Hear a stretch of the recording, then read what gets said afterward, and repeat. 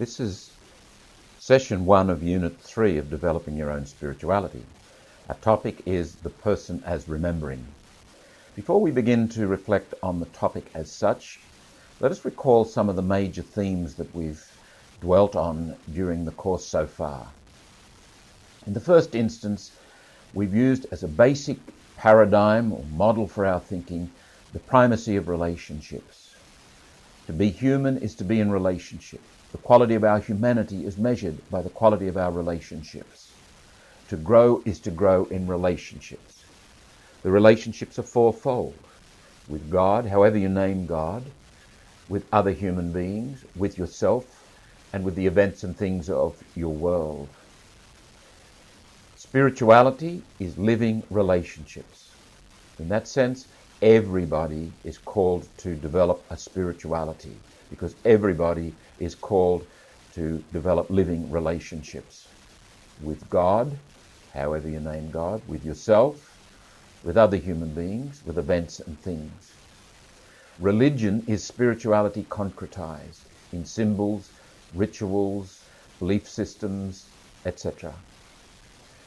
If we accept living relationships as being the very heart or core of our humanity, we must also accept that we are social beings, that in the depths of our humanity we move towards communion and community. There can be no such thing as private spirituality or an absolutely private life. There will be spirituality that is deeply personal and unique in that personal dimension, but never private in the sense of cut off. Therefore, we will seek association, we will seek social manifestations, and that is where religion happens, where religion is built. And this, of course, is where it gets very messy too. Religion without spirituality is soulless. Spirituality without religion is truncated. Mysticism is experiencing yourself to be one with the one, to be part of a much bigger reality as such. Again, in this sense, all human beings are called to be mystics, to know themselves to be one with the all.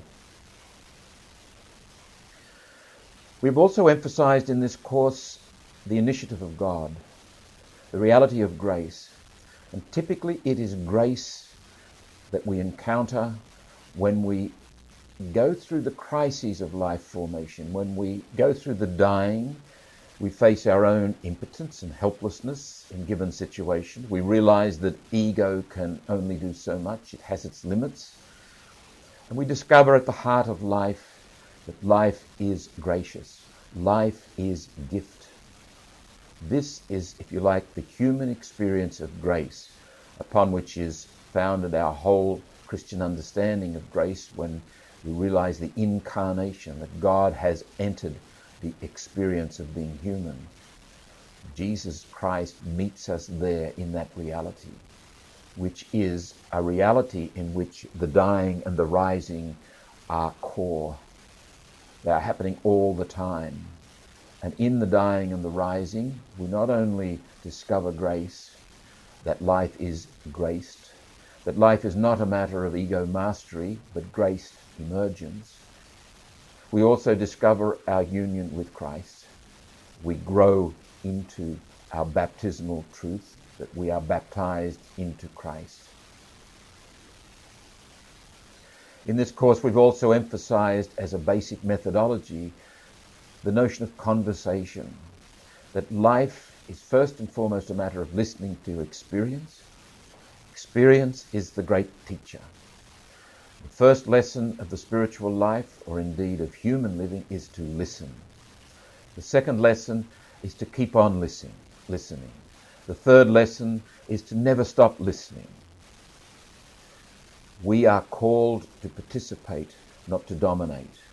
Life is emergence, not imposition. It is an inside-out process, not an outside-in process. We listen to our experience, therefore, and we engage in an ongoing conversation, one that never ceases, between what emerges in our experience and other sources of wisdom. We've developed a number of constructs or thought processes to aid this particular conversation. Especially, I recall the construct of the formation field, where we talked of the whole life formation process happening within a dynamic context in which there are 5 major influencing polarities or forces. In the first instance, there is what we call pre-formation. You begin the journey with a certain amount of data, body, soul, data. You are, as it were, thrown into the world. You didn't choose your parents or the color of your eyes or the shape of your body as such. You carry that data, and it is very influential on shaping your life. Secondly, there is the inter-formation. A lot of our life is shaped by the interconnectedness with other human beings. From the moment of conception, that starts to happen, and it remains a factor throughout our lives. Thirdly, there is intra-formation. Intra-formation refers to the way we process reality within ourselves. In the last term, we already looked at the person as thinking, an intra-formative power. The person as willing, another intra-formative power. In this unit of the course, we will look at the person as remembering, the person as anticipating, the person as imagining, the person as feeling, as a subject of emotion, and the person as conscious. We operate at different levels of consciousness. The other 2 polarities in the formation field are the situation. We're always in a particular physical situation, in a place. There's a mood, there's a culture, there's an environment there. And finally, and fifthly, there is the world, the influence of the wider world. None of us can claim to be immune or completely cut off from what's happening elsewhere in the world. So that situates our reflection on the person as remembering, which is our topic in this session.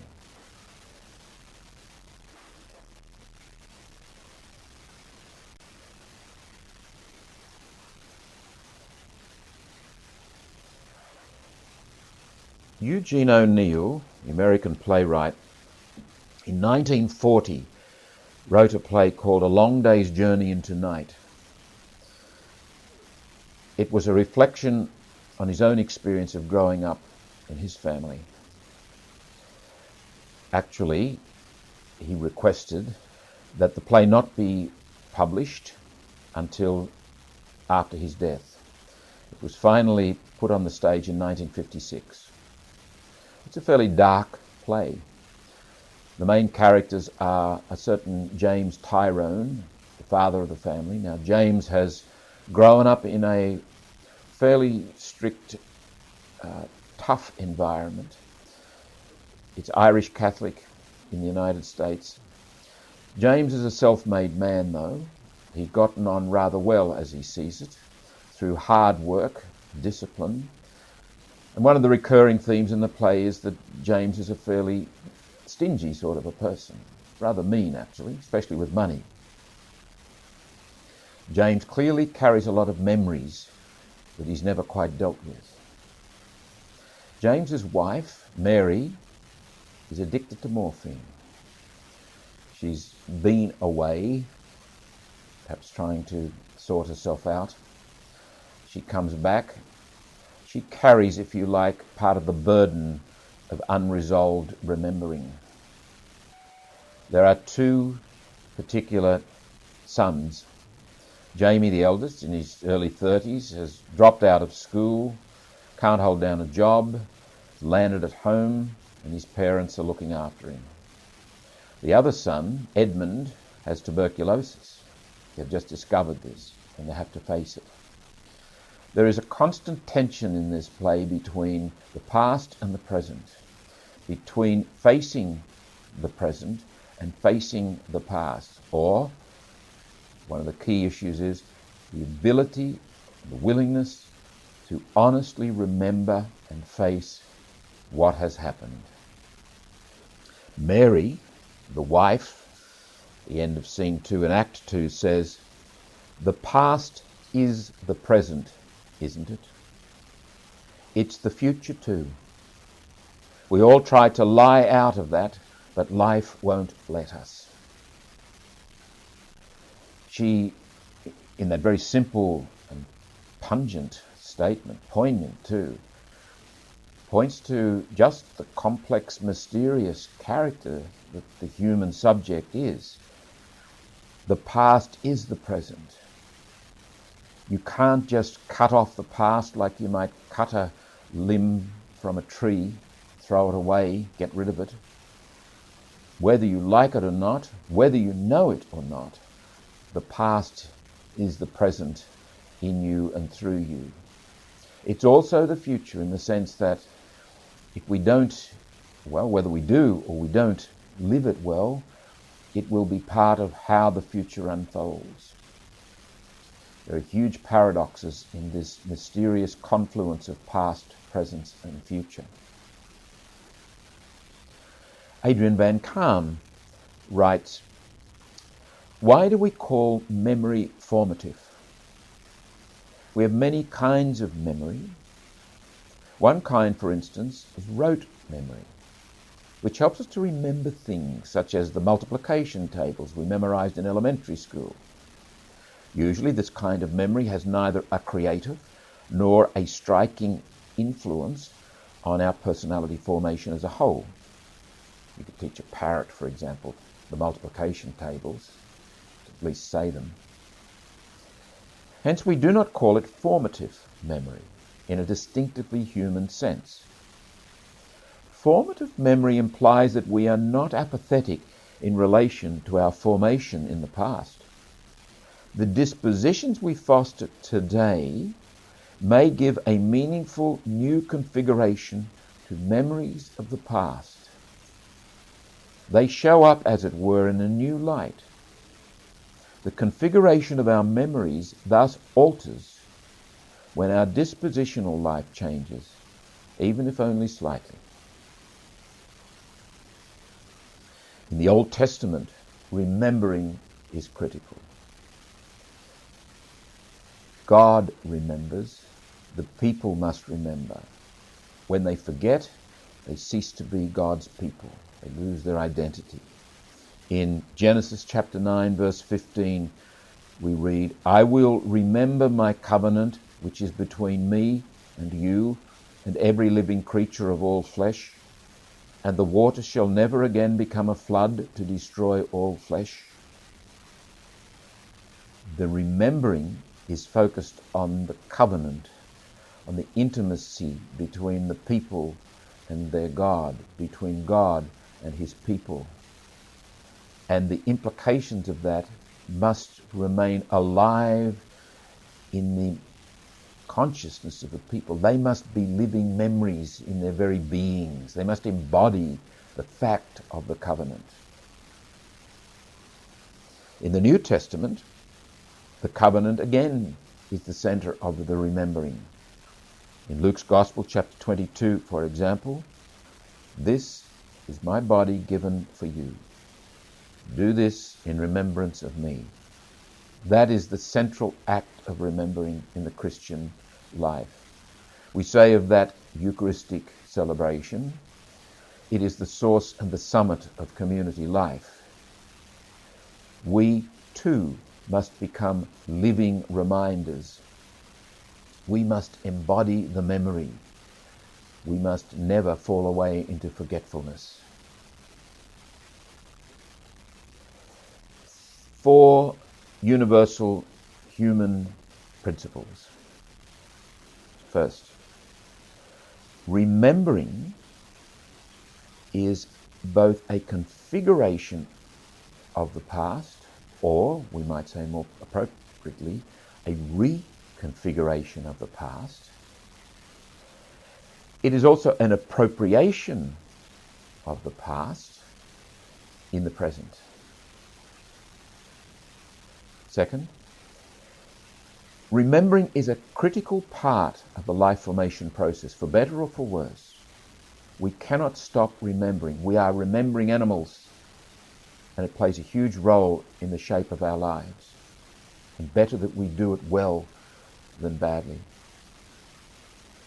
Thirdly, the past as past is unchangeable. The past as remembered is changeable.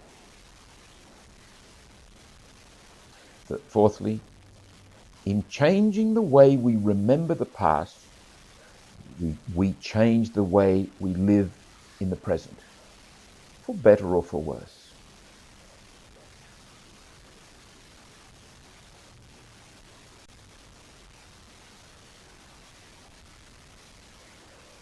Consider a news item. Mr. Jones is lost. If anybody has seen a man wearing a pair of pajamas in the vicinity of such and such a shopping centre or suburb or street, would they please ring the police? Mr. Jones suffers from Alzheimer's. Mr. Jones needs help. It's a scenario, one way or another, we're all familiar with.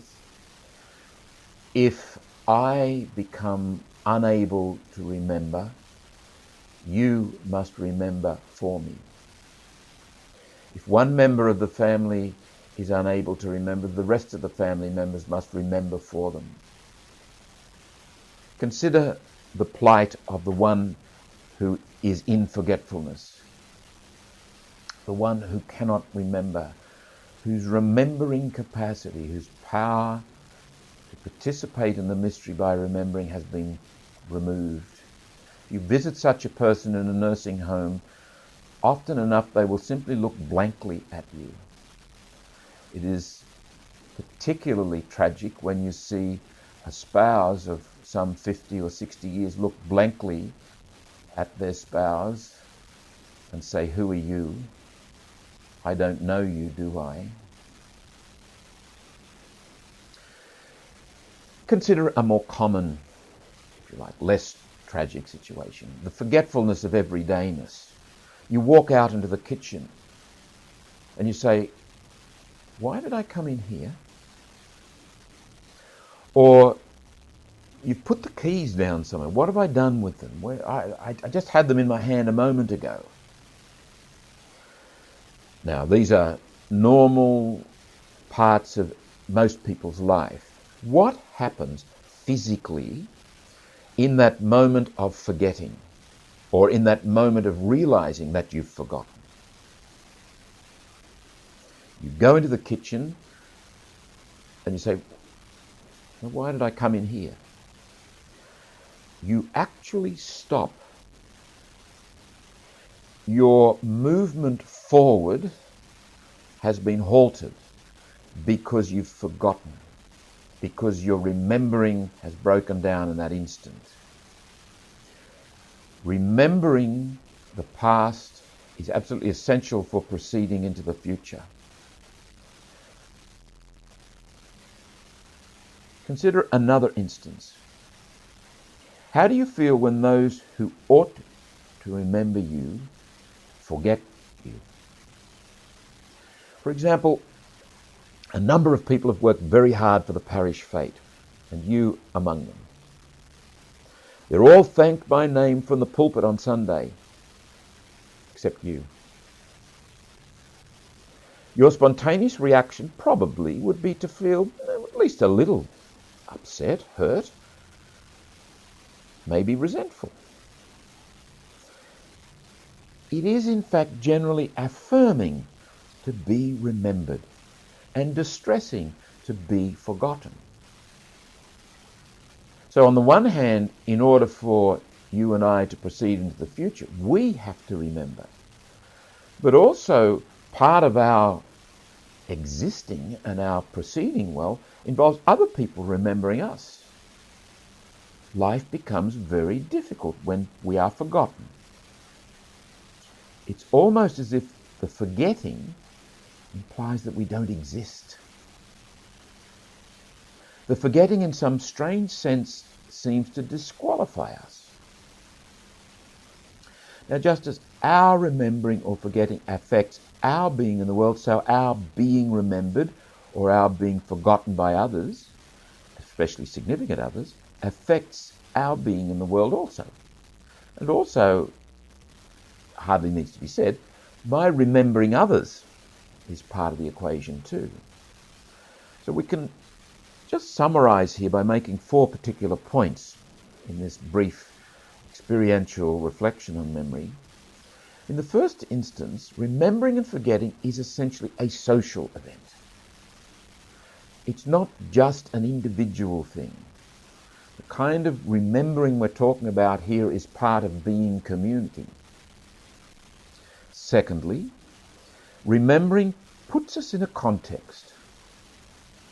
That is, remembering helps us to be aware of the context in which we are situated at any given time. I recall in 1990 being in China, visiting my friend Larry Lewis in Wuhan, and he found me accommodation about 45 minutes walk from where he was. He walked me there the first night and then came and got me the next morning. We walked to his place and then he walked me back. And I said, look, I'll be fine. I'll walk to your place in the morning. That'll be okay. Well, I set out and I got to a point where there was nothing I recognized, no landmarks. I couldn't read any signs, and any of the local people I tried to approach and ask, they put up their hands in front of their face and fled. I was lost. I couldn't remember anything that would give me a sense of being somewhere, a sense of direction. There were no landmarks. Fortunately, when I turned around, I was able to remember enough to get myself back to the place where I was staying, which time I rang my friend and he came and got me. So remembering is part of giving you context, which enables you to feel at home and proceed and find your way in the world. In the third place, memory is crucial to identity. Mr. Jones, who's lost in the suburbs, doesn't know who he is. If a stranger was to come up to him and say, "Are you all right? Can I help you?"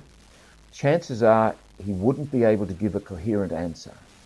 He wouldn't be able to tell them who he is and where he lives. He wouldn't be there, lost, if he could.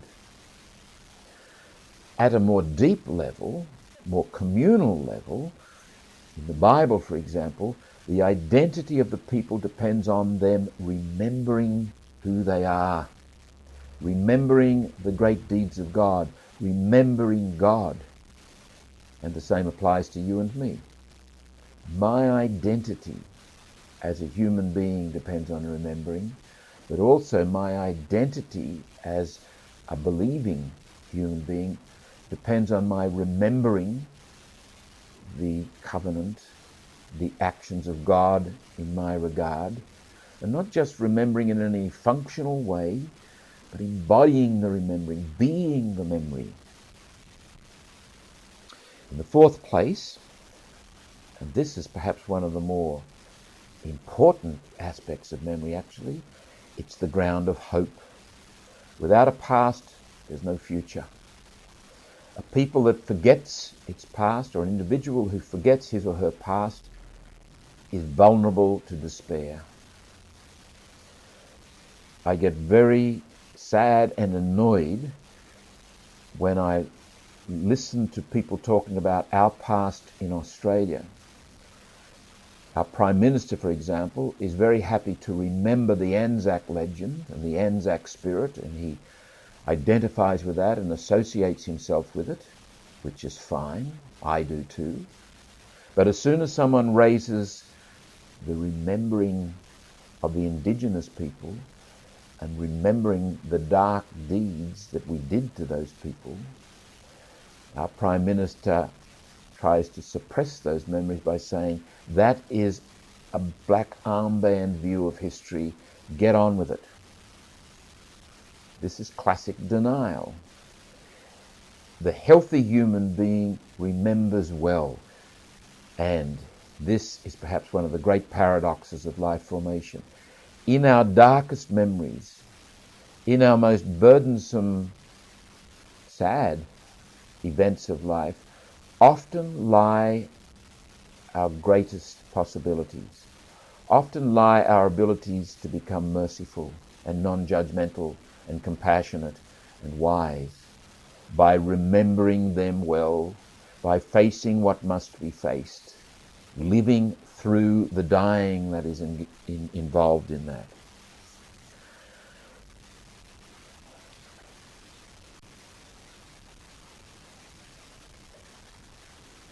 What's happening when we are remembering, when we manifest ourselves as remembering animals? We're appropriating the past and we're also reconfiguring it. The first thing to note here, I think, is that a moment's reflection on the human being as a remembering subject reminds us of the mysterious reality that each of us is. For the Christian, this is, if you like, a reminder of our origins. We are made in the image and likeness of the eternal mystery. And we use the word mystery here to designate an inexhaustible intelligibility, an unending reality that is beyond our comprehension and apprehension. We are made in the image and likeness of that one. Our remembering, our appropriating the past and reconfiguring it as we go into the future and live in the present reminds us of the great mystery of which we are a manifestation. So we approach this subject with some humility and some tentativeness, if you like. This is not just about a functionalistic thing of how to remember more easily, how not to forget the keys. This is about growing as a human being. We're getting to that level of memory. In this being, the past in some mysterious way remains with us. As Mary Tyrone in the play says, the past is the present, isn't it? We are not merely hapless victims of the past either, as if the past is there to weigh us down and haunt us and chase us. It can be that way, but that's deformative remembering. Formative remembering can unlock that, can make of that kind of past a life-giving, enriching experience as we bring it into the present. We can reconfigure the past. The past is unchangeable. The past as remembered is changeable. And we even remember a lot that we don't know that we remember, or we don't remember that we remember it. We carry a lot of memories in us we're not aware of. But the remembering goes on outside of focal consciousness. For example, we may have learned patterns of behavior in the family that we quite unwittingly perpetuate as adults. Hence the call to listen, to pay attention to yourself in the experience of daily living, so that the remembering can be embraced formatively, positively, in a life-giving way. Although we speak of the person remembering, the very remembering does seem to have something of a life of its own. We're not in complete control of our remembering. Also, our remembering is interpenetrated by and inevitably linked with ourselves as thinking beings, ourselves as willing beings, and as we will see in the coming weeks, ourselves as anticipating beings and imagining beings. and beings of emotion, and beings that live at different levels of consciousness. We've already noted the impact on our lives when the remembering fails, more or less. What might be the impact when the remembering works really well? We can think of the obvious things of remembering someone that we shared wonderful times with, say as a child. We may remember a wonderful school teacher. We may remember happy holidays by the beach. We may remember a very, very funny uncle or a grandparent who was most generous and compassionate to us. This remembering obviously has a way of building us up and making us feel good. So the remembering is not just about the darker things. It's about the past, whether it's dark or light. In our liturgical year, that's about remembering. We have feast days. What do we do on a feast day? We recall an individual, the life of that person, and the deeds of that person. And in this way, keep encouraging the life of the remembering in each and every one of us. We are able to be the remembering, not just do the remembering. When we are remembering in this way, we might say we are in fact allowing life into us. We're opening ourselves to the more than. We're allowing ourselves to be shaped in good ways. We're allowing ourselves to become instruments of life, not just ego-centered, functionalistic, rationalistic units in a world of other rationalistic, functionalistic units. We become caught up in the great mystery, the forming mystery of life, a manifestation of the great mystery itself, that inexhaustible intelligibility.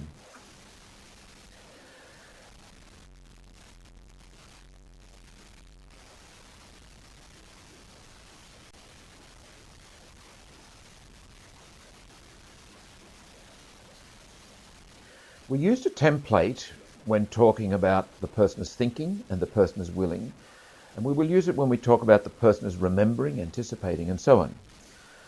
And it's based on the twofold potentiality that we are. A potentiality for the functional and a potentiality for the transcendent. Potentiality for the functional enables us to do things, to get jobs done, to do up our shoelaces, to drive a car, to do a heart transplant, to dig a garden, to build a house, etc. This is our functional possibility. But we also are a transcendent possibility. You and I are an openness to the more than. Our very beings are constituted by this openness. We are restless. We never quite know completeness.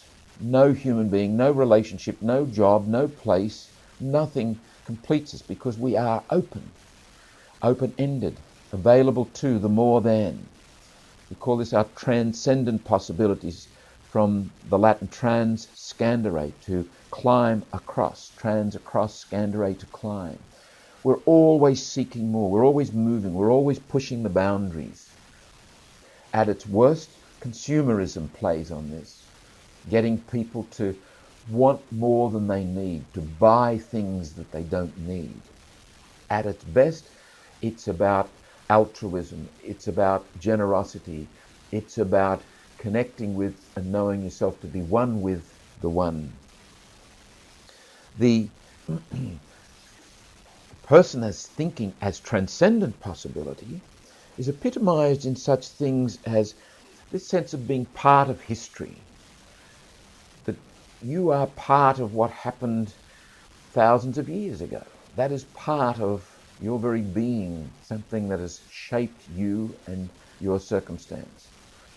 To feel part of a tradition. You belong in a long line of humanity. To have a sense of God at work in history. We speak of salvation history. the liberating action of God in our world and in the human family. Liturgical celebration. We are open to a sense of time beyond time. Liturgy operates in kairos time, God's time, the eternal time, where there is no time. It's not chronos time, where 1 second follows the other, and there is past. And this is another great paradox of the remembering. When we remember well, we actually participate in timelessness. There's something beyond the present and beyond the past about remembering the past in the present. This kind of transcendent possibility involved in our remembering is grounded in and part of the whole intra-formative reality. We can describe remembering as that intra-formative power which enables us to participate in the mystery by reconfiguring the past and appropriating the past in the present. The functional possibility of remembering is epitomized in such things as the simple ability to recall information, to remember your name, where you live, how to drive a car, and so on, to repeat routine tasks. It is epitomized in practical know-how, etc. It too, as a practical reality, is grounded in the mind as functional, the will as functional, and so on. Now, all of these intraformative capacities, mind, thinking, willing, remembering, anticipating, imagining, imply community. Not everybody can remember everything. We must all engage in the remembering, especially the remembering of the great events of history, the events of our family history. If I forget, you must remember for me. If somebody else forgets, I must remember for them. There was a tragic development in France in the summer of 2003 when there was a huge heat wave. There were several thousand unclaimed bodies, people who had died in the heat, elderly, frail people. Nobody remembered them. Seemingly, they had no spouse, no children, no cousins, no brothers or sisters. What an awful blight on society that is. Every now and again we hear in our own society someone has died in a house or a flat and they weren't discovered for a week, a month. Nobody remembered. The society that is forgetful ceases to be a community.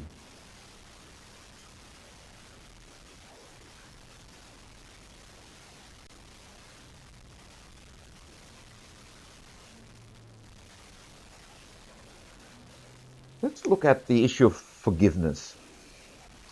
Clearly, remembering and forgiveness are intimately linked. Let's take some simple examples. Supposing you remember a moment when somebody put you down, humiliated you, or somebody betrayed a confidence, or you weren't acknowledged, or you were overlooked, or you got a raw deal, etc. Or, more traumatically, you were treated violently. You were subjected to emotional violence. Or maybe you were sexually abused. There are many reasons, some of them more serious than others, which cause us to carry the past in a way that is burdensome. We cannot break free of these dark memories. And in the Christian community, that can actually be exacerbated when somebody says, well, you really must forgive. Or, more facilely and more tritely, forgive and forget. What we should be doing is remembering and forgiving. Let's look a little bit more closely at what we might mean, or what could be the meaning of forgiveness in this instance. We need to distinguish in our experience of hurts and the way we've been burdened by life's experiences. We need to distinguish between the psychological outcomes and effects of that and the moral outcomes and effects. We could even talk about psychological forgiveness, or forgiveness as a psychological phenomenon, and forgiveness as a moral phenomenon. And we shouldn't confuse the two. If, for example, and let's take an extreme situation. If, for example, someone has been sexually abused as a child, they are now, say, 30 or 40 years of age, it is highly likely that that sexual abuse of childhood has negative effects on the person's life now, 30, 40 years on. They remember. Their being, their bodily being carries the past with them. They are remembering. And no doubt they would do anything to be rid of this burden. There is a lot of guilt, anger, confusion, sadness, depression. It is a painful experience.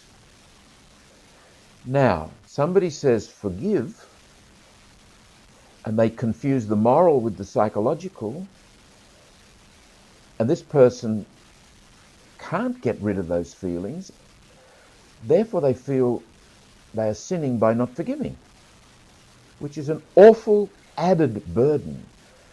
To all the other pain, you're adding the pain of false guilt. This person, put it bluntly, is entitled to feel pain because this person has been hurt. This is the way the organism reacts to hurt. If you slam the car door and your thumb is caught, you feel pain. Your body's built that way. If you couldn't feel pain, you'd probably end up with a badly scarred and a deeply injured body. Okay, back to the issue of remembering tough, dark, burdensome memories. As a moral reality, it seems to me that morality can only be spoken of where there's freedom. And in this sort of instance, the margin of freedom is probably small.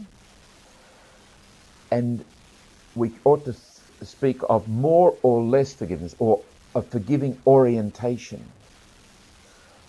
Consider some possibilities.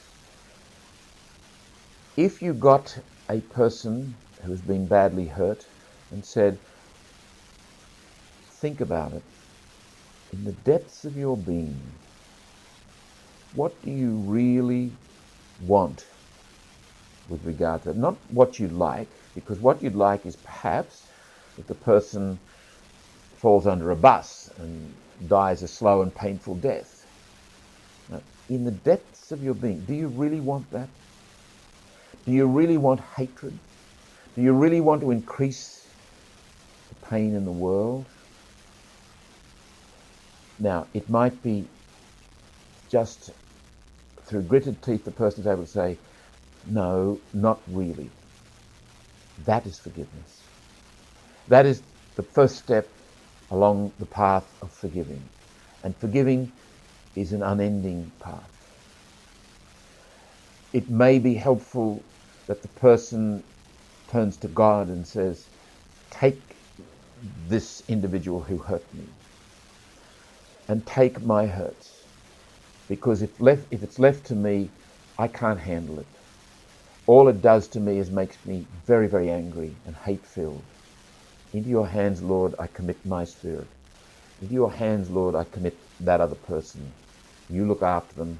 Left to me, I would kill them. I find it very useful, actually, to pray for people I don't like. Orienting yourself towards God in that way, which is a forgiving disposition, actually changes the way you feel about them. Maybe only marginally, but it does. So that the issue of forgiveness is a complex one. And I would suggest that if that distinction is not made between the psychological and the moral, you can harm people and you can develop passive-aggressive behavior. People saying, well, I've forgiven you. They're still carrying a lot of repressed emotion and negative feelings which haven't been dealt with, because the person thinks they are moral entities and they're not. They're psychological entities. And the important thing is to deal with them as psychological realities. Go to a counselor, a therapist, a psychiatrist, talk with a friend, write in a journal, face them. Whatever you do, face them. Use the focusing technique to submit to the truth that is in them. And paradoxically, these darker moments that, as we remember them well, become life-giving events for us if we face them well. And that should not be forced. And if you are working with someone and helping someone to remember well, be very, very sensitive that you don't add to their sense of guilt. Some practical points. We're normally better off facing our demons and working through them than trying to live around them or despite them. Open facing, honest acknowledgement tends to be better than repression or suppression or evasion. Secondly, we should always engage in this kind of remembering about hurtful things explicitly in the context of the transcendent. Call to mind the reality of God, the presence of God, that you are in God's presence. You are held in God's loving concern and care. Thirdly, as we've just said, distinguish between what is moral and what is psychological. You may carry some of those negative feelings to the grave with you. Some of those feelings, anxiety, depression, sadness, anger, may die 3 hours after you do. That's got nothing to do directly with the moral reality of forgiveness. Clearly, however, the more we can actually face these feelings and work through them, the more likely we are to grow in freedom, and therefore the more likely the moral dimension is to expand. Fourthly, the gouging of our inner beings, that is the consequence of life's hurts, is potentially the making of a compassionate and a forgiving person. One of the outstanding marks of the truly religious person is they do not judge others. Now, I don't know of any better way to come to that point than through the hard, dark experiences of life, the crises in life formation, where we are called by life to let go, to die. And we are called to respond and face that and say yes to what life is asking of us, and yes to a different future. And so we re-emerge. This, as Christians, we call the Paschal rhythm of living.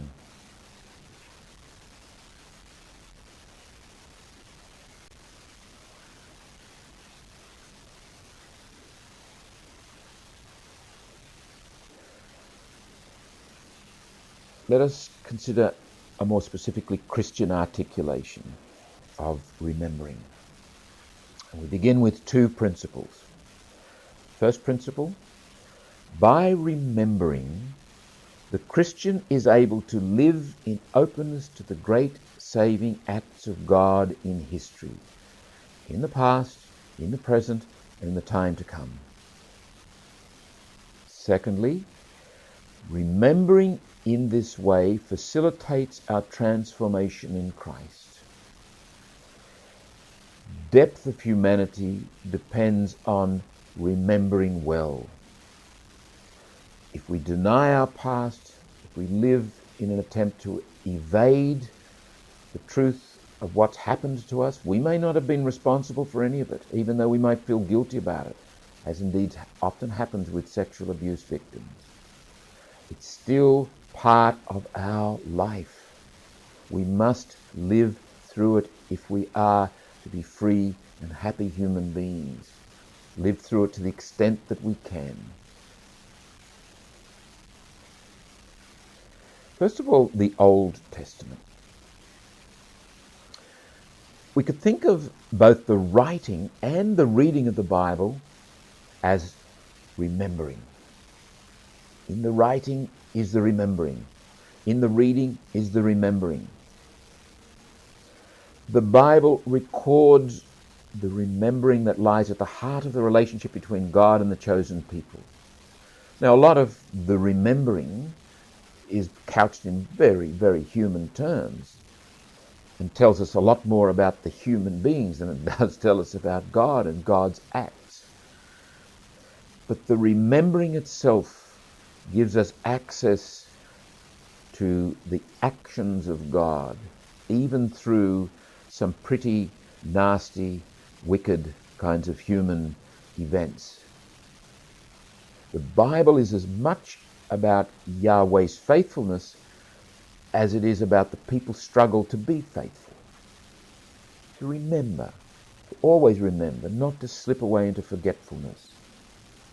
In other words, the Bible records the fact that through the covenant, Yahweh has undertaken to remember the people, and the people have undertaken to remember Yahweh, and the remembering allows the intimacy to grow.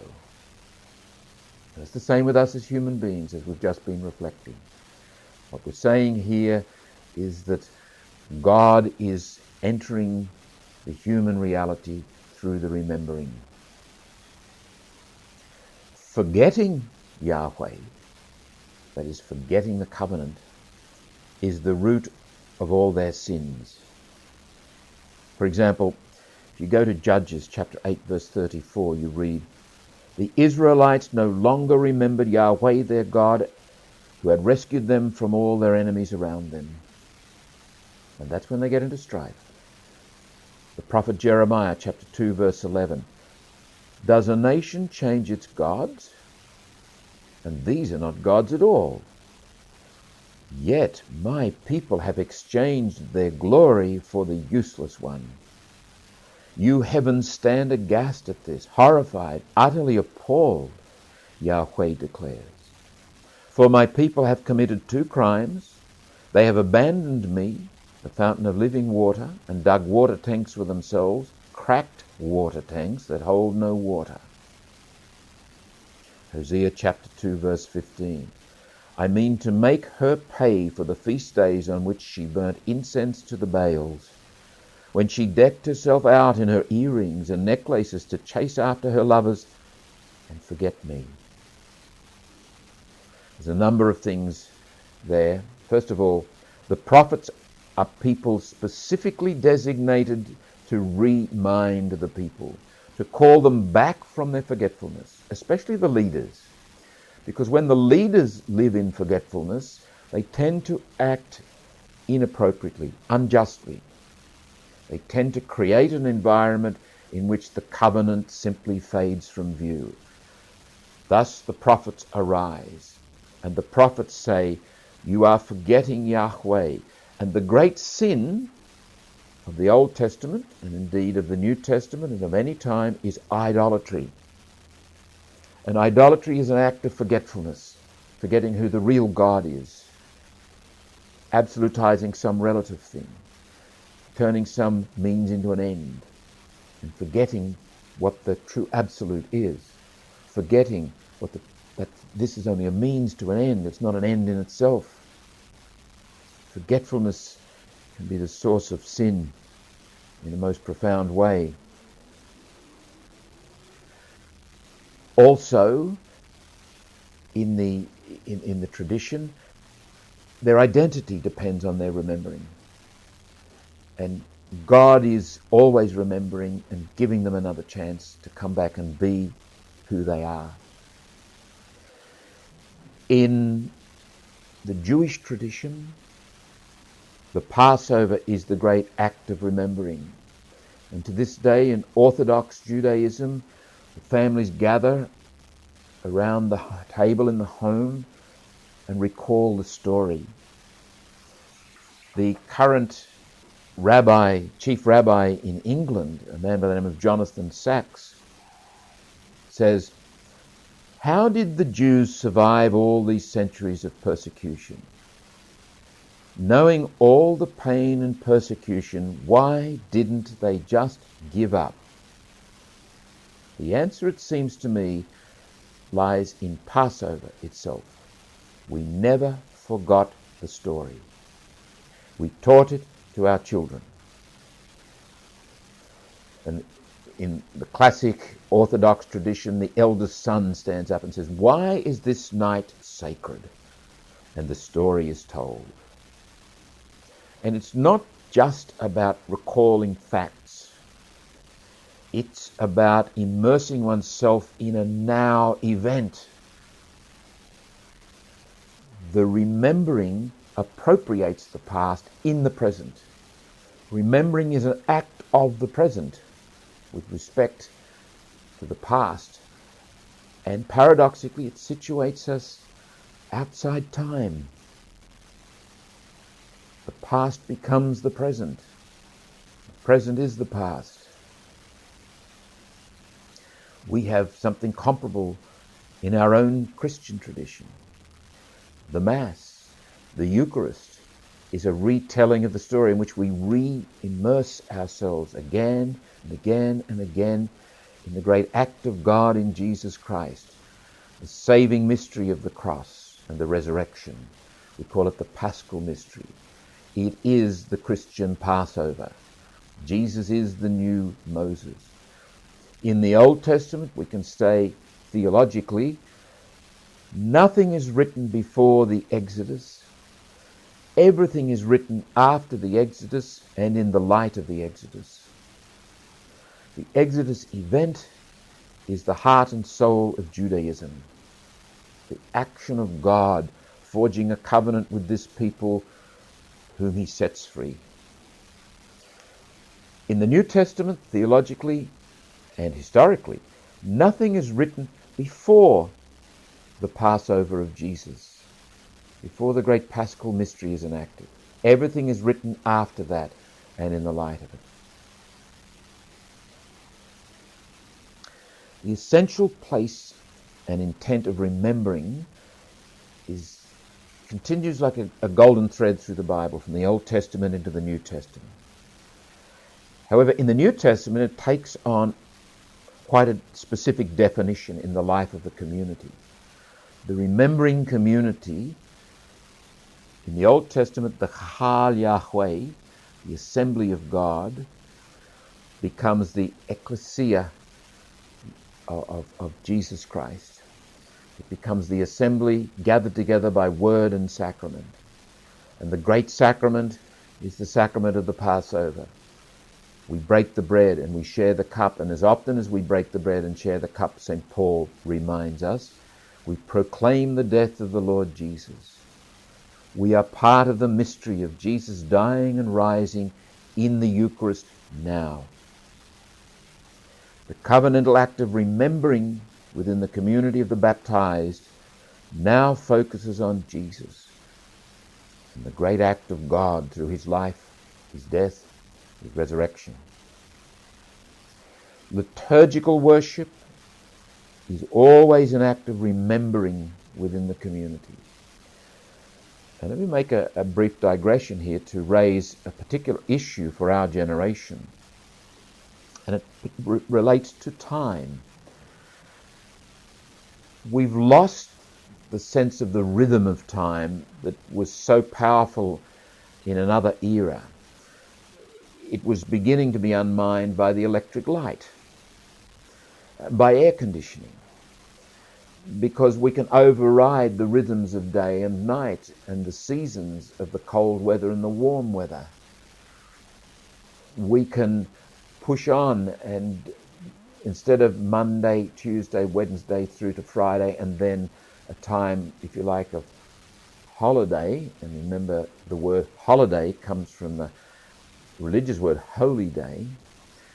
Instead of having time of work that we might have festivity, we just have 1 day, 2 day, 3 day, 4 day, 5 day, 6 day, 30 day, 365 days. There's not a lot of difference between the days of the week. The shops are generally open. People are generally working. We have to carve out our time, and seldom is all the community available to celebrate, to engage in liturgy at a given time. And interestingly, within our Catholic tradition, we've made a concession with the Vigil Mass.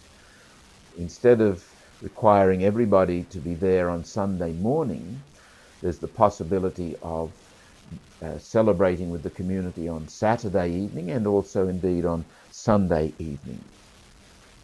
These are all slightly fragmenting, slightly disconnecting factors. The aids we got from the rhythm of life, we don't get anymore. And so the remembering, we have to be quite explicit and definite about that in ways that were not the case once before. Of course, routine can become routineism, and familiarity can breed contempt. And the very act of remembering can become an act of forgetting, therefore. However, the issue of the rhythm of time, I think, is one that we probably need to give more attention than we've given it. The worshipping community, when it gathers around the altar, breaks the bread and shares the cup, also tells the story from the gospel, or tells a story from the gospel. Now, the gospel, when it is proclaimed in the community, the proclaimer begins by a greeting, "The Lord be with you." And the assembly replies, "And also with you."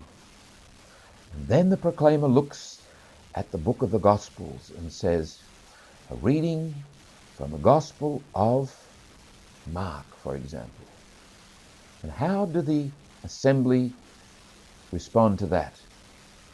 No longer do they respond to the proclaimer, they now respond to the Lord who is present in the community. "Glory to you, Lord," we all shout. And the story is told. We remember the person and the teaching of Jesus. We remember something of the great story of God's enfleshing in our world. When that story has been told, the proclaimer says, "The gospel of the Lord." And again the assembly shouts, "Praise to you, Lord Jesus Christ." The remembering is an appropriating of the past. Jesus, the risen Lord, is amongst us. He is here.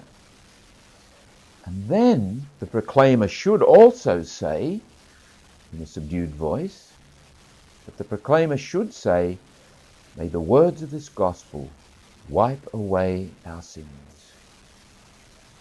This too is part of the remembering. It is part of the coming into freedom. Life formation is liberation. Remembering well is liberation. The coming together to remember in and through liturgical worship builds community when we remember together. We're perhaps more readily able to accept Eucharist as the summit of the Christian community, or the apex. But what about Eucharist being the source or the fount of community? The remembering, the gathering in this way around the table and breaking the bread and sharing the cup builds community? Perhaps we need to pay more attention to that. Catholics are notorious for fleeing the church after Sunday. They take the "Go you are sent forth" very seriously. And you'd think that they had a pot of vegetables boiling at home, and if they didn't get home it would all burn. Community. What does it mean? And what contribution? How is Eucharist a source of community? One aspect in this context is that it is a source by us genuinely remembering together. And the remembering is not just focused on Jesus Christ, God enfleshed amongst us in the Paschal mystery. The remembering is remembering who we are. The remembering is the remembering the implications and responsibilities for the remembering. The remembering builds connections with our brothers and sisters, or it is not remembering, certainly not remembering well. And we shouldn't miss the significance of commencing the Eucharistic celebration with the penitential rite. We have a pretty serious problem, I think, in the Catholic Church at the moment. We don't have good rituals for reconciliation. Or we do have them, but we're not allowed to enact them. The kerfuffle over the third rite was a tragedy. There is a film called 10 Canoes. David Gulpilil is the voiceover. And it's about the Aboriginals in Arnhem Land. And they tell a story of another time, the dream time, and the importance of knowing that story for the structure of the community today. Now, there's one particular moment in that film where one of the warriors in the main tribe kills a man whom he didn't intend to murder. He was actually trying to murder someone else, but he murdered the wrong man. And so the warriors from that tribe come across and they want a payback. This is all part of the law. So this man, this warrior who's accidentally, as it turns out, murdered the man, submits to makarata, payback. He has to go out and stand in an open space, and one of the other tribal members goes with him, his younger brother, in fact. And the warriors from the other tribe stand 20 paces away with spears, and they throw them.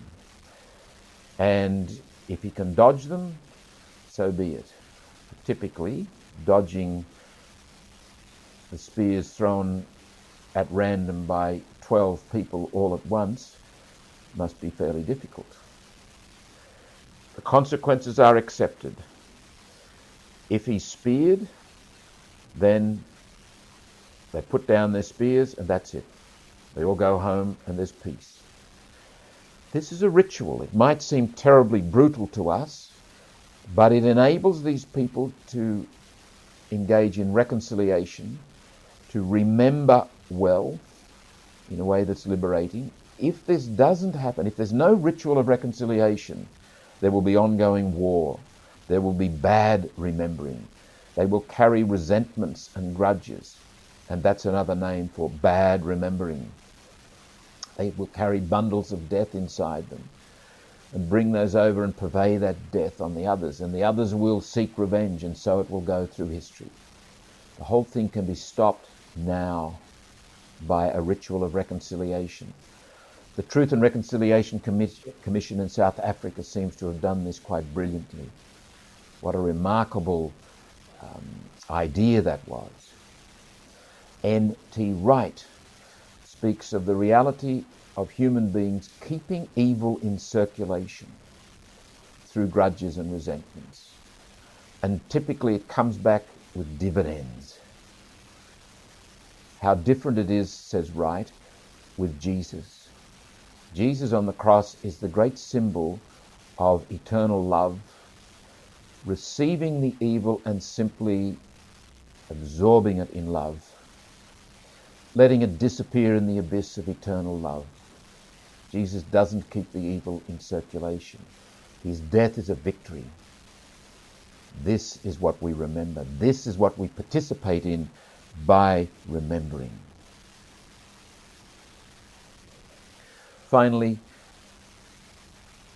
personal prayer and personal reading and personal reflection are ways in which we can foster the remembering too, to keep our own spirits alive to who we are, what our dignity is, how we are made by God in love, how we are destined for love, how our lives ought to be lived and will be lived, if we remember well, in that context of God's eternal love. This is Unit 3, Session 2. And our topic in this session complements quite specifically our topic from the last session. In the last session we spoke about the human person reconfiguring and appropriating the past. We spoke of the person as remembering. In this particular session we will speak of the person as anticipating. The person configuring, not so much reconfiguring because the future hasn't yet happened, configuring and appropriating the future. This is perhaps one of the most mysterious aspects of the human being, one that clearly puts the lie to anything mechanistic about being human. By way of an introductory reflection, let us look at a few quotations. First of all, from a French peasant woman, Marie Noël, her book Notes for Myself, a journal that she kept. The lady lived in France in the first half of the 20th century, and she writes, "Who can penetrate, friend or priest, to the secret place where doubt, that dark form of adoration, approaches the infinite with trembling?" I believe Marie Noël goes to the heart of what it means to be human here. We pretend not to have doubts. We pretend to know, even in the face of extensive evidence to the contrary. And as we reflect on our anticipating, our grasping the future, there has to be, because the future doesn't exist, there has to be doubt. As a human being stands in the world, part of being human is to be in doubt. That, says Marie Noël, is a form of adoration. That is a form of truthfulness. That is a form of veneration before the inexhaustible intelligibility, the great mystery.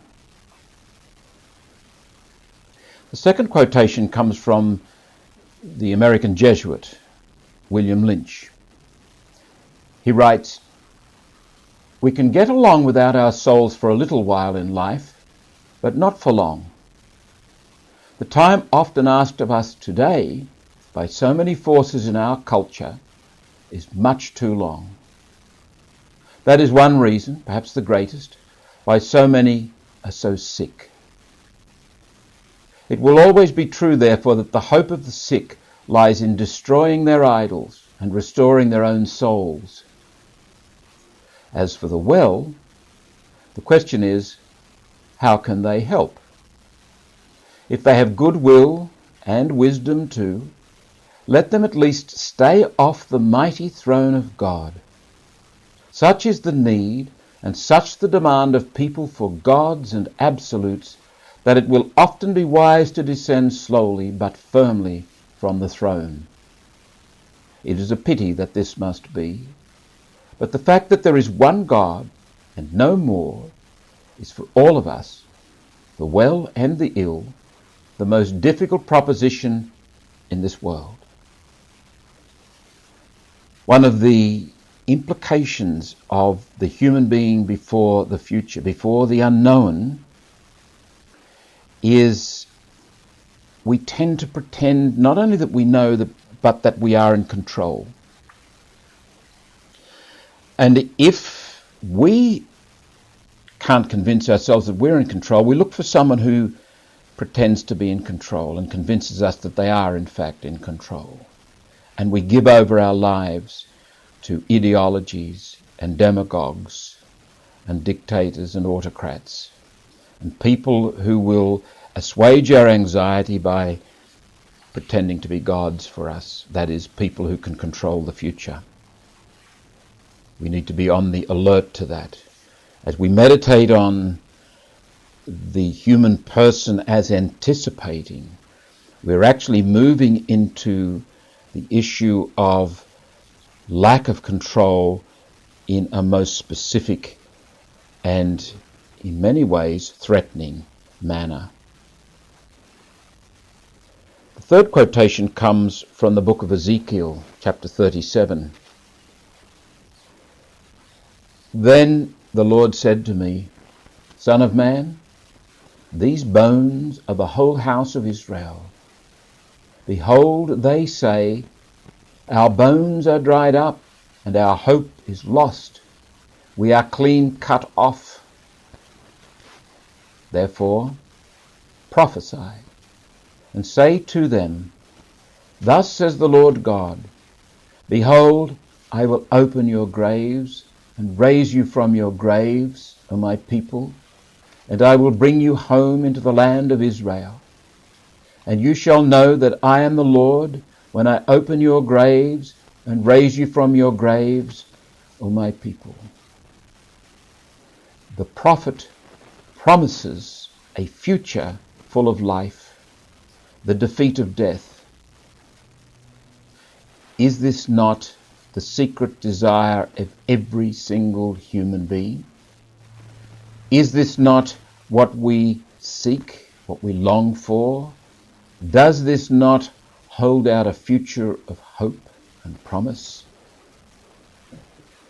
If this promise is not there, what does the future hold? We try to stuff it full of utopias, of idealizations, of pretenses and game playing, of our own little formulas for happiness. What is embedded in the Old Testament tradition is an answer to the human heart's question. What does the future hold for me? What is the point of my being an anticipating animal if there is nothing to anticipate?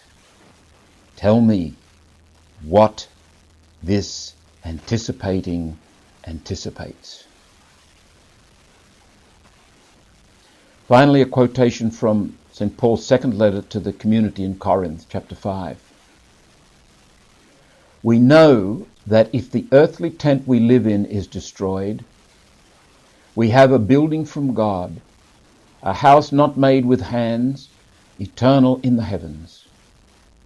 Here indeed we groan and long to put on our heavenly dwelling, so that by putting it on we may not be found naked.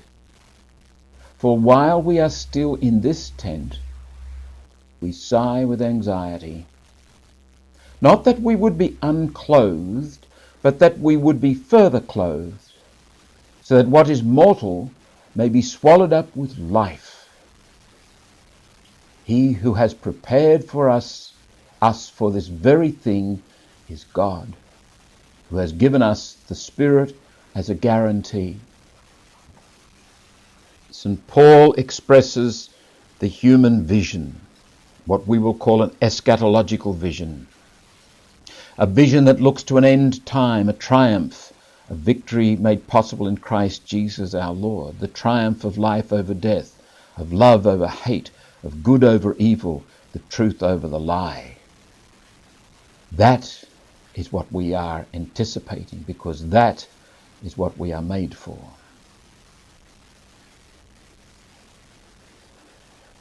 Four universal guiding principles as we reflect on the human person as anticipating. Number one, anticipating is an openness to the future whereby we appropriate and configure that future in the present. We can't help it, which is the second principle. Anticipating is a critical part of the life formation process, for better or worse. That's the way we're made. Third, the future is in some measure shaped both by anticipating and remembering in the present. Fourth, in changing the way we anticipate the future, we change the way we live in the present, for better or worse.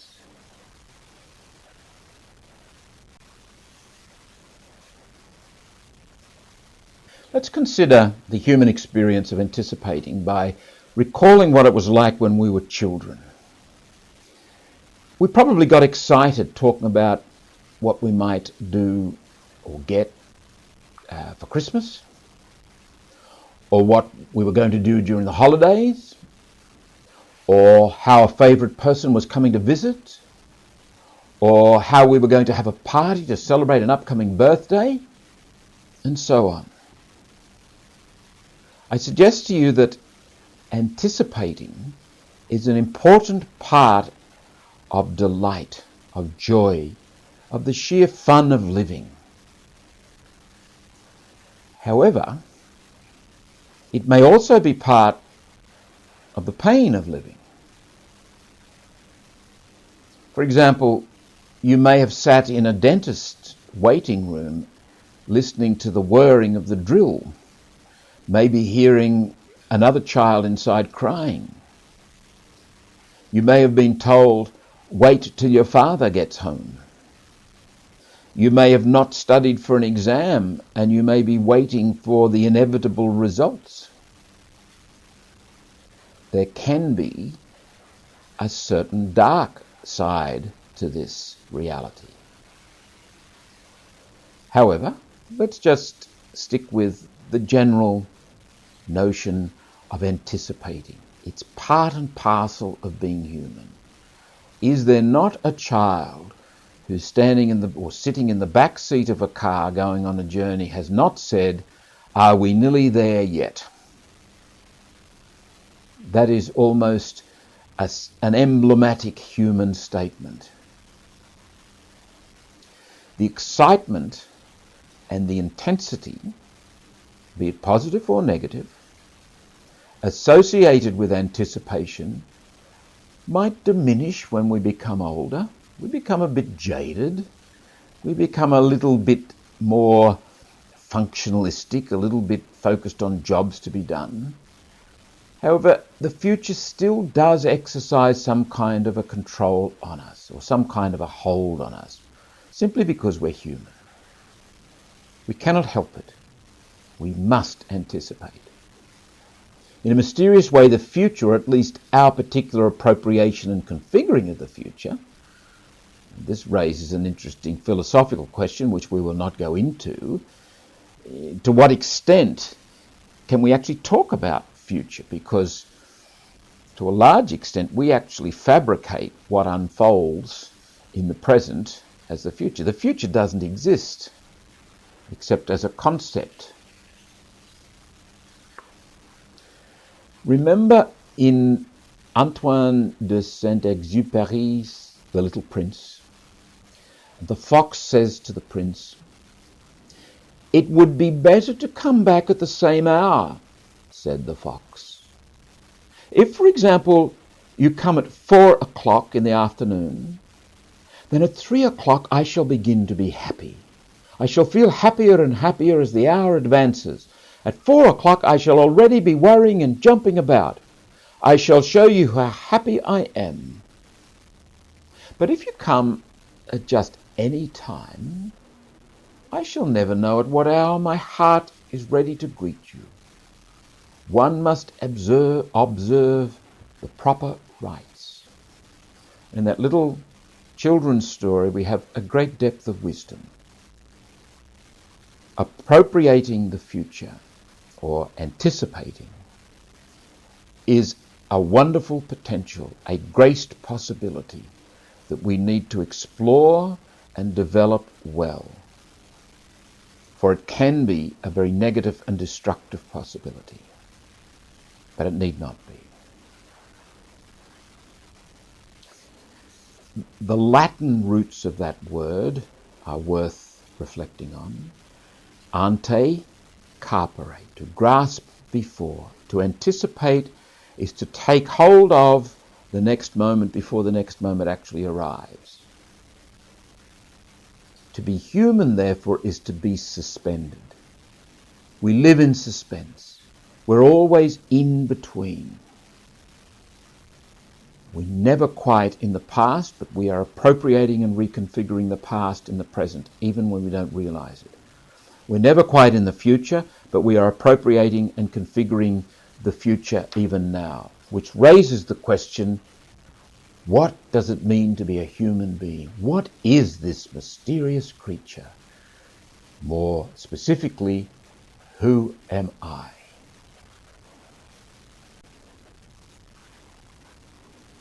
Let's take a view of the negative possibilities opened up by anticipating. We can talk of a spiral into unrealism, and it goes something like this. And we're probably all touched by this somewhere, sometime in our lives. To be human is to necessarily tend to take hold of the future. That is, we are anticipating beings, and that's in effect what we've been saying to this point. Secondly, but the future does not yet exist, except in potency. So how can you take hold of that which doesn't exist? Which raises the third point. This can generate an unbearable anxiety and tension for us as anticipating beings. We must take hold of the future before it's there. But we can't take hold of the future before it's there. So what do? Which raises the fourth point. We may then attempt to conjure the future into existence. That is, we create, we fabricate, explicitly or implicitly, a predefinition of the way things should be or will be. We then, fifthly, mistake this illusion, the predefinition we have created, for reality. We impose it as a template. This is what should happen. Why is it not happening? And when it does not happen, when the future emerges and unfolds for us in its graced possibilities in some way other than what we had expected,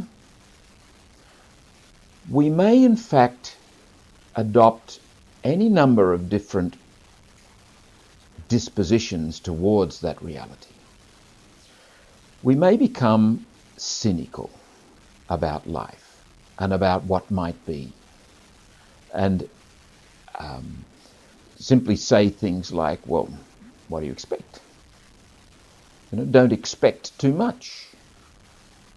Life is actually going to disappoint you, so that's it.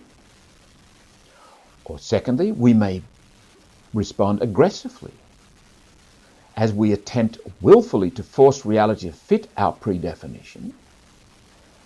So we do everything we possibly can to be successful in force-fitting reality. And we may become quite aggressive towards people, aggressive towards things, aggressive towards ourselves. And that aggression might give way to rage. Perhaps a good example of this is road rage. It didn't happen according to what I wanted, or what should happen. Whether or not it was realistic is not the question for such a person in such a situation. Thirdly, individuals might quite simply be naive and go into the world making the unwarranted and uncritical assumption that this is the way things are, and they will be this way, and perhaps should be this way.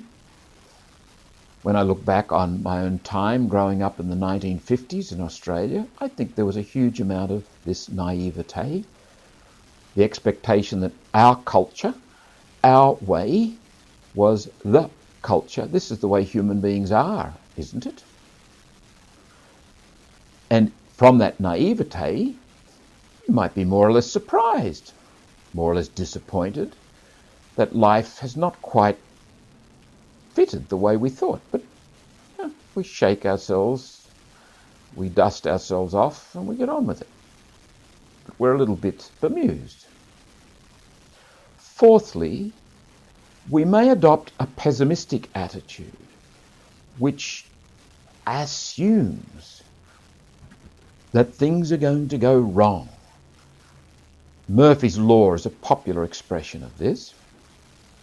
We'll always end up in the wrong queue at the supermarket, the wrong lane in the traffic, etc. Our particular point of view will get defeated. Our team won't win. John O'Brien's poem about Hanrahan is a classic of this. We'll all be ruined if it doesn't rain. And then when the rain starts, Hanrahan says, we'll all be ruined if this rain doesn't stop. It's almost a magical view of life, implying that if I expect the bad thing to happen, if I expect a flood when it starts raining, or a drought when it stops raining, if I expect my team to get beaten, well, life will deliver me little triumphs when my worst expectations aren't fulfilled. Fifthly, we can become perfectionistic about our lives and about the way the future unfolds in the present and through the present. Anxious about losing control, we endeavour to allay our anxiety by establishing perfect order. The perfectionist may, for example, spend inordinate amounts of time trying to fend off failure, trying to stop avenues of disappointment, trying to make it just perfect. And really, it is about control. It is about allaying anxiety by keeping everything within manageable proportions. Now, I'm suggesting that this is unrealistic. This is not a creative way to live. This is a pathological stance towards the future. More or less, we may get by, and some perfectionists in our culture are very successful, and I put the word successful in inverted commas, as are some pessimists. But I'm still saying it is not creative, and it's certainly not the best way. There are other ways of living, anticipating, that are much more constructive.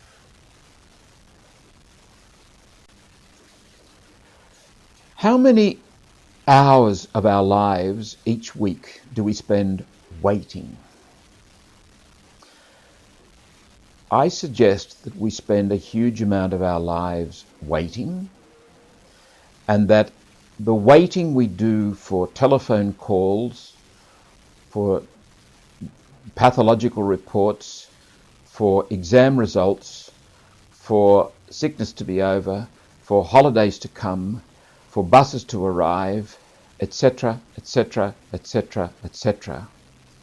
All that experience of, if you like, functional waiting points to a much deeper reality that life is, in many ways, essentially about waiting.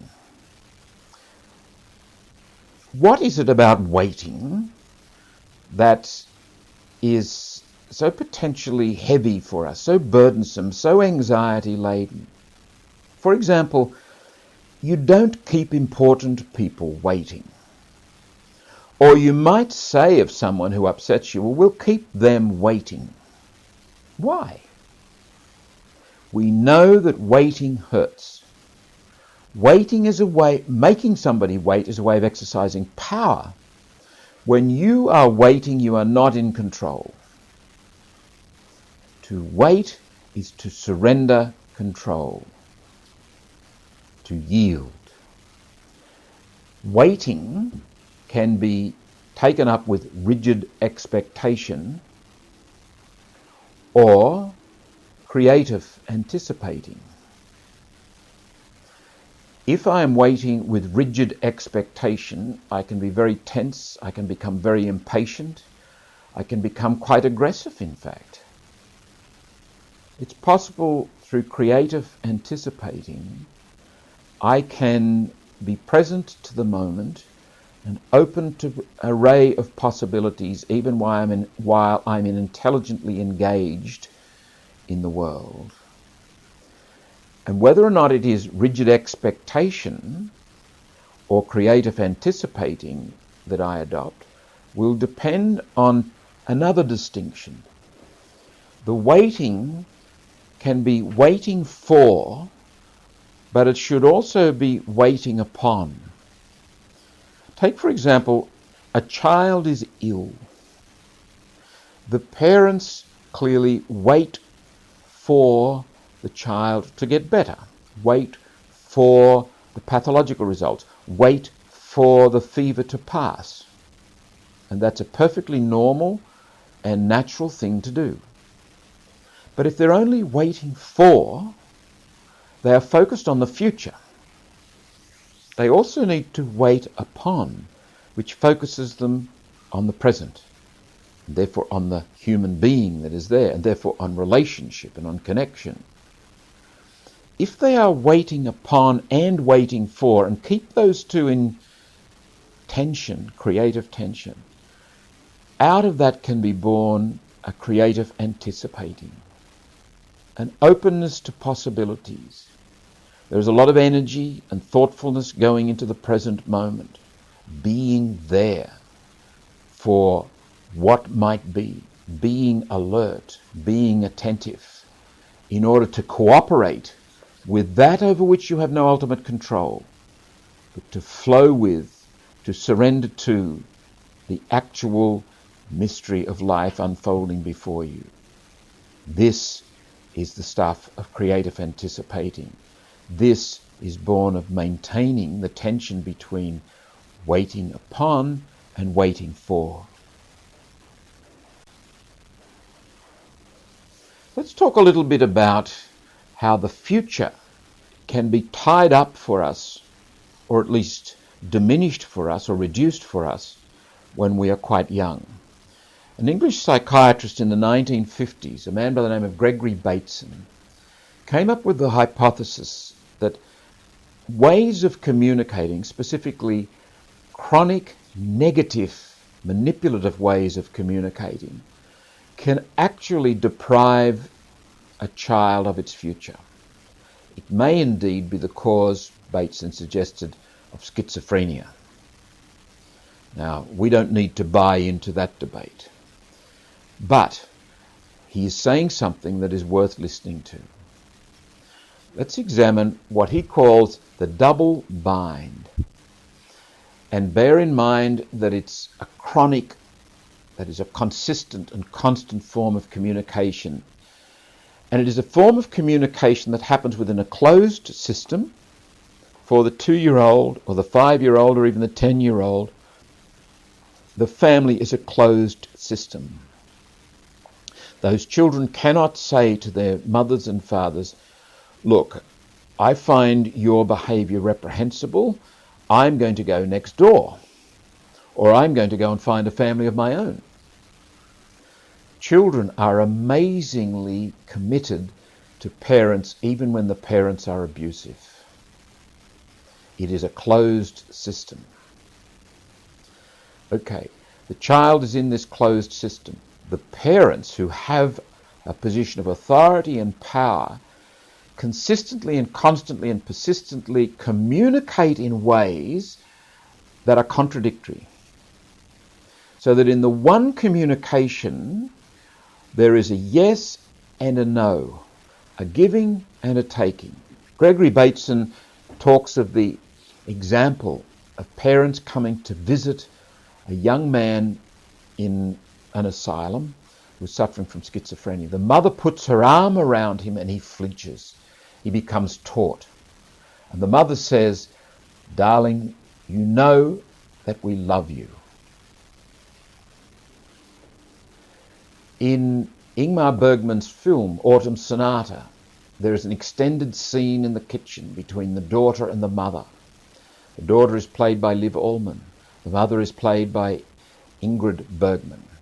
The mother was a concert pianist and she was constantly away from home, and Liv Ullmann, the daughter, resented this. And she says to her, "You were always going away." And Ingrid Bergman says, "Yes, but every time I went away, I took you in my arms and I said how much I love you." And Liv Ullmann looks back at her and says, "And I could tell by the look in your eyes that you didn't." Some examples, double binding, that are more common and probably a little bit more benign actually, where we give a command by asking a question. For example, you'd like to close that window, wouldn't you? Or make a sarcastic comment that actually puts a person in a corner, like, she'll do it for you, she's the best at it. It's manipulative. Or a priest who is renowned for authoritarian, rigid, unbending kind of behaviour stands in the pulpit and says, God loves you. In those cases where the way out of the system is closed and the person who is communicating in this way holds authority and the one being communicated to is in a vulnerable position, double binding can happen. The person can become a victim. And there can be planted in that person something equivalent to software in a computer. That press the button, later on meet the person, and immediately the double binding happens. And typically the experience of double binding is found in the experience of confusion, anger, and guilt.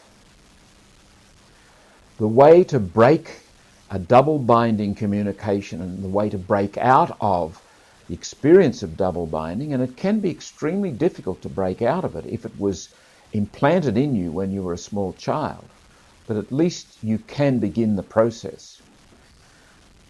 The first thing is awareness. Listen attentively and constantly to what is going on inside you. What's happening here? That is the sine qua non. That is the absolutely necessary condition for dealing with the double bind. Secondly, insofar as you are able, practice calling the double bind for what it is. So if you find that somebody in your life, whether it's a spouse or a workmate or whatever, has a habit of triggering this in you, prepare yourself for it, be alert to it, and either say out loud, and that's preferable I think, or at least say to yourself, here it is again, this is a double bind. I don't have to be manipulated by this. A third possibility, and apart from awareness, I think this in fact is the most effective way for all concerned to break out of this kind of twisted communication, and it's humour. Sometimes those three, awareness, calling it, and humour, go hand in hand. If, for example, somebody uses a question to give you a command, like, you'd like to open that window, wouldn't you? There's a good girl, there's a good boy, there's my man. You can say, I didn't think the window needed to be opened, did you? Or, would you like to open the window? Or, no, I wouldn't like to open the window. And you can laugh. And if the person is innocently doing the double binding, they will laugh with you. If it's not so innocent, you might in fact stimulate or provoke something in the double binder in this instance, which they will find unpleasant, and you need to be prepared for what can happen as a result of that.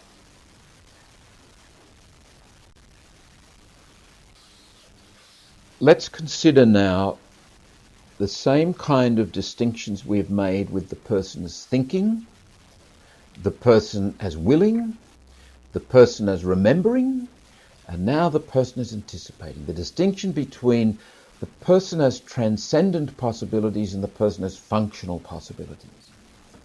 Person as transcendent possibilities is our openness to the more than. It is indefinite, it is non-specific, but it is profound and very real. So the person as anticipating is our intra-formative power actively enabling us to participate in the mystery by appropriating and configuring the future in a creative and a constructive way. And we do this by grounding it in and activating our transcendent possibility. so that this might be this might be epitomized in an imaginative reflection on what might be, a thoughtful preparation. It is clearly epitomized in the virtue of hope.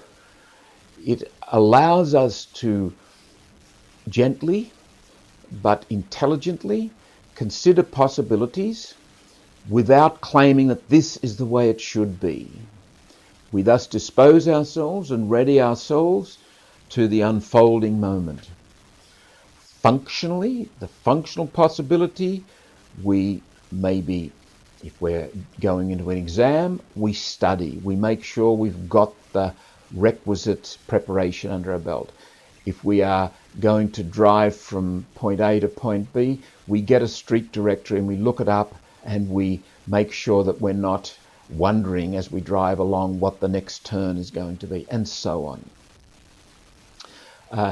Liturgy is very much a place of transcendent possibility in terms of anticipating the future. It opens up, we will say in our Christian faith tradition, to the will of God and to the activity of the Spirit guiding the people in the way that God needs to guide us. And so there's a sense of yielding, submission and abandonment. But even good liturgy demands functional possibilities: organisation, planning, active engagement. Now, nobody, as we've said with regard to the person as thinking and the person as willing and the person as remembering, nobody can be completely open to the transcendent possibilities and completely open to the function possibilities.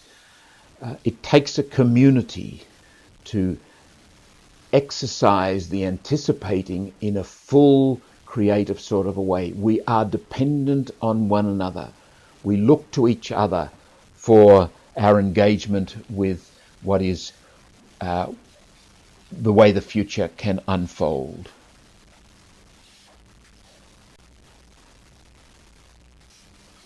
Let's consider now the Christian articulation, and this is really where our faith comes into its own, I would suggest, in anticipating what might be, what will be, we will say. There are two particular principles we can articulate. First of all, through the human ground of anticipating, we are enabled by grace to open ourselves in Christian hope to a future in which the victory of Christ has already been won. Secondly, this Christian hope to which we open ourselves and which is a gift of God, this Christian hope is transforming, always manifesting itself in grace and freedom. For the people of the Old Testament, all history was salvation history.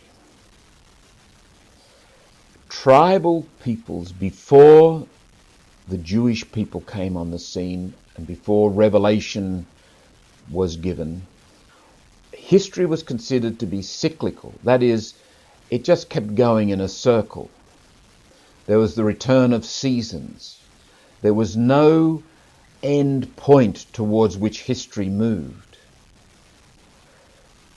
In the Jewish people, we have a unique contribution to our understanding of history. History now moves towards an end point.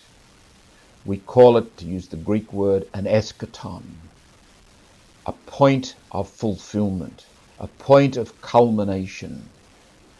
The word eschaton gives rise to the word eschatology.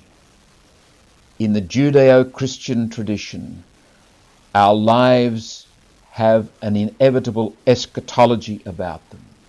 That is, we live in anticipation of the culmination of all things in God's time and in God's way. As one author puts it, speaking of the Jewish perspective, Yahweh reveals himself chiefly in history. The idea of history as a unified series of events is not found in the ancient Near East.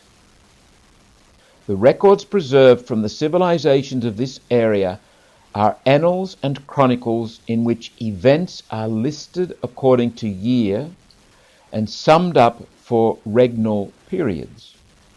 We have no instance of any attempts to establish a pattern in events, to show a development in the life and culture of a people. For these peoples, their own beginnings and the beginnings of institutions are the object of mythology, not of history. The event of myth is the constant event that occurs in a cyclic rhythm.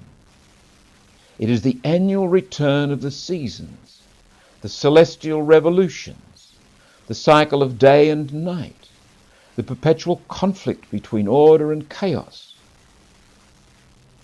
In opposition to the mythical event is the contingent historical event, singular and irreversible. Life is lived against the cycle of myth and ultimately returns to its beginning, whence the process is resumed once more. In this thinking, history has merely an epiphenomenon in nature. Ancient Near Eastern peoples sought to issue from the cycle of myth and sought no issue from the cycle of myth and hoped for no issue. Even the Greeks, who were responsible for the beginnings of modern historical thought, did not rise above the cyclical idea of history. That was the prerogative of the Jewish people.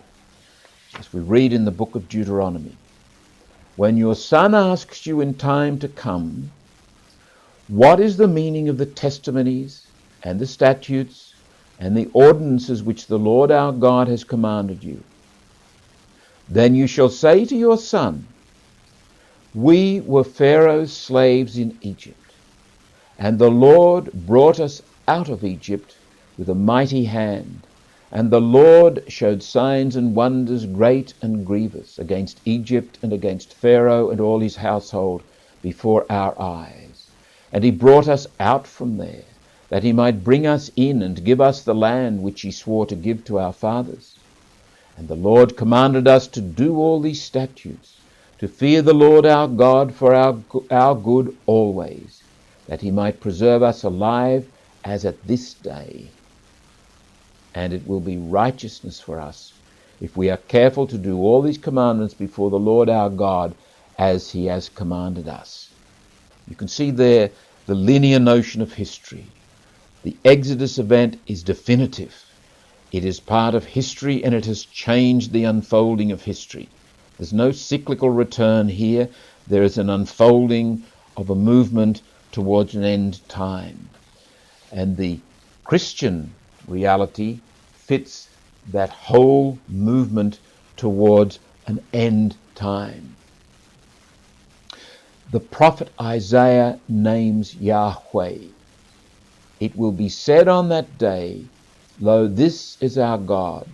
We have waited for him, so that he might save us. This is the Lord for whom we have waited. Let us be glad and rejoice in his salvation, for the hand of the Lord will rest on this mountain. Not only is this history linear, not only is it moving in a certain direction, but it is moving in a certain direction because this God has intervened, and he has intervened as one who saves. That is probably the most common designation of God, the one who saves. We read, for example, again in the prophet Ezekiel, therefore thus says the Lord God, I am against your bands with which you hunt lives. I will tear them from your arms and let the lives go free, the lives that you hunt down like birds. I will tear off your veils and save my people from your hands. They shall no longer be prey in your hands, and you shall know that I am the Lord, because you have disheartened the righteous falsely, although I have not disheartened them, and you have encouraged the wicked, not to turn from their wicked way and save their lives. Therefore you shall no longer see false visions or practice divination.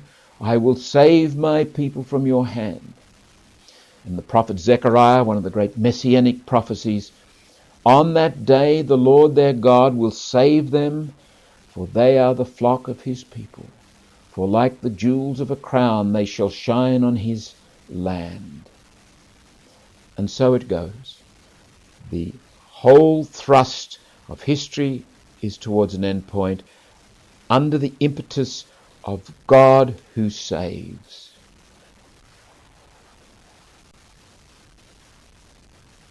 Now, the pivotal story in Jewish tradition is the Exodus event.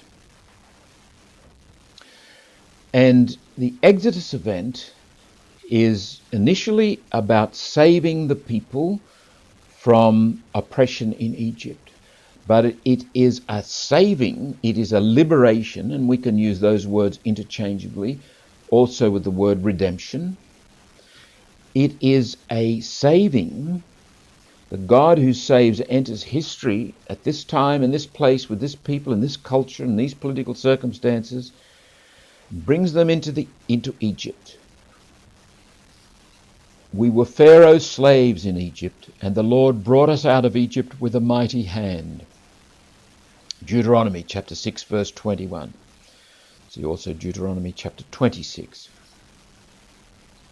But if you look more closely, this is really the beginning. We read, for example, in Joshua chapter 24:7, your eyes saw what I did to Egypt, and you lived in the wilderness a long time.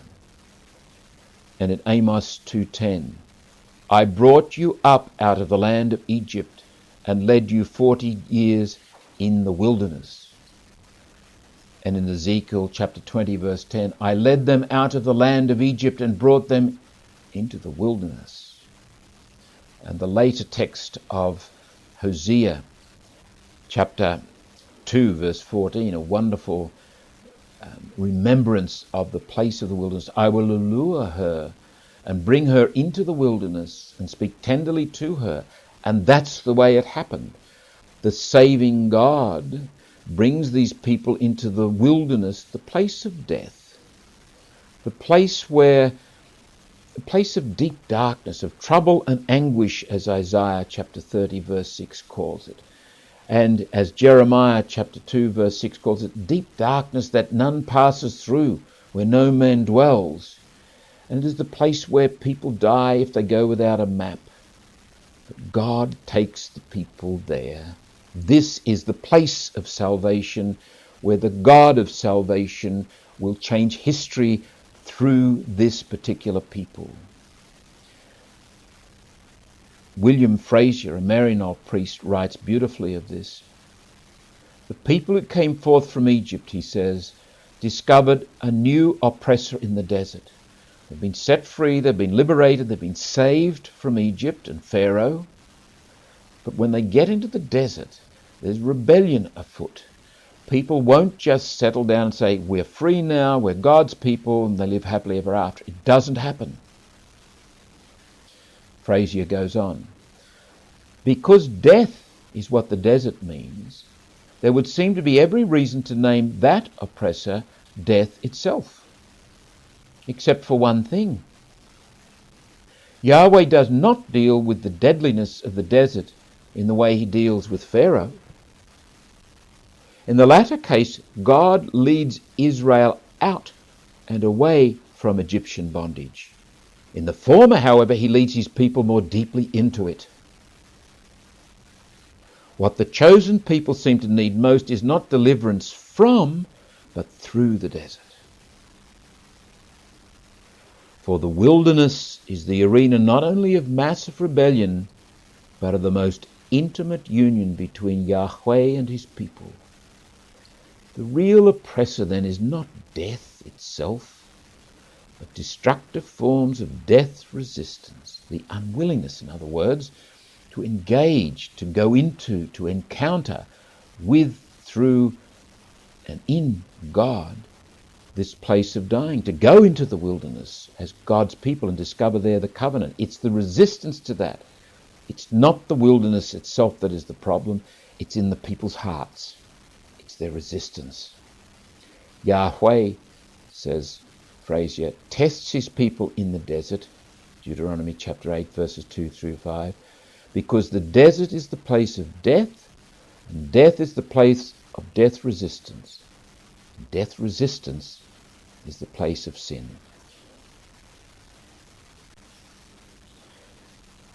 In the New Testament, we find some telling lines in Luke's Gospel. When the days drew near for him to be received up, he set his face to go to Jerusalem. He set his face. This pilgrim, this historical man, this human being who turns out to be God incarnate, his name is Jesus, which is derived from the Hebrew word one who saves. This is one who will be our freedom. In him, salvation history is unfolding in a definitive and radical way. Human existence will never be the same again. Mark's Gospel believes that the promises of the Old Testament are being fulfilled in their time. He opens with the proclamation that ancient prophecy has been fulfilled in John the Baptizer. See Mark 1, 1 through 8. Jesus gives an eschatological proclamation. The kingdom of God is at hand. See Mark 1, 14 through 15. Again, eschatological means the present moment in the light of the final fulfillment. To have an eschatological consciousness is to come into the present moment as a person of hope, a person who is convinced of the victory of God in Christ. Eschatology has got nothing to do with the pie in the sky when you die mentality. It's got nothing to do with escaping the present. It's all about bringing into the present the realism of a future already conquered, already made available to us in love and in goodness and in truth because of the victory of Christ.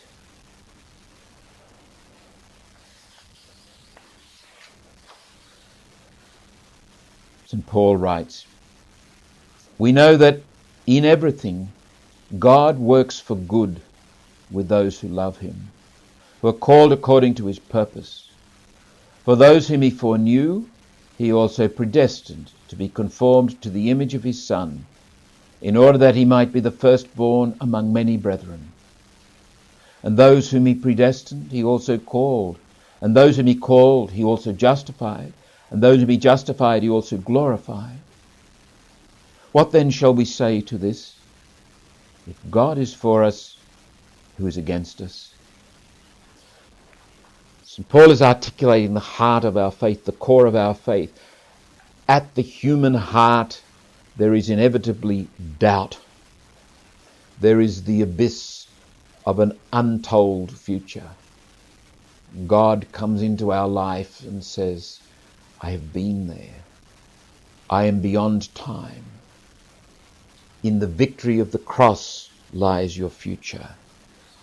Your faith is able to transcend, to heal, to take up, to embrace that doubt." It doesn't take the doubt away. Humanly speaking, it is entirely normal for us to doubt. That's part of our humanity. But we doubt in the context of our faith. And that's part of the paradox, part of the creative tension of being human beings who have been baptized into Christ. We could say that the Gospels tell the story of Jesus and his mission in the way the Old Testament story of Moses and his mission are told. Just as you have the pivotal story of the Exodus in the Old Testament, with Moses at the center of that, in the New Testament you have the pivotal story of the new Exodus with Jesus at the center of that. Through his journey into and beyond the desert of Calvary, we become pilgrims of hope. We become people who can face the future with the confidence that is given us by Jesus Christ. We are a people of hope. I am a man of hope not because I'm part of an organization of 1 billion people throughout the world, not because I know people of influence, not because I may have friends who've got money, not because I reckon we can solve the problems of the world. I'm a man of hope because my Redeemer lives. And my hope will enable me to stand amidst disappointment and failure, even my own sins, and still say, I am a man of hope. My focus is not on me and my performance and my success, nor is it on other human beings and their performance and their success. It is on the victory of God in Christ. And there's a world of difference between optimism and hope. Optimism is a function of ego. You can beat up optimism. You can become optimistic because you're stupid. You can become optimistic because you stir yourself up emotionally. You can become optimistic because you simply lie to yourself. You can't be optimistic in the face of chaos and death and destruction. You can be hope-filled. In fact, it is quite consistent to be a hope-filled pessimist. If you bear in mind that pessimism and optimism are a function of ego, hope and despair are a function of faith.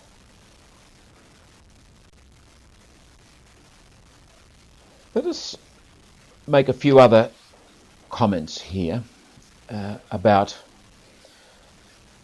the Christian experience of anticipating, which becomes the profound life-changing experience of hope. And we can go into our world as men and women of hope. That is, we are confident in the victory of God. We may in fact be quite pessimistic about our social leaders, about our politicians, or about our own ability to solve problems. We can still remain men and women of hope. The issue of asceticism is relevant here. Christianity, in our Catholic tradition most especially, treasures, values asceticism. Now, asceticism is almost a pejorative term in our culture.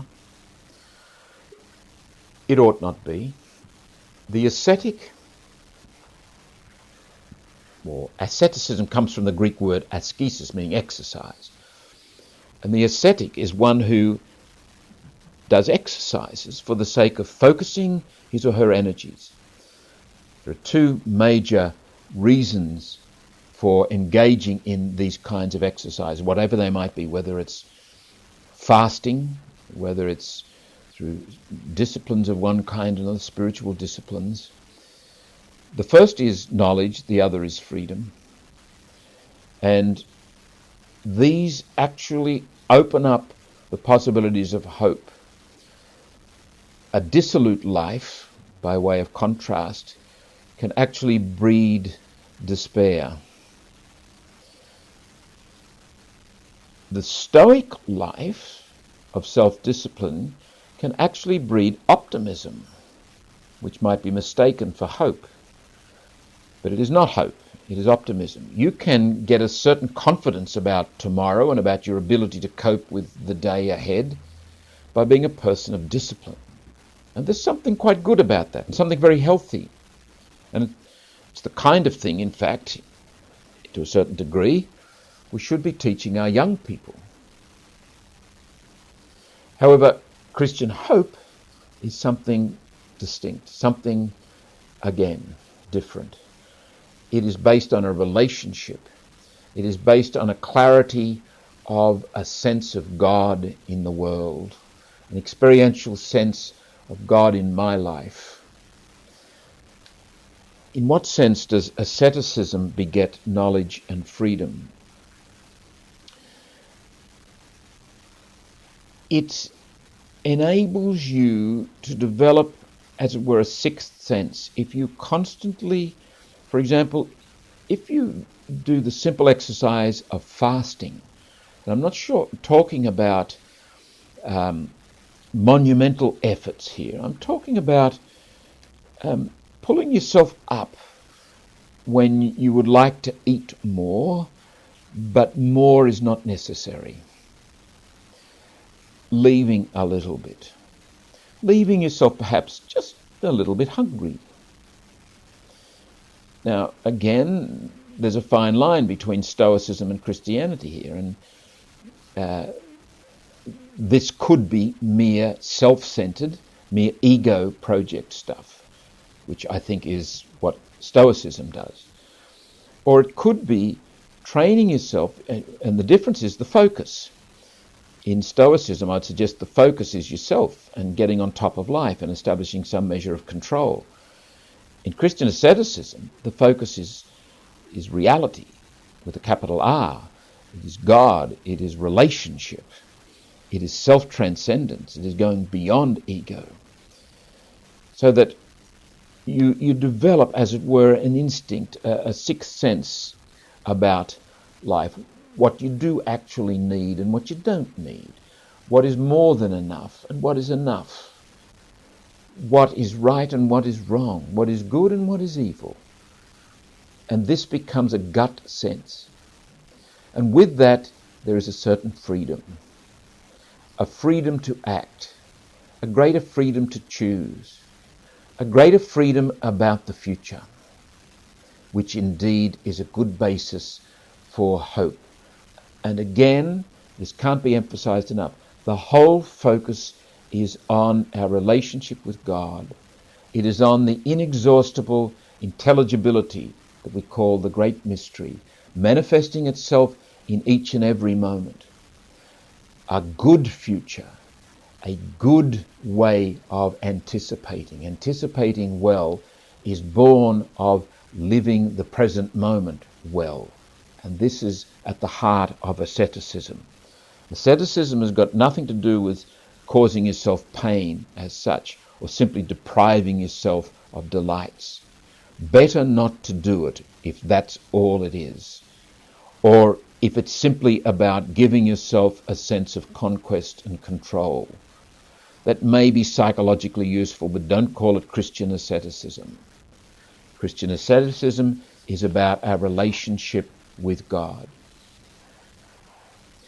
And Christian worship depends very much on the kinds of experiences we've been describing. This, if you like, a gentle kind of asceticism that is part of everydayness, part of living with yourself and your limits and your possibilities, living with other human beings and their limits and their possibilities, attentive to, alert to, available for the mystery present in the here and now, prepares you for liturgy, for gathering with the ecclesia, the community of worship, so that you go there somewhat freed, somewhat knowing, available, more available than you otherwise would be if you simply did whatever you felt like, whenever you felt like it, so that you came encumbered with a whole lot of extraneous feelings and thoughts. You're not available to people, you're not available to yourself, you're not available to be caught up in the transcendence of worship. Human powers are enlivened and enlightened by divine revelation, by our engagement with God and by the freedom with which we engage God.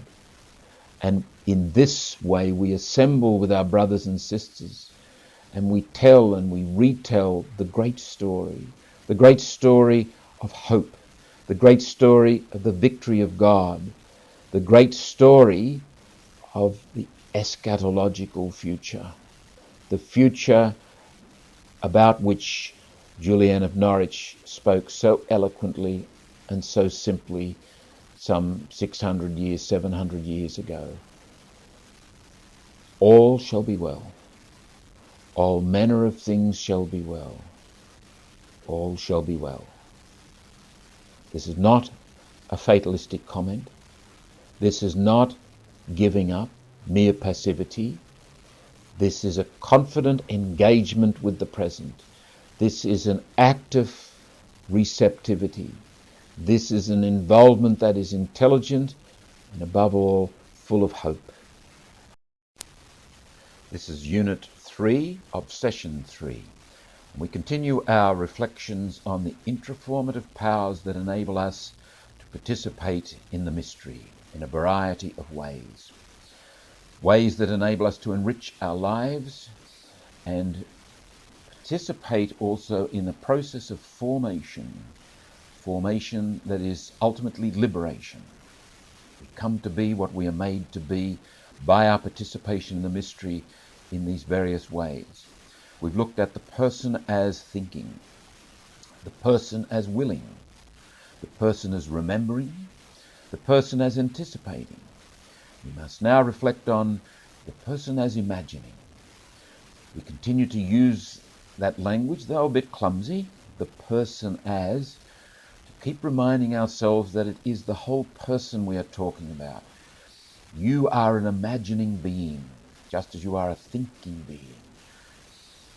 Yes, it's legitimate to speak about imagination, but that tends to point to something that's inside us, something called imagination, and it's a bit distracting. When you are imagining, you are imagining, and you are also thinking, and you are also willing and remembering and anticipating. Some references to begin with. First of all, from Aristotle. The soul never thinks without an image. This will become something of a theme. Even if we don't know there is an image there or don't know what the image is, Aristotle is saying that even our abstract thought has images attached to it. You may recall in an earlier session, in Unit 1, we quoted from John Thornhill's book where the explorer in Africa approaches the tribal man and says, "How do you say 1, 2, 3 in the language of Swahili?" And the man looks back at him and says, 1 what? 2 what? Trees, goats, wives?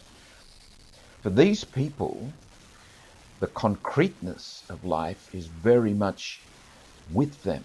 They can't think abstractly. But I would suggest another factor is at work here, which makes us think about our own situation. For these people, imagining is a very, very crucial active part in their thinking and in their willing and in their remembering. They are very much influenced by both concreteness and by imagery. This raises a question for us.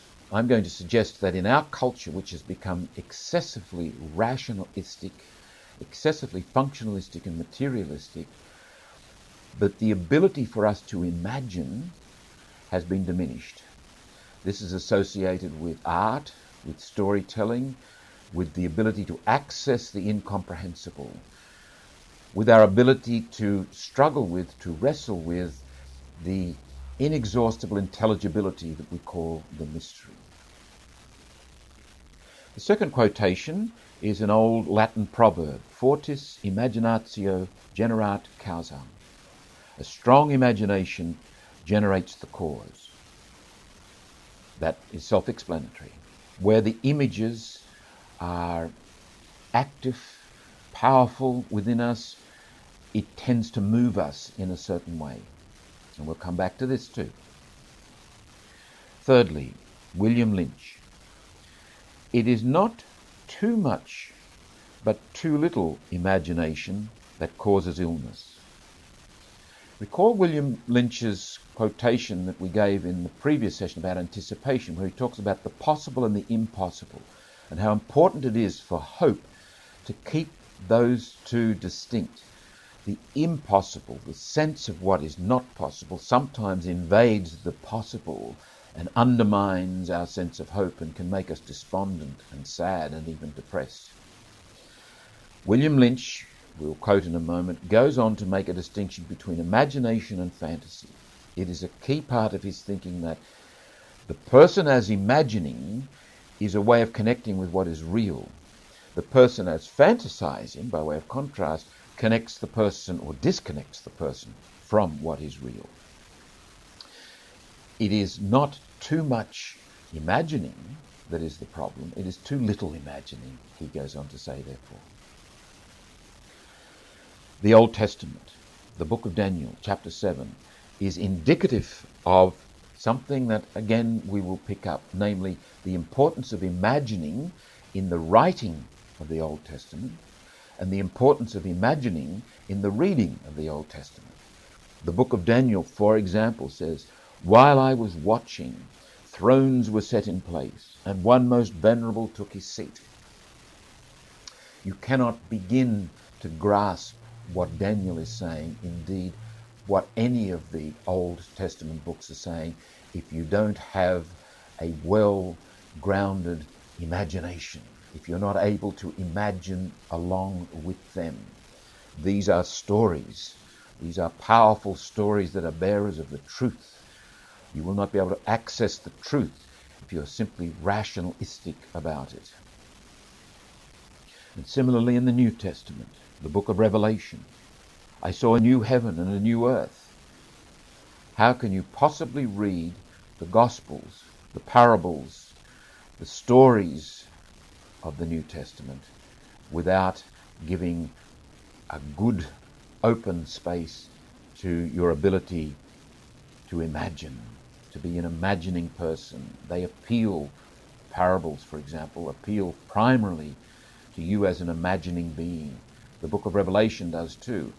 You get into all kinds of strife, as we've seen with some of the various Christian sects in the last 100 years or so. If you go to the book of Revelation, not as an imagining person, but as a literalist, as a rationalist who looks for numbers and references to what's going on today.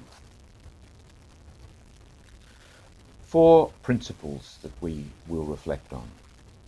First of all, imagining is the process whereby we create and deal with images internally.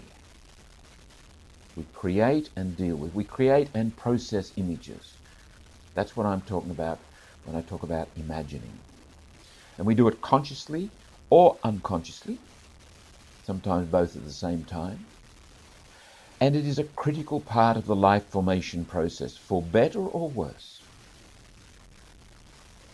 The second principle, imagining is probably always occurring within us, whether we are awake or asleep, whether we realize it or not, whether we choose it or not.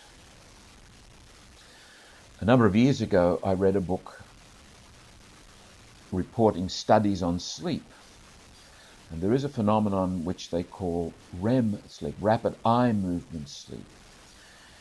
It occurs several hours into a person's sleep, and the eyes literally flutter. You can observe it under the eyelashes. It is suggested or argued that this is a time of deep sleep. It is also a time of dreaming, in which the person asleep is also imagining, quite powerfully and significantly. They have discovered that if you keep waking a person up each time they enter REM sleep, they will begin to exhibit signs of insanity and madness, which suggests that we need to let our capacity for imagining have sway at certain times to sort through some of our anxieties and tensions. Dreaming is a most peculiar phenomenon, and one that we don't understand. I find, for example, Jung's approach not terribly helpful. I would call it preemptive. It assumes that whatever turns up in your dreams has some archetypal reference. That is, you can go to a book and find the symbol, and that's what it means for you. Or you get a dialogue. Well, that may or may not be somewhat helpful. Eugene Gendelin's book on listening to your body to interpret your dreams makes more sense to me. To treat your dreams as simply part of your experience and to listen to it. Incidentally, Carl Jung had a dream as a child in which he saw God shit on Basel Cathedral. And that was a seminal experience for Carl Jung, he said, one which caused him to say that Christianity founded on the historical Jesus had finished. Christianity must now find a whole new mythology, the Christ of the unconscious. And so Jung's understanding of Christianity and the language he uses about it is utterly ahistorical. It is utterly subjective, and for that reason, utterly to be dismissed as authentically Christian. It is more in the realm of the indisputable or the unarguable because of its subjectivity. Christ, in Jung's rhetoric, doesn't die on the cross, doesn't bleed to death, doesn't embody love. Christ is an archetype. However, that's a whole other story. But it is relevant because Jung has had an immense influence on Christian spirituality in the last 30 or 40 years. And I think a lot of rather facile and naive references have been made. Jung is ungrounded, essentially non-relational, and will not lead to the incarnation, but to excarnations. The third principle, we can only ever exercise limited control over the imagining process. You don't have absolute control over anything of your intra-formative processes. You don't have absolute control over your imagining, for example, when you're dreaming. But even in your waking hours, your imagining is going on with or without your say-so, and not always within your control. Fourth principle, imagining is always interacting with and significantly expanding our potential as thinking beings, as willing beings, as remembering beings, as anticipating beings, as feeling beings, operating at different levels of consciousness.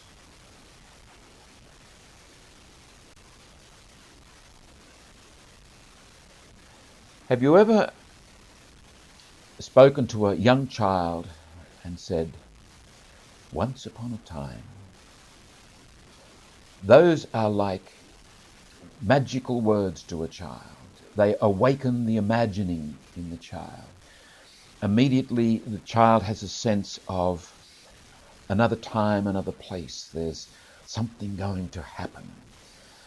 And by appealing to the imagining possibilities, whether it's child or adult, you can actually open up areas of meaning and truth and possibility that simply are not available to the rational mind, the merely rational mind. Can you imagine a story that is utterly rational, that makes no appeal to imagining? All our movies, all our arts, music, poetry, drama, depend on the person's availability as an imagining being. When we speak of imagining, in this instance, we're speaking of something a little bit more precise than the colloquial reference would allow. For example, in colloquial conversation, we might say, "She is a very imaginative person," or "He lacks imagination." What do we mean? If she is an imaginative person, what we mean is she thinks outside the square, she's innovative, she can find solutions where there don't seem to be solutions, and so on. The one who lacks imagination, what we're really saying is that probably this person is a very routinized individual. This person doesn't have the ability to think beyond the taken for granted, the obvious. This person tends to get stuck. Well, that's a legitimate use of the word imagination, lack of, or plenty of. I'm going to focus on the ability to generate images and indeed receive images and process those images. It is that generating and processing of imagery and images that is the core part of the person as imagining. And it never happens on its own. It's always with the person as thinking, always with the person as remembering, anticipating, willing, and so on, and feeling. But I'm also going to suggest, and this is why I'm focusing on images, that core process of generating and processing images is most powerful in shaping our lives and our behavior. Far more powerful than we would care to admit in our more rationalistic moments. Let's consider some possibilities when we think of the person as imagining. Stories, legends, movies, games, and the like depend on imagining. Again, you hear children playing in the backyard. Now, you go over there. Now, this is what we'll do, and this is the rule, and you're not allowed to do that, and you must do this, and when you're over there, you've got to pretend not to see. Children use their imagining powers to have such fun, to play. You cannot play if you're purely rational. You need imagining to play.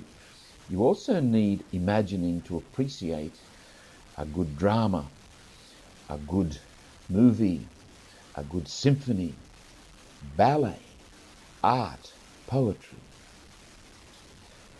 Through imagining, we can be in another time in history or in a world that does not yet exist. We can encounter dark forces and be safely terrified. And we can be swept up in the magic of a moment of romance or triumph. We can be ushered into the incongruities and ambivalences we normally overlook, and we can be made to laugh heartily. Or we can be drawn into the darker reaches of human existence and made to silently weep. We can be awakened to insights about ourselves and our world, and can be purged by a great tragedy presented on the stage or the screen or on the pages of a book. Aristotle spoke of catharsis as an important part of human experience. It is literally meaning purgation. Catharsis is a Greek word, and for Aristotle, the function of tragedy in drama performed on the stage is to particularly purge the person and purge the person's emotions of pity and fear, most especially those. We're beyond the rational here. When you go to a drama, you don't sit there and analyse it logically in an abstract way, in a detached manner, as a laboratory scientist might. If you were with somebody at a play and they were doing that, they'd be an utter bore. They wouldn't be enjoying it, and they probably wouldn't allow you to enjoy it.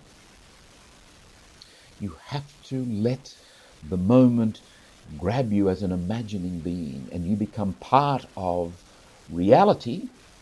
It's not irreality, it is reality that enables an access to truth, a naming and knowing of what is true and real to occur. Secondly, consider the power of the image in advertising. The commercial world has made great use of appealing to the person as an imagining being. Every business must have its logo. I don't know of any logo that has made such an impact internationally as the Golden Arches, so-called, the big yellow M for McDonald's. Even a little child, typically, driving along in the car knows exactly what that means and may persecute mum and dad until mum and dad go there and get a hamburger. The Shell Oil Company's famous symbol, or the Coca-Cola image, or indeed our own flying kangaroo on Qantas. These all have a tremendous symbolic impact. I can recall sitting in a plane at JFK Airport in New York and seeing the tail of a Qantas jet go past and the flying kangaroo on it, and it put me home. It caught me as an imagining being, and I was not in a plane at JFK Airport. I was in the culture and the ethos of my home. These images do something. They, as it were, trigger something. And they can actually move people to do things they otherwise wouldn't do, like buy useless stuff. Consumerism is fed by appealing to people's imaginings and other powers too, like guilt. The media use of images. A photograph is much better than an essay if it's a good photograph. A friend of mine who worked for ABC and BBC said they were told that if you were giving a presentation on the TV, you'd better make sure that you've got either a neutral background or whatever it is going on in the background, if it is, has something to do with what you're saying, because people will hear the image rather than hear you. The appeal to the imagining person is much more powerful than the appeal to the intellectual person, the rational person. On this score, I'd refer you to the work of Jane Elliott, a woman now in her 60s, I think maybe 70ish, who back in the 1960s was struck by the sheer tragic absurdity of the hatred of black people and the separation of black people from white people in the United States. When Martin Luther King was murdered, she decided to do an experiment with some of her grade 5 children, and she decided that brown eyes, quite arbitrarily, were good. Blue eyes were bad, or vice versa, I can't remember which. But the point was, when she got the children into role plays so that those with brown eyes, for example, were allowed to go out and play, blue eyes were not. Those with brown eyes had access to the toilets whenever they wanted, those with blue eyes didn't. Those with brown eyes could go to get a drink of water when they went, and so on. Quite arbitrary, but in a sense quite deliberate and carefully chosen. It had a huge impact on the people. Is this a rational process? Of course it's not. By appealing to imagery, by triggering imaginings, there are very deep, primitive forces awakened within us, for better or for worse. Jane Elliott was out here in Australia in the 1990s and actually did one of these exercises with adults, and it was most revealing. There's a video of that. It's available in some libraries, and I highly recommend it. Cultures and nations use images and appeal to the imagining, for better or for worse. Think of the possibilities of propaganda. The American psychologist Sam Kean, a number of years ago, did a study of the cartoons that were used by the Russians as propaganda against the Americans, and the cartoons used by the Americans as propaganda against the Russians during the Cold War. And he points out the fairly obvious thing when you look at them side by side, that they're exactly the same. You could just swap the images, change the text, so that the Russian cartoon with the big Yankee soldier, the animal, the dripping blood, grabbing the children and women and rushing off to rape them and pillage. The Americans were using the same kind of themes. Propaganda doesn't appeal to the person as a thinking being. Propaganda appeals to the person as an imagining being. This is why it is so potent. It can mobilize people to do violent things and terrible things. Politicians are aware of the power of the image by using a metaphor. And in Australia in recent times, I can think of one particular example which had, I think, very significant impact. When Kim Beazley was running against John Howard in an election a few years ago, John Howard dropped the image of Kim Beazley as a weak man by saying, does he have the ticker? He didn't have to write an essay giving a medical diagnosis of Kim Beazley. He just appealed to the imagining power in people.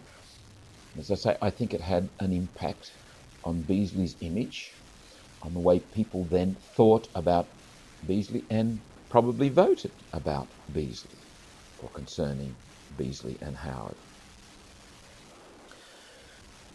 Imagine trying to design and get people in Australia to accept a new flag. That's all about imagining, and it opens up gut forces, primitive influences. I don't think you could get Australians to agree on a new flag.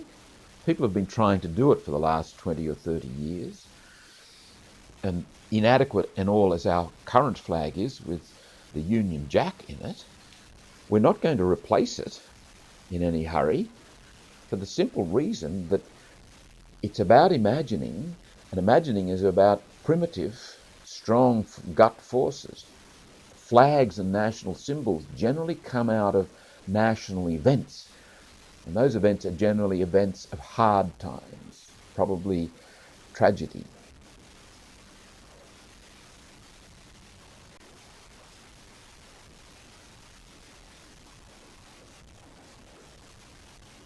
I already mentioned that William Lynch distinguishes between imagination and fantasy.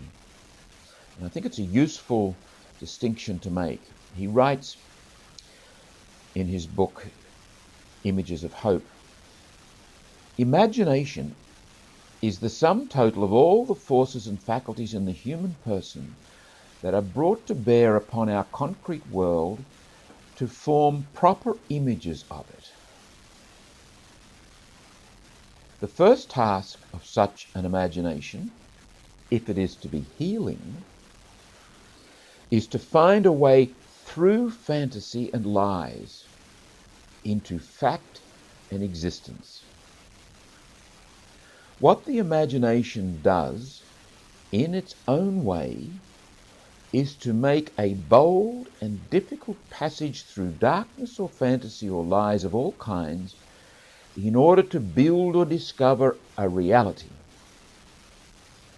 In tragedy, what is built or discovered is the finiteness of man, the absolute fact of it.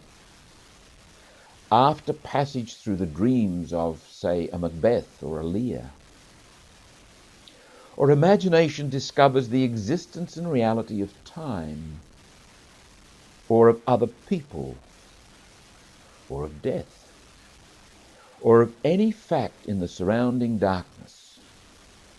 In this, its first task, the imagination conquers fantasy. Fantasy takes us off into another world, an unreal world.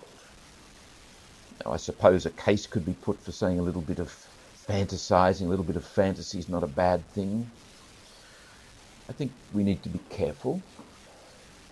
Insofar as fantasy, according to Lynch's definition, and I like it, I think it's worth pursuing, fantasy is actually about disconnecting from the real. If there is to be healing for us in life, it will be through our connecting with the real world, not our disconnecting from it. And when our imagining is triggered, we need to be careful that it takes us through and beyond fantasy to what is real and doesn't take us into fantasy. Fantasy is deformed imagining. True imagining takes us ever more deeply into what is good and what is real. Lynch reminds us of the categories then of formative and deformative. We've said all along that the person as thinking is subject to deformative possibilities and formative possibilities. We can participate in the mystery well or ill. The person as willing is subject to formative or deformative possibilities. The person as remembering the person as anticipating, the person as imagining, is subject to formative or deformative possibilities. There is nothing automatic about our participation in the mystery. As free human beings with the ability to participate in these varying ways, we must choose, and we must be accountable, and we must be responsible. Lynch also raises another useful point. He talks about the absolutizing instinct. And this is where fantasy can run away with us in a very bad way. And it does, for example, in the uses of propaganda, which is an appeal to the imagining person with a view to deforming the person's behavior, deforming the person. The absolutizing instinct is a deformative expression of our fundamental urge to go beyond, to seek the more than, to find our meaning and purpose in the absolute. There is only one absolute. There is only one God. The absolutizing instinct, as Lynch talks about it, is something like what Van Kaam calls existential transference. That is, we transfer the need for our natural urge to connect with the absolute, we transfer that to other objects that are not absolute, but we treat them as if they were absolute. Thus, work becomes an absolute, or possessions become an absolute, or our own ego becomes an absolute, our career becomes an absolute. When we absolutize these relative things, we necessarily relativize the absolute. There is only room for one on the throne of the absolute, and if it's not the absolute as such, it will be some ersatz, some fake absolute. Fantasy, the fantasy life of some people can actually lead them to idolatry, lead them to put on the throne of God something other than God. Imagining, if it is formative, keeps us grounded in time and space, in the concrete world, in the limits and possibilities that are ours as human beings. The absolutizing instinct can lead to what the Greeks called hubris. Above the temple of Apollo at Delphi was the injunction, know thyself. The implication of that was, know that you are human, you are not divine. You are not of the gods, you are of flesh and blood. Hubris is arrogance, hubris is pride. Hubris, as the word arrogance indicates, rogare, to ask for. Hubris asks for oneself what does not belong to oneself.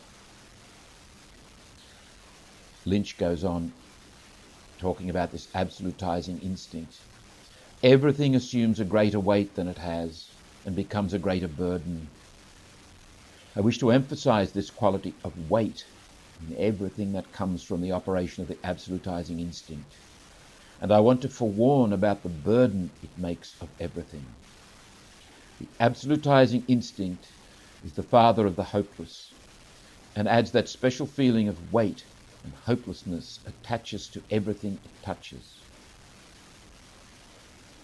It is, in general, the creator of hopeless projects and the creator of idols.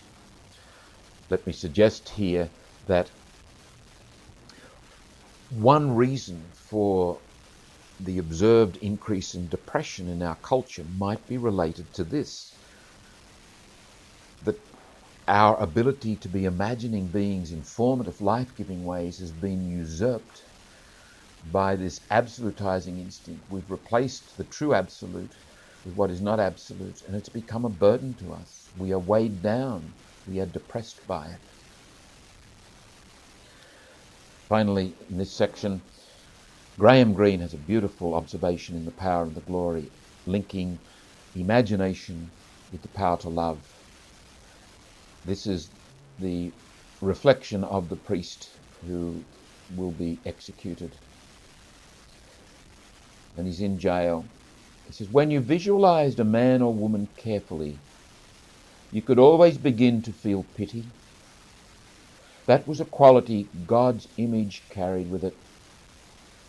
When you saw the lines at the corners of the eyes, the shape of the mouth, how the hair grew, it was impossible to hate. Hate was just a failure of imagination.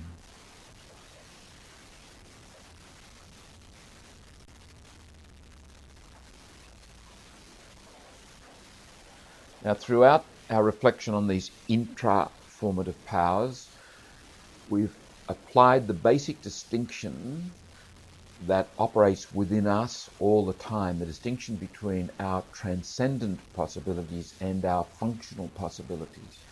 And in the healthy lifestyle, there's a tension maintained between those. The transcendent opens us up to the more than, the not yet, has us seeking further horizons, dreaming of other possibilities, opening ourselves up to God, in effect, in ways that are ways of abandonment and surrender and submission, ways that are non-specific, ways that we don't control. The functional possibility has us doing jobs, bringing closure, being concrete, getting things done. God is opened up in our lives in this way too, but by the tension between the transcendent, which is actually active in the concrete functional reality. The person as imagining is open to the more than. The person as imagining has transcendent possibilities. It's epitomized, for example, in dreams. I suggest that in our functionalistic, rationalistic, materialistic world, the diminution of imagination carries with it the loss of the ability to dream dreams, the loss of the ability to connect, shall we say, for want of a better way, with the spirit world, with the dimensions of reality that only imagining can connect us with. Now, our rationalistic, materialistic world says, well, that's just superstition. Well, that's an opinion. I'm suggesting it's not superstition, that there are dimensions and realms of reality that we lose touch with when we are merely rational, that we can only gain touch with when we have active, real, well-grounded imagining, dreaming dreams. The whole reality of liturgy, of drama, of film, of music, these are dependent on imagining, opening up to the more than, to the mystery, the inexhaustible intelligibility. Icons are a good example of an appeal to the transcendent possibility of the person as imagining. You will never appreciate an icon, or any work of art for that matter, unless you're open to the transcendent and you are alive in your imagination. The person has functional possibility. How does this manifest itself in our imagining? Well, we can visualize possibilities. I met a man in Pittsburgh called Slemming Sam McDowell.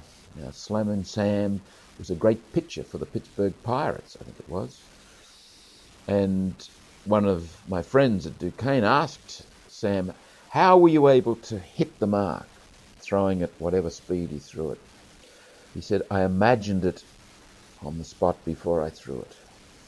And this is common for athletes, people like golfers and so forth, to imagine themselves through the shot, the process, before they actually do it. To see themselves succeeding before they've attempted to succeed. Now, This is not fairy tales, this is fact. You can't do that merely rationally, you can do it imaginatively. Also in the area of medicine, a number of researchers have discovered the power of guided imagery in helping people cope with pain, even with illnesses that are terminal. The Dr. Simonton in Texas, in Australia, Dr. Ainsley Mears, a psychiatrist, a therapist by the name of Ian Gawler. And what seems to happen in these cases when a person meditates using guided imagery, in other words, mobilizes the imagination to address the pain and the illness, sometimes there is actually healing. Now, it's difficult to say for sure whether the healing happened consequent upon the imagination, use of the imagination, or coincidental with the use of the imagination. Be that as it may, there does seem to be good reason to say that when people engage in positive imaginings through meditative guided imagery, they do develop an ability to handle the pain better, to handle their whole situation better, to face what must be faced in this illness much better than they otherwise would.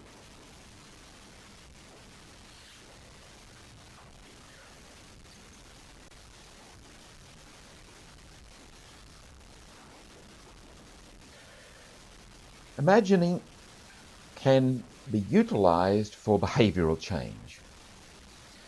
Again, there's nothing magical about this, but it's related to what we were just saying about research in medicine. There are two people that I would refer to here.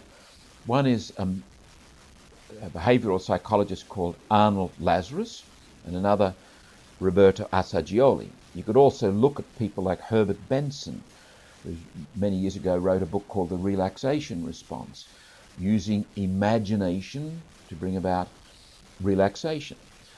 Patricia Carrington, similarly a psychologist back in the late 70s, who wrote a book called Freedom in Meditation. I think Eugene Gendlin's process of focusing actually appeals to the imagination. In his book, Let Your Body Interpret Your Dreams. And again, as I've already mentioned, Ainsley Mears' works. But this is more immediate and more practical and more general. Arnold Lazarus writes, words, ideas, values, attitudes, and beliefs are all replete with imagery. Find the images and you'll understand the behavior.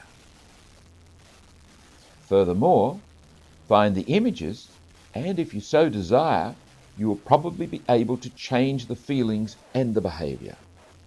Now, this is already implicit in what we've been saying about the uses of propaganda, actually, or the uses that politicians and demagogues make of appeal to imagination. We can put it to our own good effect on a daily basis. If you are looking towards an interview and it's making you anxious, you can actually mobilize yourself as an imagining being in ways that counter the anxiety, which may be, in fact, whether you realize it or not, mobilizing fantasy. Deliberately take the initiative to develop images that are positive, life-giving, images of success. This can affect you. If there are behaviors in your life that are repeatedly deformative, I would suggest you use the focusing process to listen carefully to what's happening as you engage in that deformative behavior and as you reflect on yourself behaving in that way. But listen for imagery, maybe even introduce new imagery into the whole process of dealing with that behavior. Arnold Lazarus writes, if you wish to accomplish something in reality, first picture yourself achieving it in imagination. Simple. It's not rocket science. Similarly, if you practice something in your imagination, it is bound to have an effect on the real situation. Thirdly, positive imagery might help, for example, deal with a potentially difficult encounter with someone. Fourthly, at the very least, it may help us to be better disposed to that person, less on edge, less inclined to say and do things that might exacerbate an already difficult situation. Think positively.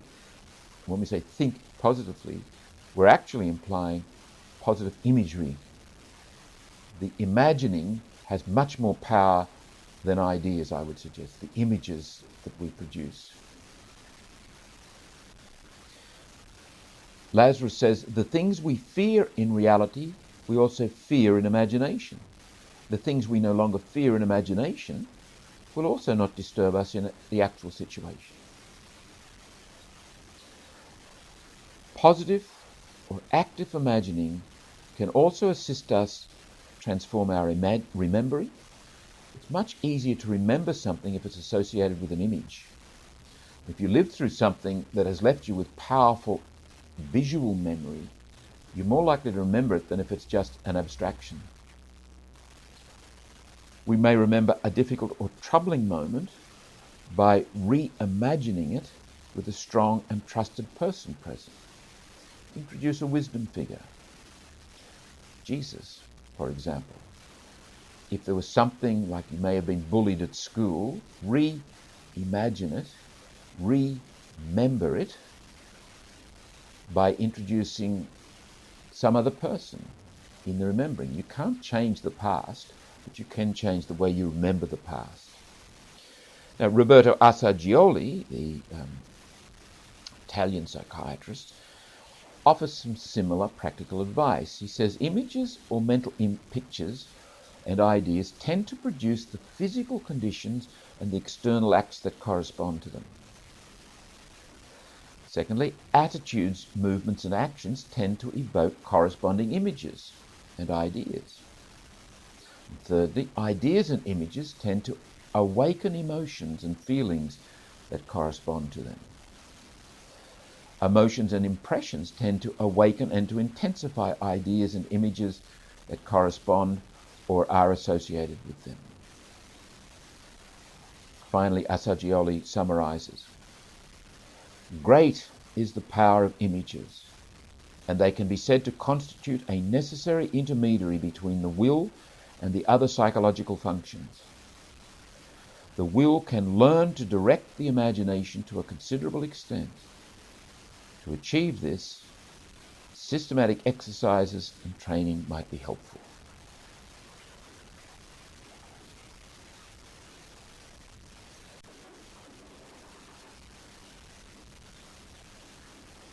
Let's now consider the Christian articulation of the person as imagining. The place of imagination in our desire to be followers of the way, people who seek union with God in Christ by the power of the Holy Spirit. A principle. The power of imagining allows us to use images and such related structures as symbols and myths and stories, various artistic expressions, to express, to celebrate, to foster, and thus enhance our relationship with God in Christ. Now, in fact, in the history of Christianity, there have been two major movements against this, against the imagination, against the use of imagery. First of all, in the 7th and 8th centuries, there was the iconoclastic movement. Bishops actually removed images, frescoes, statues, and so forth from their churches. There is a letter from Gregory the Great in which Pope Gregory the Great died in 604, and he writes to a bishop encouraging him to not get rid of the various images and so forth, because they are helpful for people in their relationship with God. In the 17th century, under the influence of Calvinism, people like Oliver Cromwell had a profound impact in destroying images, statues, and the like, and reducing the Christian life to a very dour, imageless process without imagination. Oliver Cromwell may have been a very good soldier or may have been a clever politician, but he did some terrible things. He's certainly no crowning jewel in the history of Christianity as such. However, that puritanical influence of the early Calvinists and of Oliver Cromwell and so forth is with us to this day in some measure, manifest in Protestantism. A Protestant church lacks the warmth typically of a Catholic church. It lacks the statuary, it lacks the images, it lacks the cloth, the warmth of human manifestations of the imagination. Now, these kinds of movements, puritanical or iconoclastic, actually arose out of a misrepresentation of the Ten Commandments and a misinterpretation of idolatry. If you go to the book of Exodus, chapter 20, verses 1 through 17, you'll find the so-called Decalogue or Ten Commandments. And you'll find another version of it in Deuteronomy chapter 5, verses 6 through 21. Now, one of the first commandments is about graven images and a condemnation of idolatry. Let me say to begin with that that commandment is as topical and as relevant as it ever was. And indeed, the whole lot of the Decalogue is as topical as it ever was, but it must be interpreted. How do we understand, how are we to interpret the Decalogue? Well, a key is found in the opening sentence in both of those texts I've just referred to. I am the Lord your God who brought you out of the land of Egypt, out of the house of slavery. You shall have no other gods before me. You'll find exactly the same sentence in Exodus 20, verse 2, opening the Decalogue there in Exodus, and Deuteronomy chapter 5, verse 6 and 7. What does that sentence say? To the Jewish consciousness, that sentence says, listen, this is the great Exodus story. This is the God of the Exodus speaking to you, reminding you of the event, the pivotal event of your lives, reminding you of the covenant that we share, reminding you that your life is a vocation to be in love.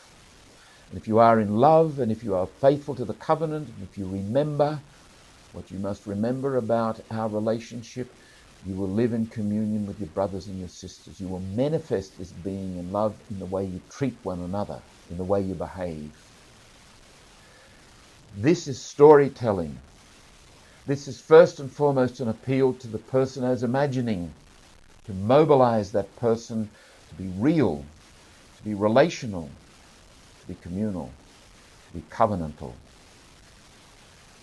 It is a gross violation of this story and therefore of the Ten Commandments to treat them as if they were an owner's manual, as I've heard them described, as if these were rules that you adhere to these and God will love you and you'll be all right. Look at those first commandments. You shall not make for yourself an idol, whether in the form of anything that is in heaven above or in the earth beneath. And the next one, you shall not make wrongful use of the name of the Lord.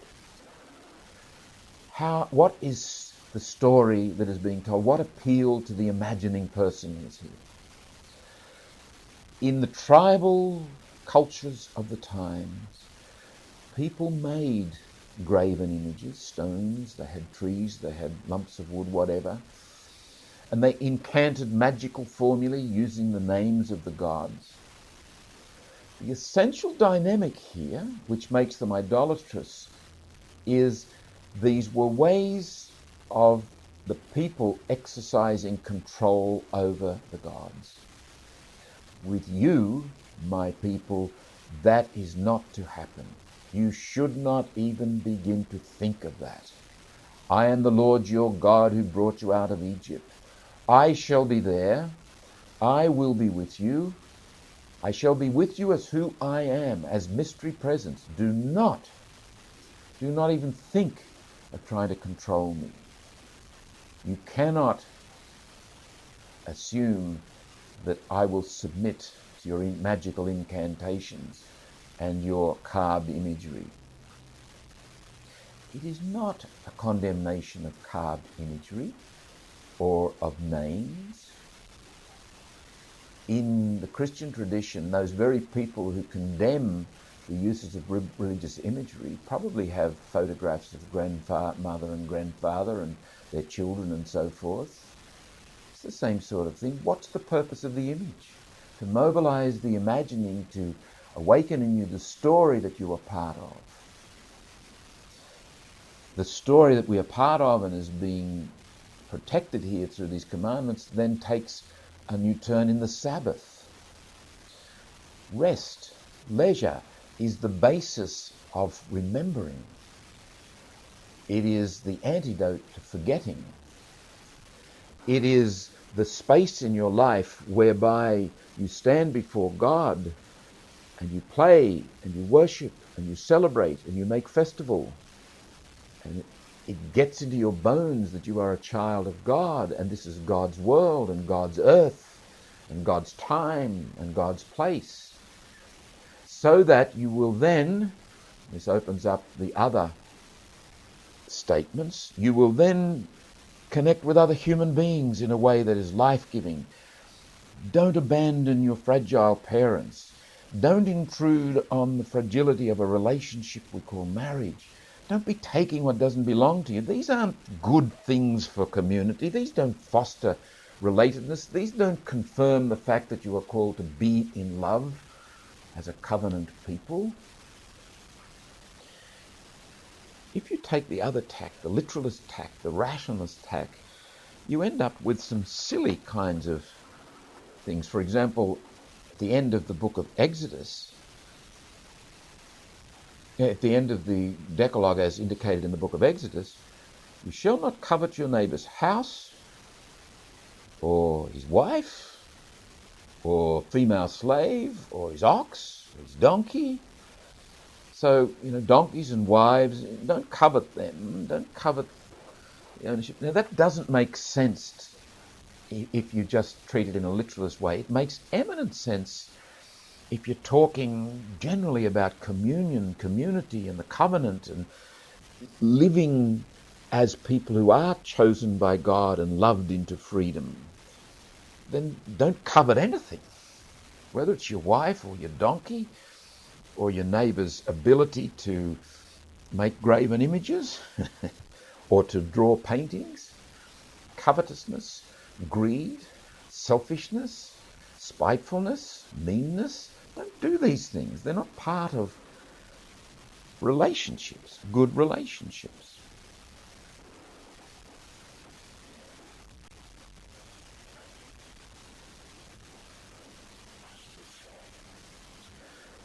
Paul Ricoeur, French Protestant thinker who died last year, remarkable man, gave a little presentation to students at the Sorbonne in 1968, I think it was, in which he asked the question, do the parables of Jesus still have the power to put us in motion?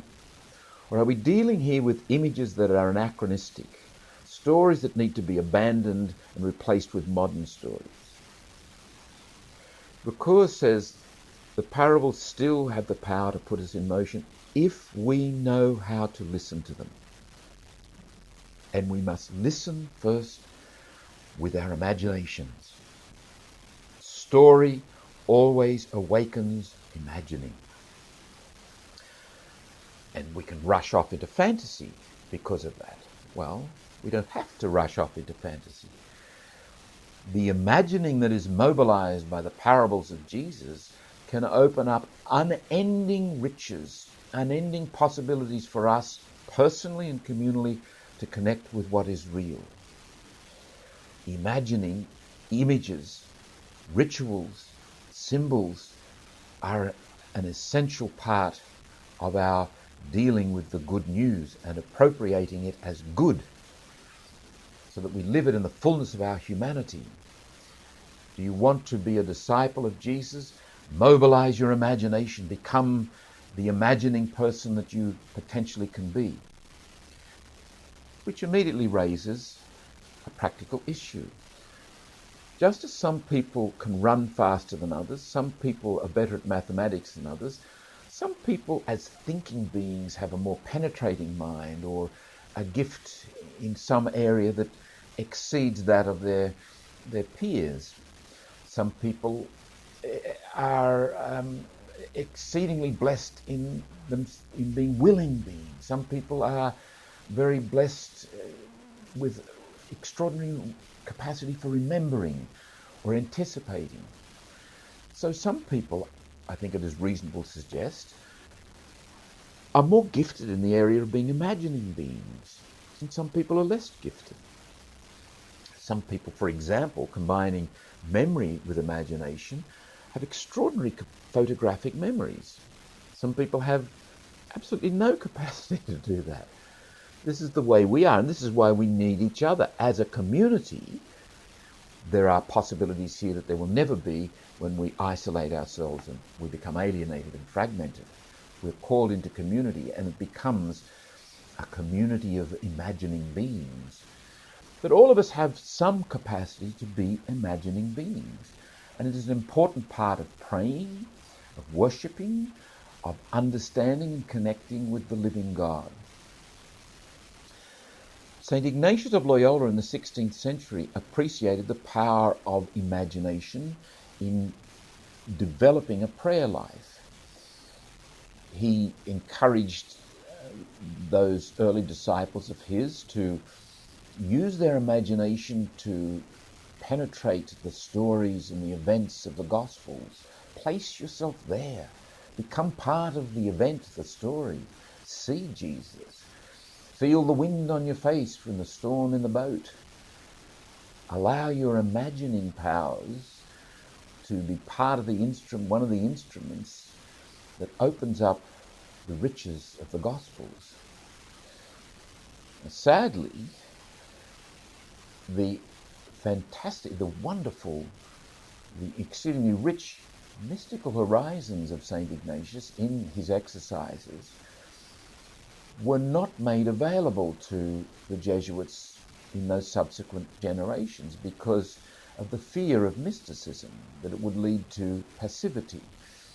And so the Jesuits were forbidden to pray according to the manner of the third and fourth weeks, which would have had them moving beyond imagining, or the imagination would have become the servant of the imageless presence. The Carmelite tradition has been much better at that, especially St. John of the Cross. The dark night purges us and actually strips us of images. This can be most painful because ideas and images can become a source of security for us, and we can depend on them, so much so that our image of God or our idea about God actually insidiously can become God. And when it is threatened, we think we're losing our faith. We think we're actually losing God. In the normal, healthy development of a spiritual life, the imagining power, like the thinking power of the person, actually takes us, as it were, to a place beyond imagining and beyond thinking, a place of silent awe, where we are present to the great inexhaustible intelligibility, the one revealed to us as Abba, Father, the one whom Jesus embodied in his historical being, so that we might know and love the one who is not embodied, who stands outside history, even as he is part of history. So the imagining serves to take us beyond imagining. We must never forget that. In our Catholic tradition, I think there is a rich imagination. The power of imagining has been kept alive. That said, however, I do think we have something of a challenge before us in this day, because we live in a world in which our ability to imagine has been somewhat usurped, sidetracked, diminished, under the influences, first of all, of rationalism and functionalism and materialism, but also under the influences of images that are pretty deformative. Look at the side of our buses. Look at the billboards. Are those the kind of images that are enchanting, that are uplifting, that open up the more than, that expose us to what is real and deep and rich about reality? Or are these the images of consumerism that draw us into buying things we don't need, lead us to a superficial plastic response to living? That all has an influence on our ability as Christians to enter the sacramental world, to engage ritual, to mobilize our imagining for sacred purposes. Liturgy, I do believe, is suffering under that burden. Liturgy, if it is to thrive, depends on us mobilizing imaginings. And it is happening in our schools.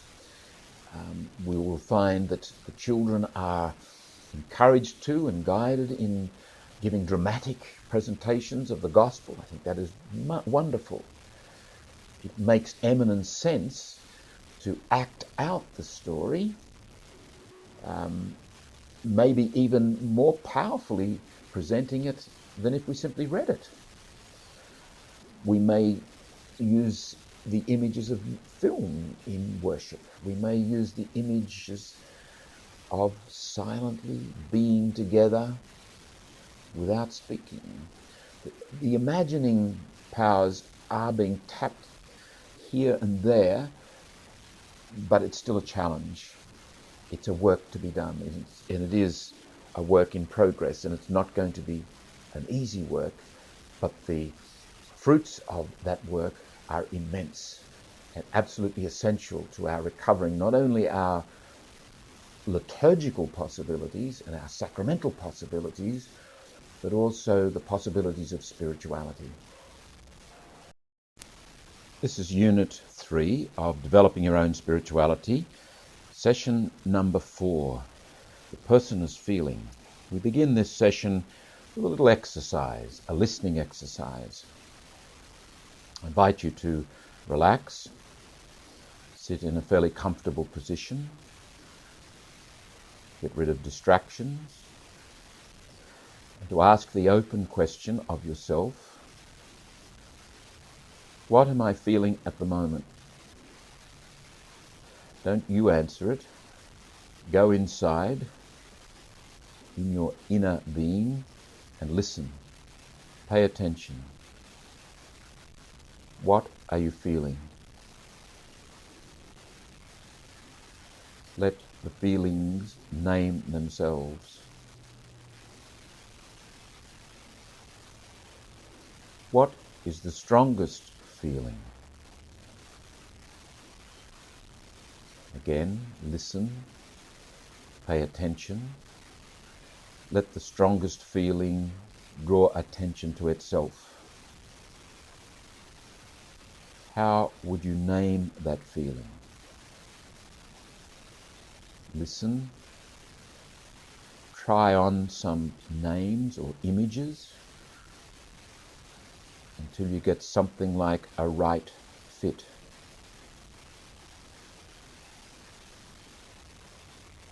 Is this strongest of the feelings related to any event, any person, anything?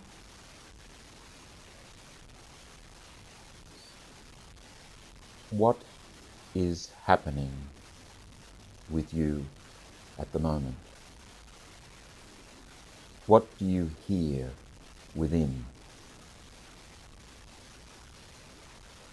What do these feelings point to?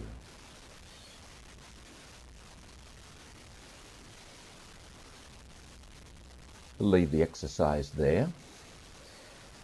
It's not a bad idea from time to time to pause, or even as you go about the business of daily living, to do that sort of open questioning of yourself. Very often I come across people who don't even know what they are actually feeling at any given moment. And it is not uncommon when that exercise is given that people say, well, I'm not feeling anything, or I don't know what I'm feeling. The truth of the matter is that you are a feeling being, and your feelings and emotions are always there. What is missing is your awareness. In this particular session, we will continue to speak in terms of the person intra-formatively. Recall the person as thinking, the person as willing, the person as remembering, the person as anticipating, the person as imagining, all of which interact with each other, and all of which involve, in some measure or other, the person as feeling.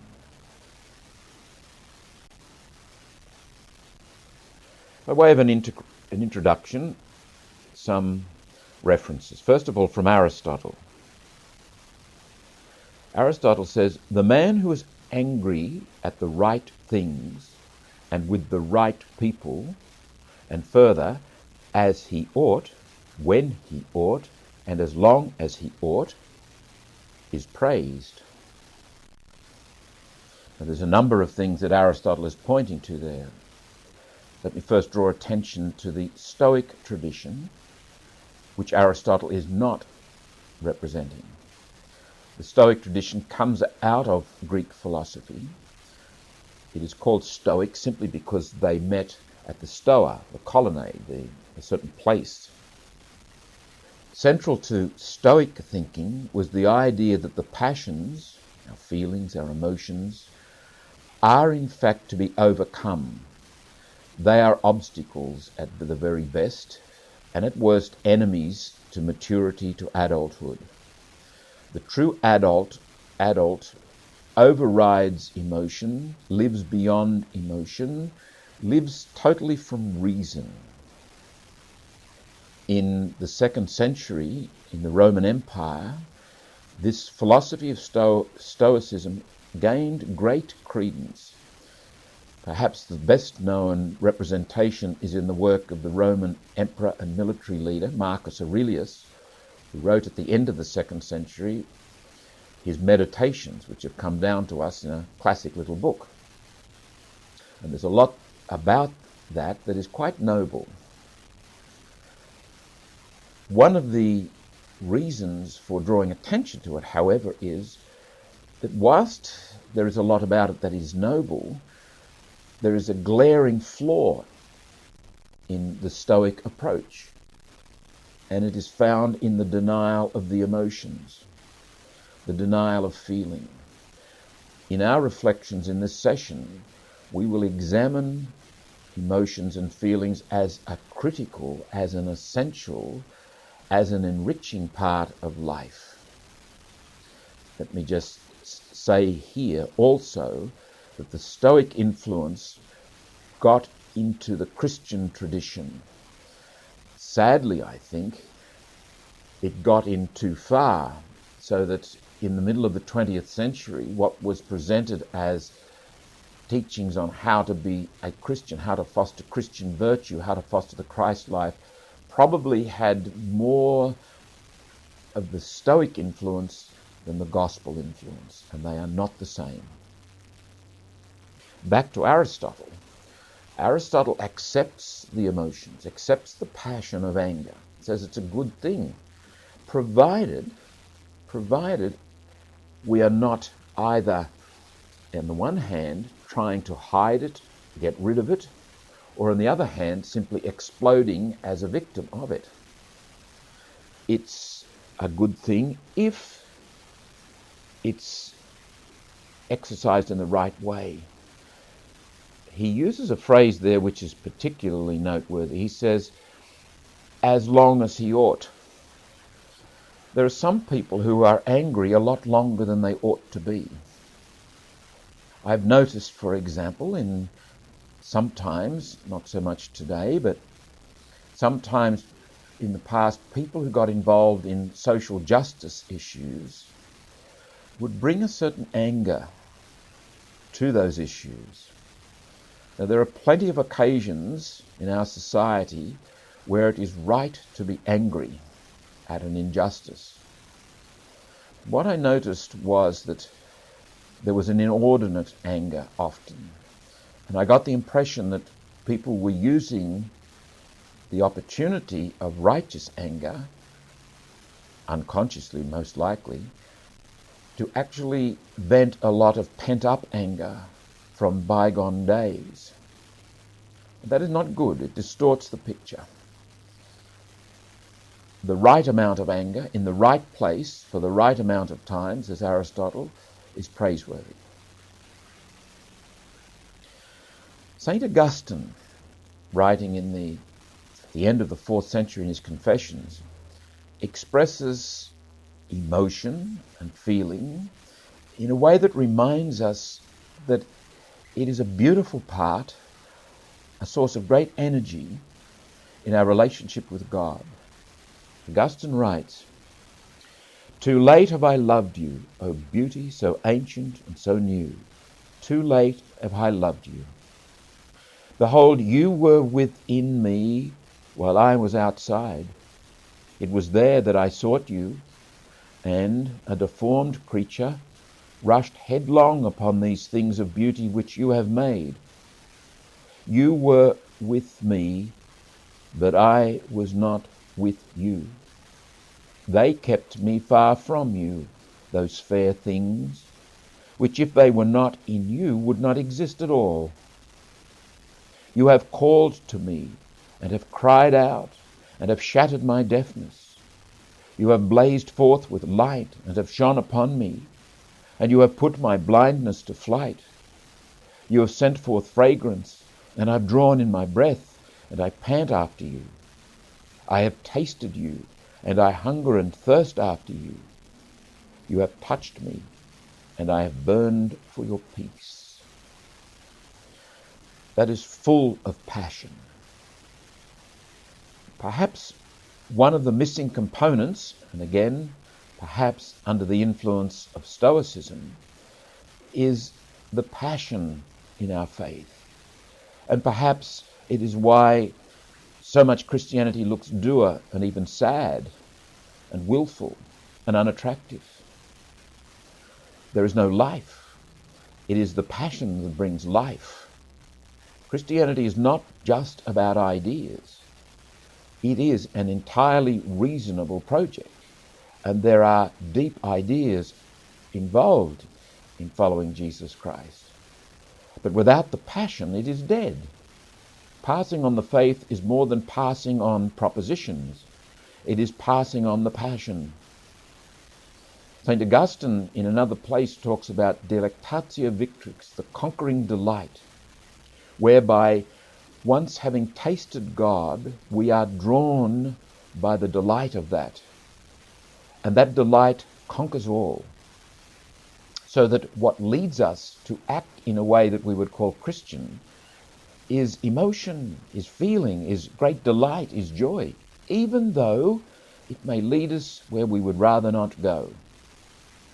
Perhaps the best and starkest example of this is Jesus in the Garden of Gethsemane. Jesus' life increasingly is one drawn by the delight of the Father. He seeks to do the Father's will. That is what he wants, even in the face of the terror of death on the cross. He is drawn by delight to say yes to the Father.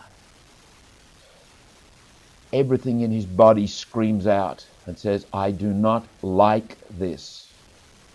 There are a whole lot of contrary feelings and emotions, but the deepest emotion is to be drawn by the Father's will.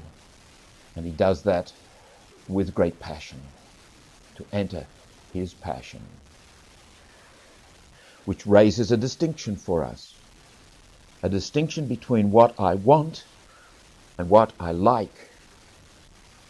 What I want is an expression of who I am, the existential must of my being. This is the realm of vocation. This is the realm of conscience. This is the realm of ultimate integrity. It is distinct from the realm of superficial feelings and attractions. I might like this or that, but I choose the other because it is what I want. And it is what I want because it is an expression of who I am and what is demanded of me by reality. The delight of living comes as we come home to ourselves and we taste what is real and what is true and what is good, as distinct from what is merely momentarily satisfying, what is an ephemeral attraction, what is perhaps a passing trend. A life grounded in being who one is, in doing what one wants, therefore, is a life that will be secure and substantial, a life of integrity. A life that is grounded in simply what I like will be an ephemeral, episodic, fragmented life. The next quotation comes from Blaise Pascal. Apparently, when Blaise Pascal died, he had a little note pinned inside his jacket. In English, it reads, "Fire, God of Abraham, God of Isaac, God of Jacob, not of the philosophers and scholars. Certainty, certainty, feeling, joy, peace." Pascal had written, "The heart has its reasons, of which reason knows nothing. We feel it in many things." And again, "It is the heart, not reason, which experiences God. This then is faith, God perceived by the heart and not by reason." Now, in fact, I suggest that Blaise Pascal is not excluding reason, but he's saying that when we taste God, even when our minds lead us in conviction to the existence of God and the reality of God through faith, it is actually passion, it is emotion that does the connecting, that gives us the experience that St. Paul described as being taken hold of. And that forms the basis of a vital and an energetic faith, one not centered in willpower and a doer struggle, but one centered in the mystery and a sense of grace and graciousness and a sense of what must be, because that's who I am. In Exodus chapter 34, verse 6, we read, "Moses called on the name of Yahweh. Yahweh passed before him and proclaimed, 'Yahweh, Yahweh, a God of tenderness and compassion, slow to anger, rich in kindness and faithfulness. For thousands he maintains his kindness, forgives faults, transgression, sin.'" We'll come back to this because there is a particular wording that is used in the Old Testament that relates this connection of God with the people to the connection of a mother with her child. In John chapter 2, verses 13 through 17, we read of the cleansing of the temple. "Making a whip out of some cord, he drove them all out of the temple, cattle and sheep as well, scattered the money changers' coins, knocked their tables over, and said to the pigeon sellers, 'Take all this out of here and stop turning my Father's house into a market.'" You'll find the same report in Matthew, in Mark, and in Luke. The three synoptics have it near the Jerusalem ministry, in other words, towards the end of the story. In John, it comes right at the beginning, in chapter 2. All of them talk to us of Jesus, who's capable of getting angry and very passionate. Note, although he makes a whip of cords, nowhere does it say he actually whipped people. You can see him in your imagination thrashing the tables, turning things over, calling out and showing great distress, and indeed frightening people. One of the images that tends to dominate our teachings about Jesus is Jesus meek and mild. And too often, Christian virtue is presented as if we all should be gentle and meek and mild. But somehow or other, anger is not appropriate. And if you go to chapter 4 of St. Paul's writings, letter to the church at Ephesus, you'll find a classic example of a text that can be misrepresented in this direction. That, get rid of ill will, no bad feelings, no anger. And that sort of text was used to promote and support a Stoic approach to the virtues, which excluded emotion and stripped the faith and the experience of Jesus of feeling and emotion and passion. And this is tragic. 3 particular principles then. And we use the word feeling and emotion interchangeably. Feeling or emotion is a spontaneous reaction to a stimulus. It manifests itself in a movement of the whole person. Our English word emotion comes from the Latin word to move. If somebody sticks something sharp into your leg, you tend to jump. You move away from the source of the pain. Your ability to feel pain is a gift. If you could not feel pain, you would probably end up with scars all over your body and probably end up dying from some kind of hurt. And this indicates something very important about feelings and emotions generally. They are signals. They are bearers of wisdom. They call us to listen. They are evocative.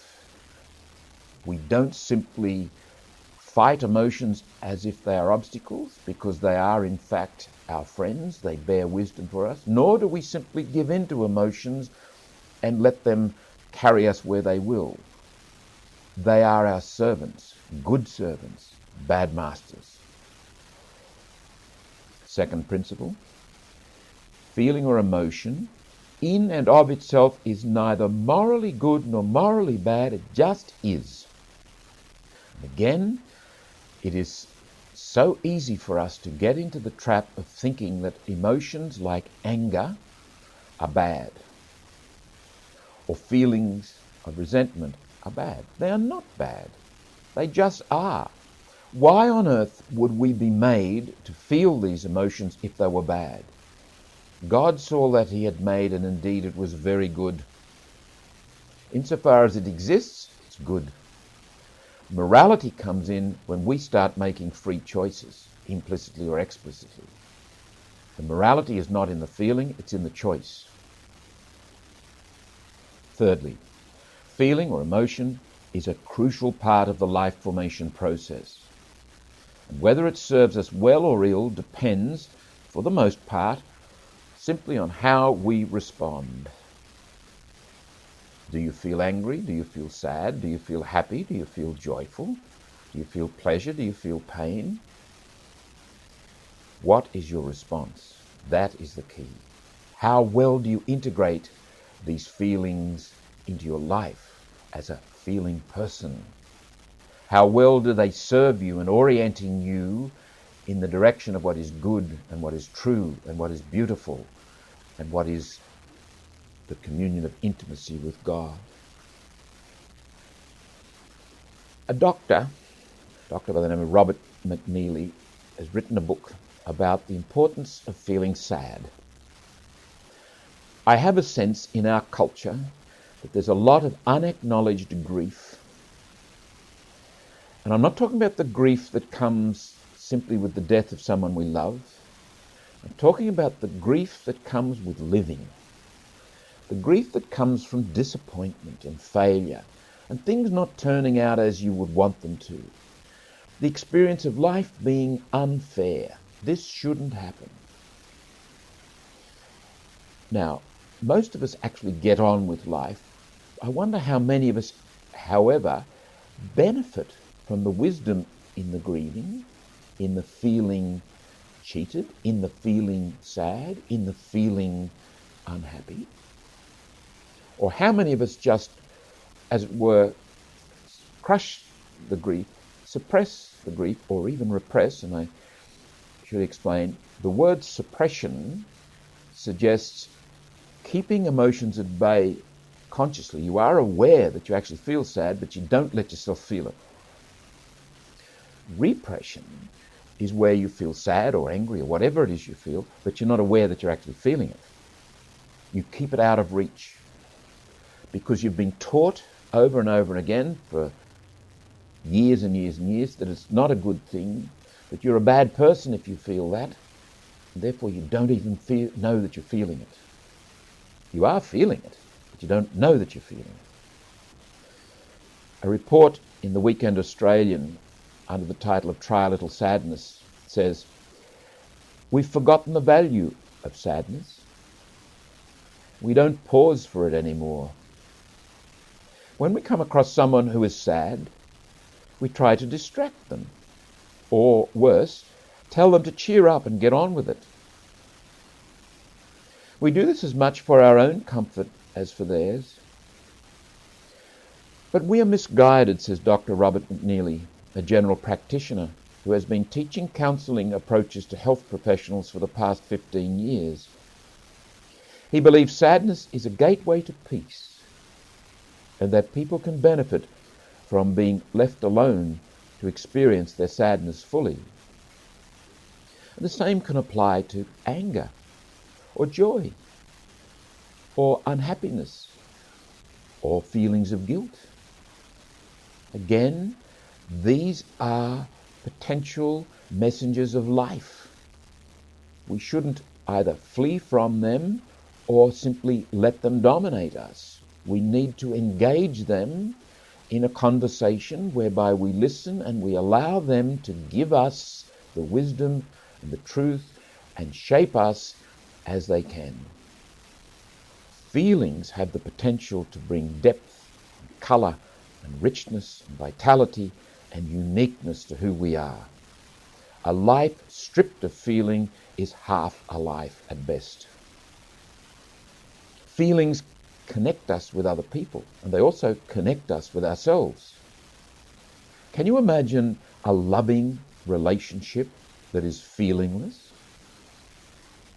Well, why would we think we could have a loving relationship with God that is feelingless? Feelings accompany our thinking, our willing, our remembering, our anticipating, and our imagining. In fact, if you examine the thinking and the willing and the remembering and the anticipating and the imagining that is powerful, that has an effect in shaping our lives, you will find it is because there is a feeling content to it. We remember things when we attach or find feeling in them. When we have strong feelings, we tend to remember very strongly. And the same with imagination.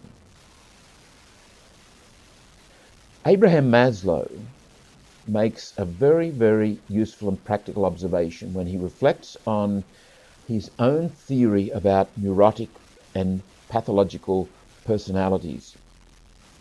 He writes, "I had not realized that in most neuroses, and in many other disturbances as well, the inner signals become weak or disappear entirely, as in the severely obsessional person, and or are not heard or cannot be heard."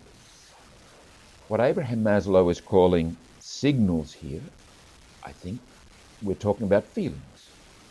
The ability to connect with yourself through your feelings, the ability to connect with your feelings, the ability to ask yourself, what am I feeling at the moment, and be able to hear what you are actually feeling and hear it accurately. If I'm used to repressing my feelings, I will not be able to hear it accurately. I will not know what it is that I'm actually experiencing. I will be disconnected from the depths of my being. Conscience, for example, includes a sense ability, an ability to sense beyond reason, but not excluding reason, including reason, a sense, an intuition, if you like.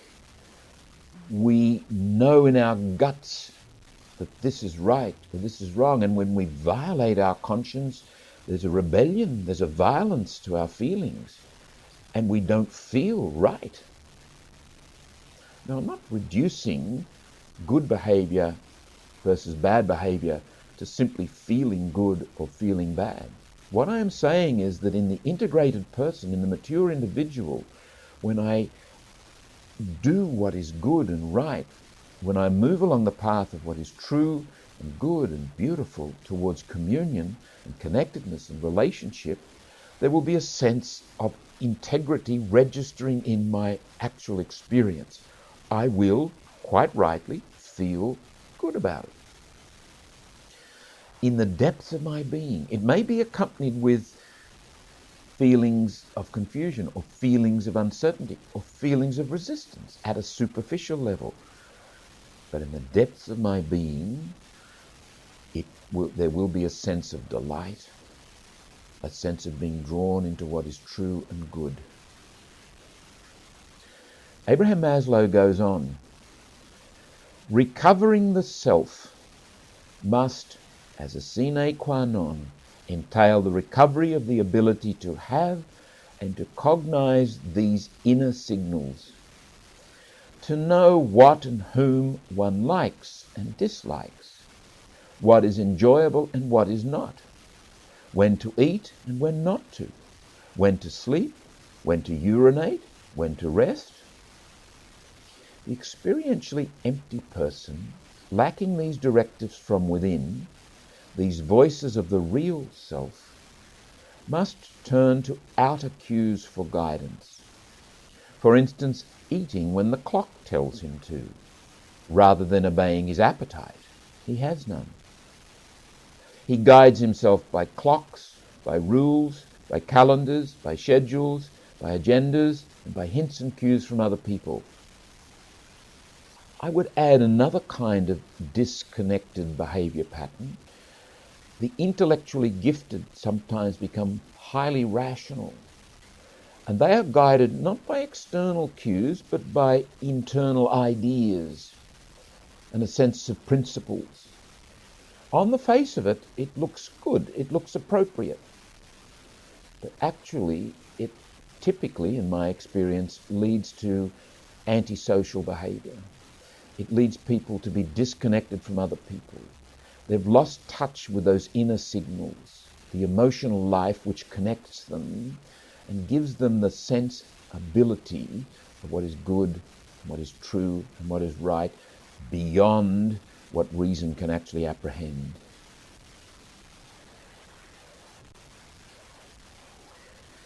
Let's look a little bit more closely at feelings and emotions. We've already indicated the notion that a feeling or an emotion is simply a reaction of movement to some kind of a stimulus. These are morally neutral. Morality only becomes a factor when I make a choice, and I must respond. I must make a choice. I am accountable. I can't say, well, I felt angry, that's why I stabbed that man to death. Well, in fact, in a court of law, sometimes, rarely, but sometimes passion is taken into account, if it's appropriate. Typically, as adult human beings, as members of a civil society, we are expected to exercise some kind of discipline, some kind of governance with regard to our emotions. None of us has dictatorial control over our emotions. They simply crop up when they will crop up in reaction to stimuli. What I actually do with them is important then. Can I suggest that someone who's been raised to actually exercise a little bit more control rather than less control is probably in a better position coming into adulthood than the person who's been raised to give free rein to their emotions. That can actually destroy a person. The person as willing becomes impotent, is undermined by the power, by the sheer destructive force of emotion.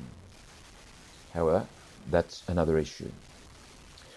We can distinguish three sets of feelings and emotions, and we distinguish those sets on the basis of the source of the emotion and where it is primarily expressed.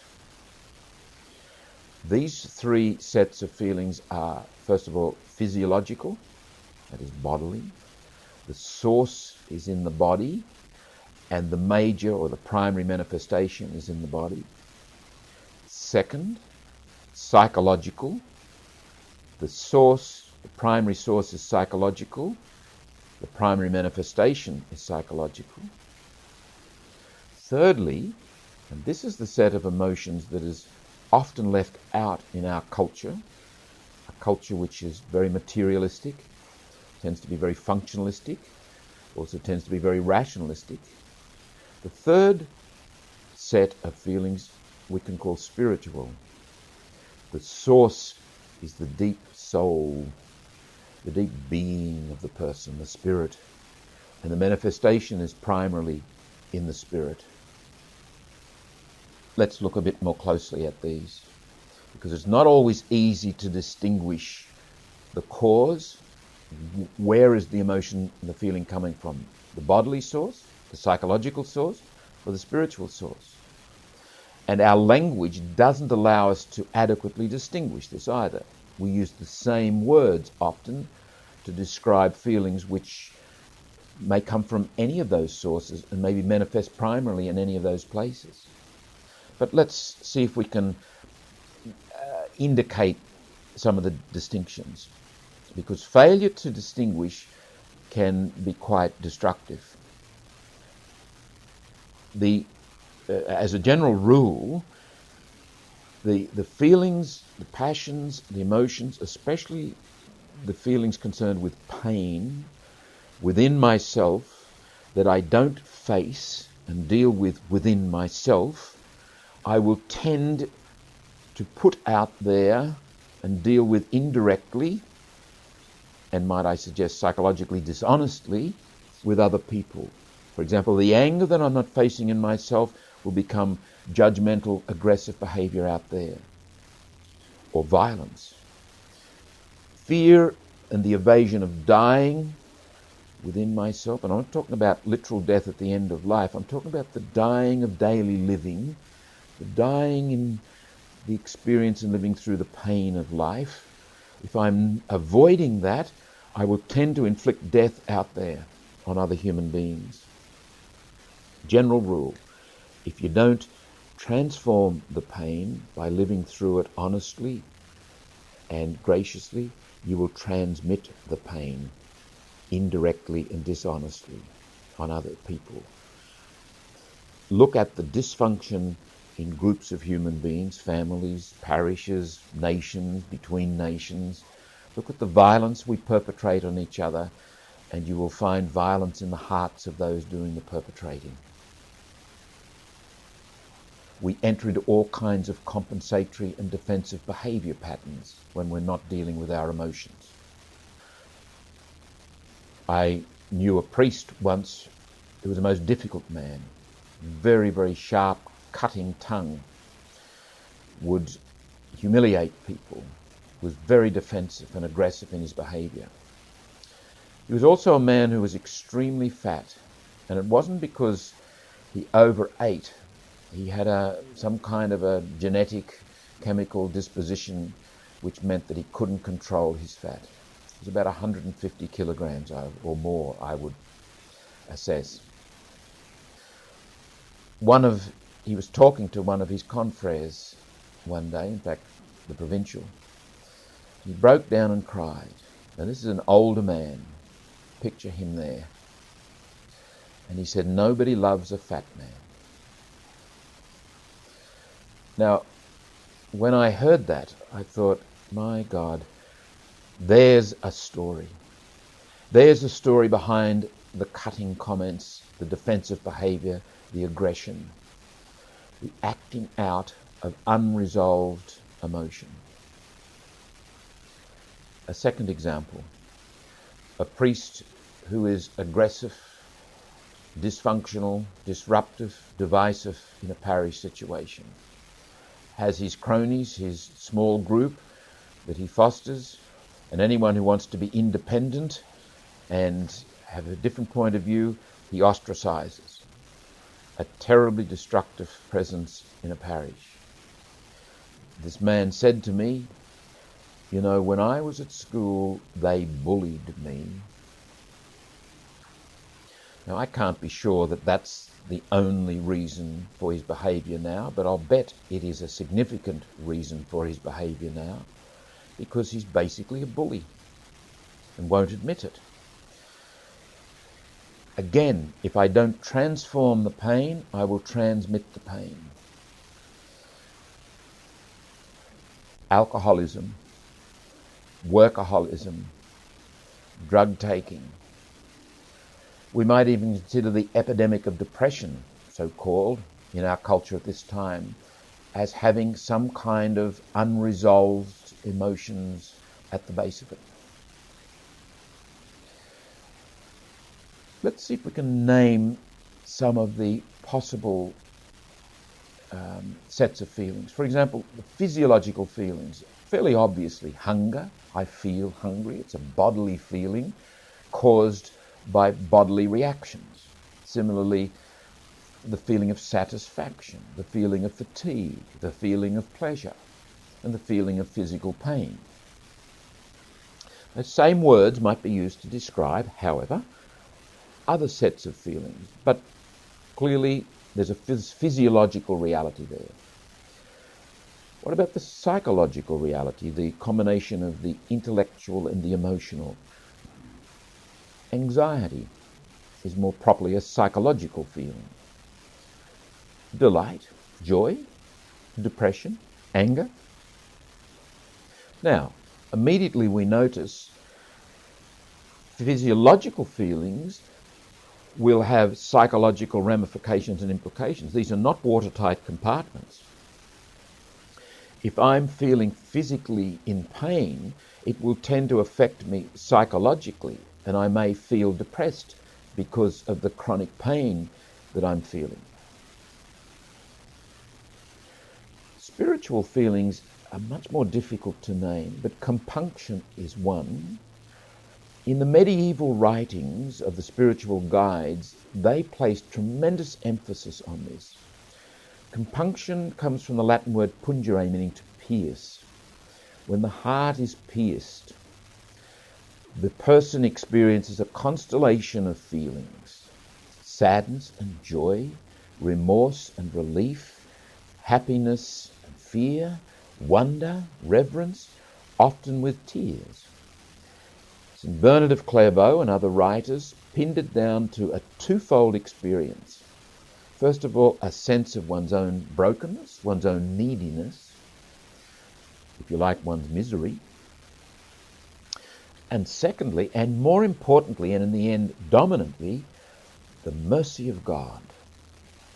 In that very same experience in which I know my neediness, I also, and at exactly the same time, know God's embrace of love and compassion and mercy.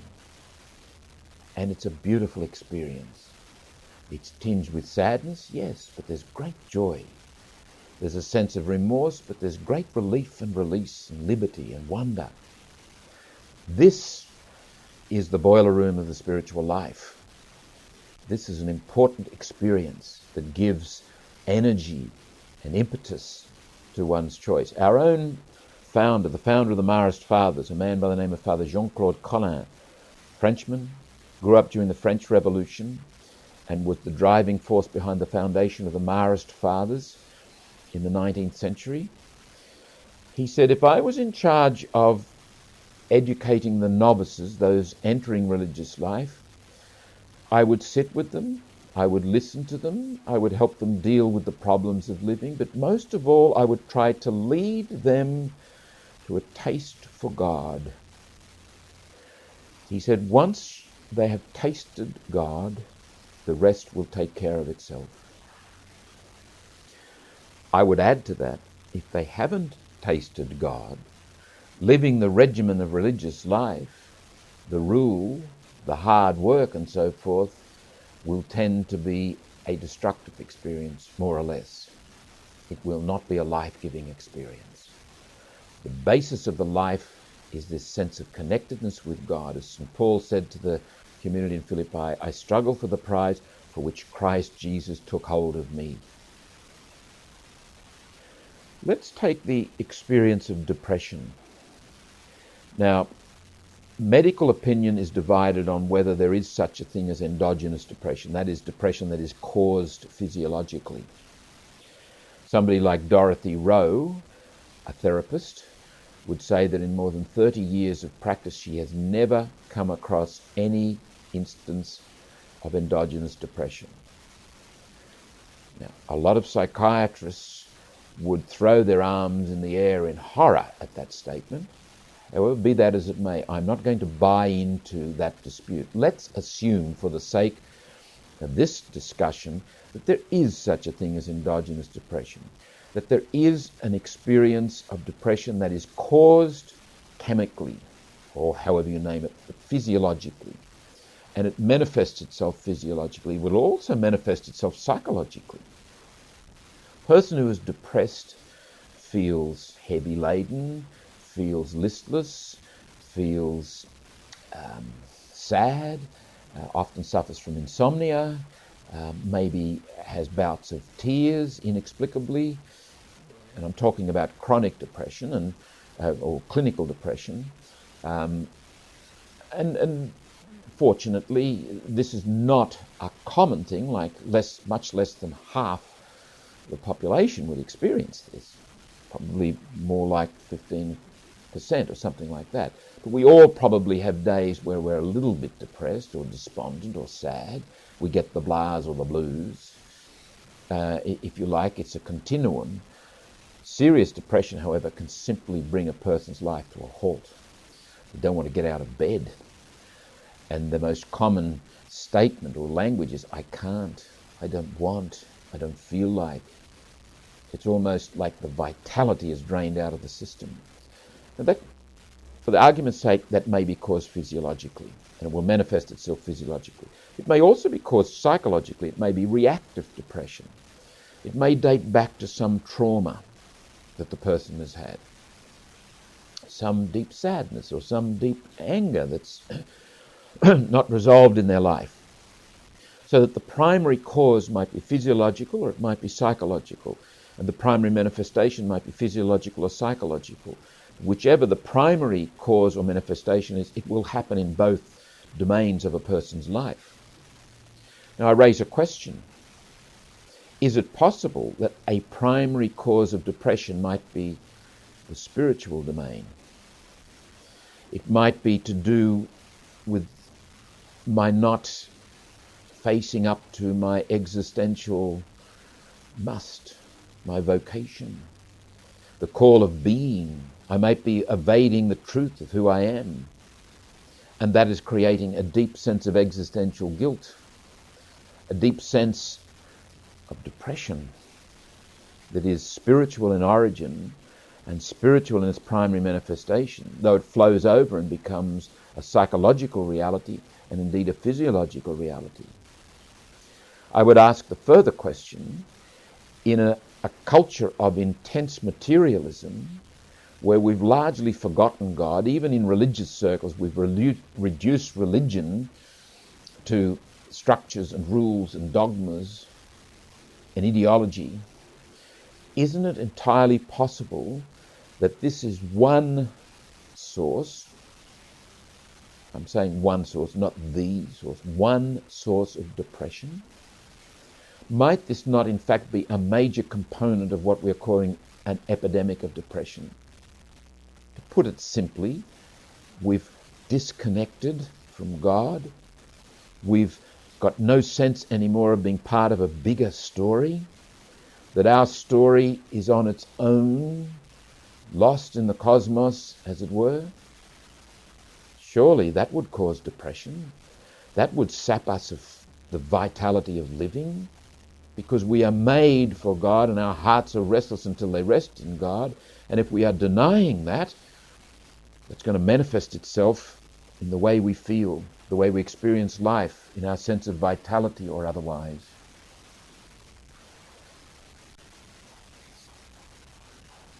Let's look at some practical ways of promoting ourselves as feeling beings in a manner that is constructive. We want to avoid the two extremes of trying to shut out feelings, trying to exercise dictatorial control over them, as if at best they're obstacles to healthy living, and at worst they're actually the enemy. So we get to hate ourselves. We become hostile to ourselves because we have these feelings. That is a bad situation. We want to avoid that. On the other hand, we also want to avoid unbridled expression of emotion. That can actually destroy our ability to be free, accountable human beings. When anger runs away with us, when the desire for pleasure becomes wanton, dissolute behavior, etc. We need, as Aristotle has indicated, to follow a third path, one that says of our feelings they are a critical part of being human. They bring vitality, they enable us to connect with other human beings and connect with ourselves. They bring richness, they bring uniqueness and colour to our lives. These are the source of joy and happiness. This is the kind of thing that allows us to get on with living in a manner that is vital and life-giving and likeable and lovable. All right, looking at some basic ways of promoting this kind of lifestyle. First of all, again we reiterate a vision, an attitude to life. Life is ultimately a mystery to be lived, not a problem to be solved. Our feelings, our experience of emotion and passion is not a problem to be solved. It's part of a mystery to be lived, part of it. We are participators in this mystery. We will never understand the mystery because it is an expression of the incomprehensible and unnameable, inexhaustible intelligibility we call God, the great mystery. We will never fully understand our emotions, our feelings. We will never fully understand ourselves as feeling beings. There's a mysterious quality here. We accept, we submit to, we act as participants, as accountable agents with free choice who are responsible. The center of gravity is not our egos, not our willpower. The center of gravity is the great mystery. The primary moving force is that mystery, not our willpower. So we go into the world seeking to submit to that mystery, to be caught up in that mystery, which is love, which is goodness, which is truth. This ought to evoke willingness rather than willfulness, facilitation rather than imposition, participation rather than manipulation, graced emergence rather than ego mastery. We have to live with a lot that we neither understand nor control. Indeed, we may have to live with things that are just not fair. Sometimes our emotional reactions to things that are not fair can sweep us off our feet. And instead of accepting the mystery of life, experiencing ourselves as part of this bigger story, we become indignant. And we start acting indignantly. And we start thinking indignantly. And we start anticipating and remembering indignantly. And so it becomes a toxin that infects our whole life, rather than a wisdom and a gift, a grace that imbues our life with vitality and wisdom. Secondly, we should always reflect on our life formation process within the context of the transcendent. Again, we see ourselves, our story, as part of a bigger story. I am not an absolute. I am part of the absolute. We foster a gentle and honest self-accompaniment. knowing ourselves to be part of the wider mystery of formation, which in turn is an expression of the great mystery beyond that mystery. Let me suggest a little technique that may be useful to you in allowing yourself to participate in this mystery and maintain a sense of mystery, and maintain a sense of you as a feeling being caught up in something bigger than yourself. Feelings aren't ends in themselves, and they're not masters, they are servants, bearers of wisdom, life's wisdom. Whenever you find yourself reacting by way of feeling, acknowledge it. Then make sure you acknowledge it in a way that is non-judgmental. Now, some people who have been brought up in conscientiously religious environments may have to work hard at this, at least initially, because there's an automatic reaction pinned to feelings like resentment, feelings like anger, feelings like sexual attraction. This is bad. I must not feel this way. Why not? There's nothing the matter with the feeling. It's how we respond. And if I respond in that hostile way, there is something the matter with that hostile response. A creative, godly response, Christocentric response, would be simply to welcome the feelings, acknowledge them. It's okay to feel this way. It's not an issue.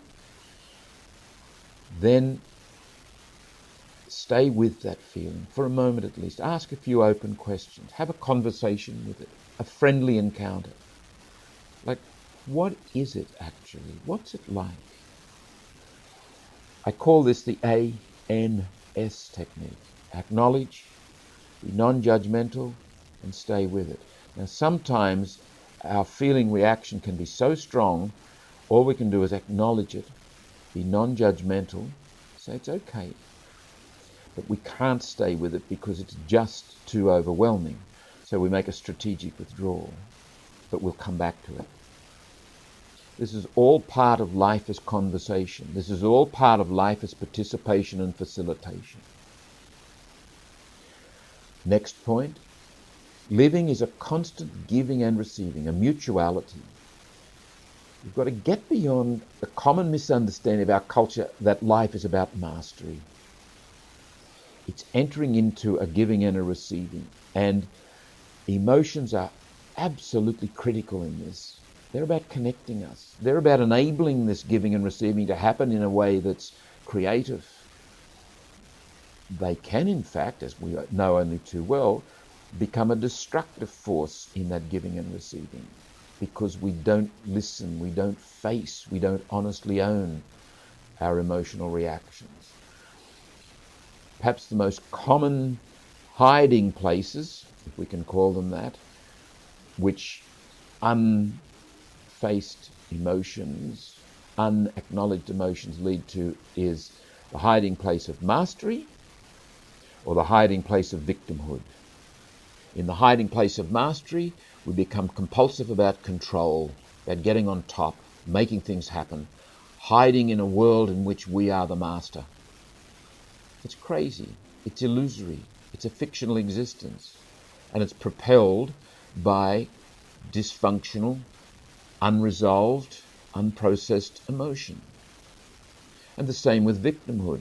How often we find ourselves blaming other people, looking for scapegoats to avoid responsibility for living, as if hiding in this prison of our hurt, our being treated unjustly, our whatever, our pain, that provides some sort of perverse identity for us. And instead of working through it, living through it, and growing because of it, and becoming wiser and more appreciative of mercy and less judgmental of others, instead of doing that and coming out into the freedom and the spaciousness of our individuality and our maturity, we look at the world from behind the bars, the cage of our resentment and our being hurt and our being angry. And my goodness, we're not going to come out of that cage because why? This has a lot to do with forgiveness. And we ought not, remember when we talked about forgiveness under the heading of remembering, we ought not jump too quickly to the moral act of forgiveness, because this can lead us into the mastery mode and also the victim mode, because we simply don't process the feelings of pain that we're trying to deal with. Some rules, 5 of them. First of all, listen. Always pay attention to what's happening. The most practical question you can ask yourself at any time, in any moment, in any place, under any circumstances is, what's going on? What's actually happening here? What's happening with me? What's happening with you? What's happening between us? And listen. Ask it as an open question. Pay attention. We must learn to listen honestly and effectively to all levels of our experience. This is life speaking, and we would do well to listen, even if we would rather not, even if we would rather run 100 miles, because it's too painful. It involves a dying that we don't want. The sad irony of that flight is it's a flight from living, because the way into the living is through the dying, which is another way of saying the way into the living is by facing my emotional experience, by working through my emotional experience, by thereby transforming my emotional experience so I don't transmit it to you. Incidentally, Eugene Gendlin's book, Focusing, is the best practical guide to this sort of listening that I have found anywhere. It is respectful, it is effective, it is practical. The second rule, assume that every feeling or emotional reaction has something positive to contribute to your life. Going back to the ANS technique, we must put on the answering machine inside our stomachs the response, it's okay. So that when your bodily being, when your psychological being, when your spiritual being throws up some kind of emotional experience, the message is not going to be, oh, I shouldn't feel that way, stop doing that, get out of this. The message should be, it's okay. The message should be one of hospitality. We need to establish in our beings, in the depths of our beings, in our torsos, a hospitable environment, not a hostile environment. Too many of us carry around a hostile environment in there, which means we're not going to process, we're not going to face, we're not going to deal with our emotions, we're not going to live the dying that is essential, we're not going to transform the pain, we're going to tuck it away somewhere and bring it out and flog ourselves and all the world with it at some other time. Third rule. The third rule is that feelings are to serve us, not we them. It helps in moments of strong feeling to remember this and deliberately choose an attitude to the feeling. By acknowledging the feeling in that ANS technique, by simply acknowledging it, you give yourself a little bit of distance. You set up the possibility of a conversation.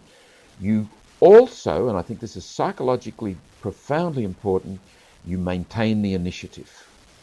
When feelings grab the initiative from you, that's when you start to get into trouble.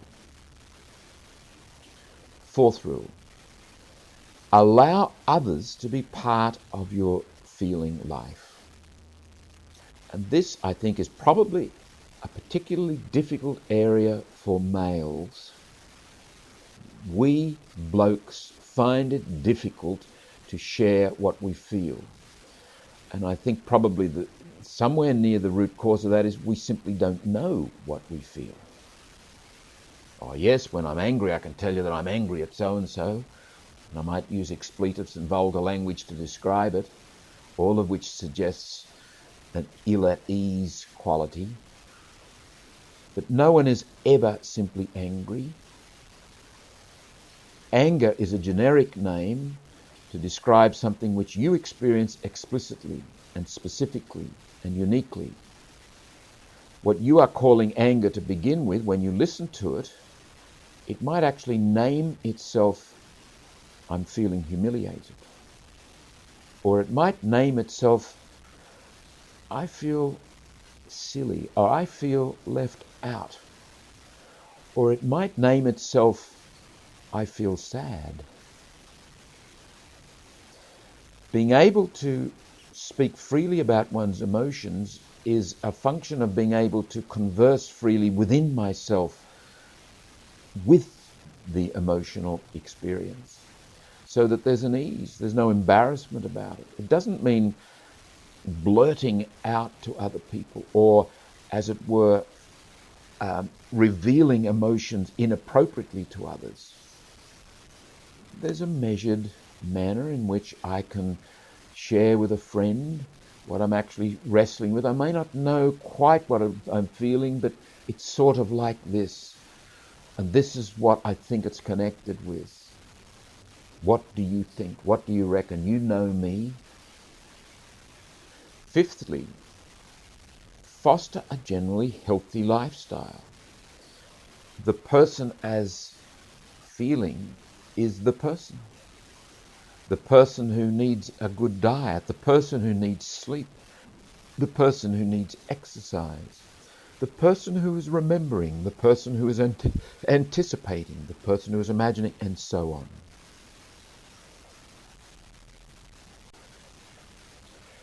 Let's look at the Bible and feeling and emotion.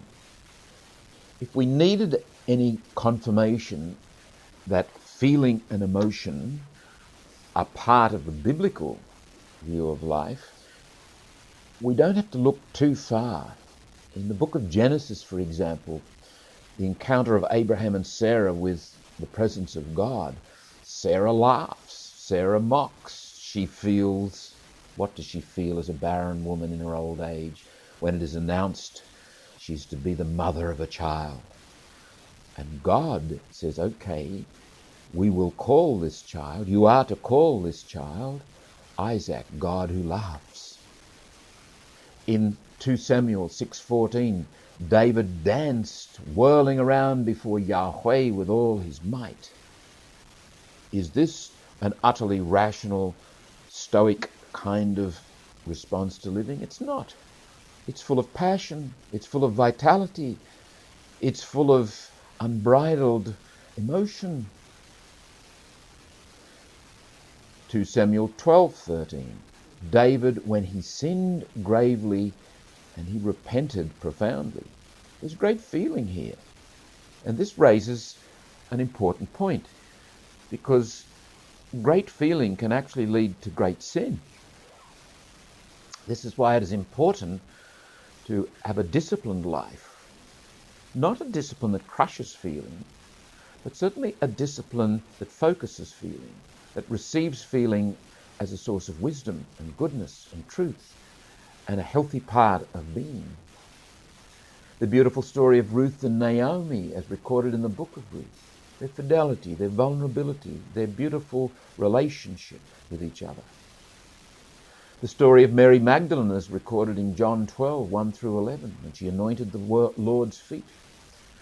I'm assuming here that it's the same Mary who then turned up in the garden of the resurrection, looking for her man. What have you done with him? She said to the gardener. John 20:11-18.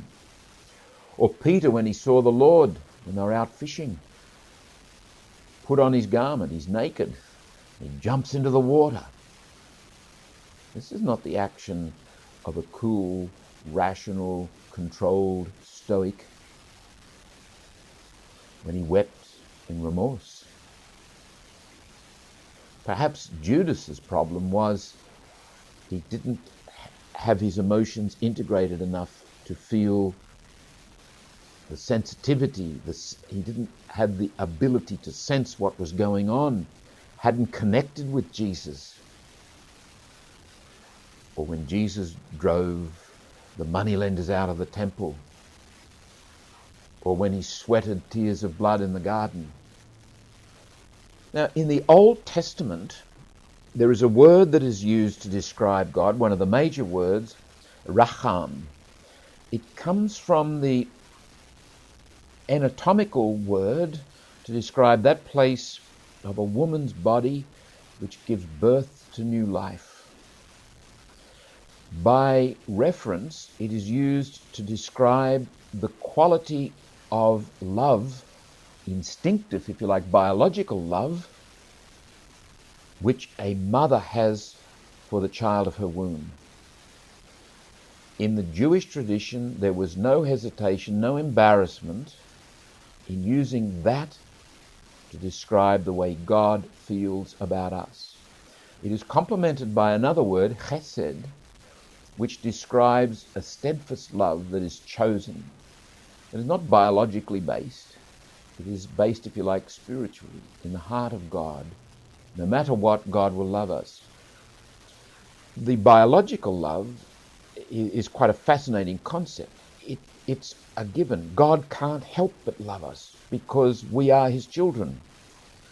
Isaiah chapter 46:15, is it, or 47:15? Can a mother forget her child?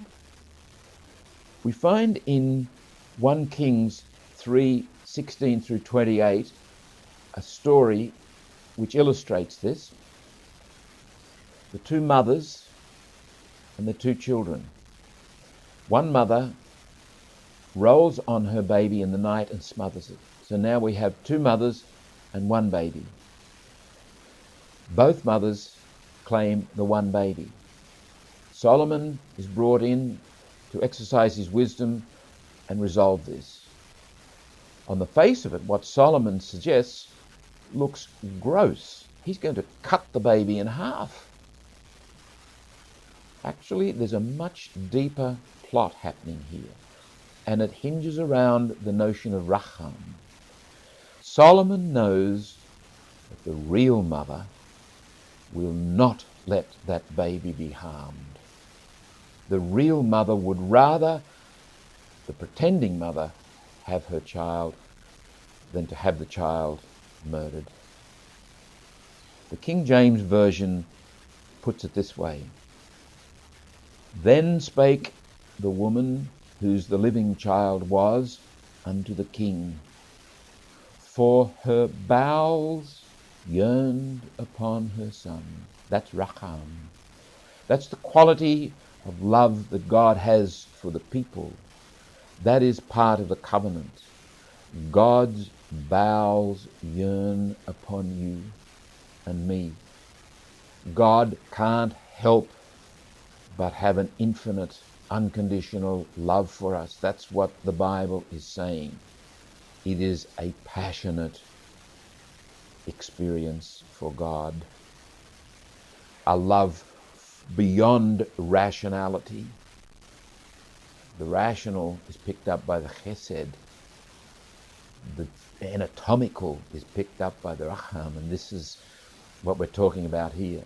Now, in the Septuagint, the Greek version of the Old Testament, the racham is generally translated by a Greek word splagnitesthai, which comes from another Greek root word, splagna, which refers to the noble viscera, the stomach, the spleen, the heart, and the lungs. So that the experience of splagnitesthai is comparable to the experience of a mother who looks on her child with compassion, with pity, with mercy, with tender loving kindness, etc. All sorts of words, name it. It is not possible, I suggest, in our English language at this time, in our Western culture, to find an adequate word to translate either of these two words. For example, in Matthew chapter 9, verse 36, the word splagnitesthai is used when Jesus looked at the crowd and said, "They're like sheep without a shepherd," and he had pity on them. Splagnitesthai is translated by the word pity. The English word pity just doesn't say it. What the Greek word is saying is Jesus looked at the people and his guts shook. His bowels yearned upon them. Language and lived experience, language and cultural, social reality are intimately linked. In our highly rationalistic, functionalistic, materialistic culture, we've actually disconnected from some of those primitive, fundamental, life-giving experiences. We cannot read the words from another culture, therefore, which carry those primitive experiences and which they would understand only too well. We can't read them and understand them, yet they are there. And this is the way Jesus loved the people and loved the disciples. His bowels yearned upon them as a mother's love for a child. Finally, let us reflect briefly in some kind of a little overview of the tradition. There are, in fact, many authors throughout the tradition who write with this sense of passion, this sense of feeling and emotion. And even somebody like the great St. Thomas Aquinas, writing in the 13th century, who's highly rational and objective in his philosophical writings, and in his writings endeavoring to explain reasonably the covenant relationship we have with God and the implications of that. St. Thomas had a dream towards the end of his life, and he shared it with his secretary, and he said, "What I have written is so much straw. We should burn it. It doesn't say it." St. Thomas was a man of passion. St. Thomas was a man of deep feelings. St. Thomas was a great mystic. But you will also find affectivity manifested at great depth in some of the early fathers like Basil, in the 4th century, like St. Gregory of Nyssa, poet that he was, St. Augustine, whom we've already quoted. Down the ages, St. Francis of Assisi in the early part of the 13th century, deeply affectionate man, and a man who had great appreciation for the emotional sensibilities of the people. We owe the crib, for example, and the sense of that baby, that sense of the infancy narrative come alive in the rituals associated with the crib. We owe that to the Franciscan tradition. St. John of the Cross, if you read St. John's poems, they are passionate. They are passionate love poems. Don't start to read John of the Cross by going to the prose explication of the poems. Read the poems, sit with the poems, meditate in the poems, let the passion get under your skin. St. Francis de Sales had a most affective way of writing. And of course St. Bernard of Clairvaux in the 11th century, hugely passionate, affective writer. And you'll find this particularly, for example, in his sermons on the Song of Songs, which is an extended treatise, if you like, on prayer and the mystical life. And of course St. Teresa of Avila and Julian of Norwich and Matilda of Magdeburg and Hadowich, the women writers as were naturally swung this way. And there's an interesting reference to passion and emotion in John Cassian, the early 5th century writer, who was one of the Desert Fathers and set up a monastery in Marseille. And he makes the note that we tend to be drawn by our emotions, so he says, just make sure what you're drawn to is the right thing, the good thing. He says, the vital force of the soul does not allow it to rest without some feeling of desire or fear, of joy or of sadness. We must then give it the right occupation. And this really is the sum of the whole thing. We desire to drive from our heart the lusts of the flesh. Let us unrestrainedly make room for spiritual joys. In other words, don't just drive out those feelings that lead me in the wrong direction or try and suppress them. Foster feelings that lead you in the right direction so that you have, as it were, a viable alternative, something that gives you life and vitality. Let us not imagine, he says, that we can in any way master or banish the desire of present things unless in place of these tendencies which we desire to cut off, we place good ones. In other words, substitute one strong emotion for another one. And you don't substitute it by mastery, but by facilitation, by making choices. This is part of a healthy ascetical life, a disciplined life, making disciples of our emotions. St. Augustine wrote something rather similar. He says, "Love cannot be idle. What is it that moves absolutely any man, even to do evil, if it is not love? Show me a love that is idle and doing nothing. Scandals, adulteries, crimes, murders, every kind of excess, are they not the work of love? Cleanse your love then. Divert into the garden the water that was running down the drain. Am I telling you not to love anything? Far from it. If you do not love anything, you will be dolts, dead people, despicable creatures. Love by all means, but take care what it is you love." And I think by way of conclusion, we could substitute the word feeling or emotion in there for love, or the idea that Augustine is expressing in terms of love. You will be a person of some passion. Just be careful where you direct it.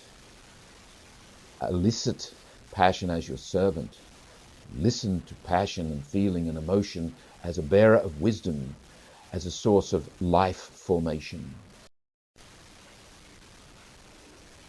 This is Unit 3, Session 5, The Person as Consciousness. In this session we will actually wrap up our reflections on intra-formation. In a sense, consciousness embraces all of what we've been talking about under the heading of intra-formation. The person is thinking, the person is willing, the person is remembering, the person is anticipating, the person is imagining, and the person is feeling. But consciousness is more than just the sum of those. Each of those aspects of the person, each of those intra-formative powers, reflects and manifests consciousness.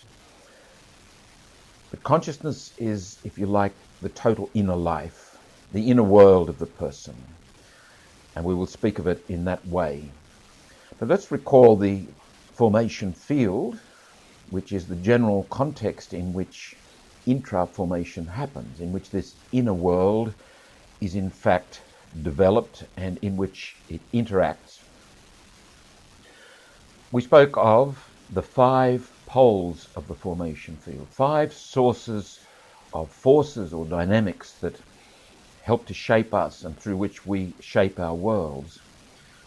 First of all, there is pre-formation. We come into the world, we begin the journey with a set of data, body, soul, givens. We're, as it were, thrown into the world. There is the second obvious source of formation. We call it inter-formation. We interact with other human beings. Even whilst in our mother's wombs, we are interrelating with her, and through her with a whole world of people. So the interrelatedness begins right there in the womb, but of course it develops markedly and expands as we grow and meet other people and become involved in society. The third source of formation, the third polarity, the place of interaction with our world, we've called intra-formation. It is that inner world that we will develop more particularly in this session. But the other 2 polarities are the polarity of our situations, our immediate world, a situation that is developed by culture and by human experience and activity and events, creates a certain mood. We help to shape that, and we in turn are shaped by that. But there's also the wider world, the whole world, the historical moment in which we find ourselves. That does in some measure shape us. We do in some measure shape it.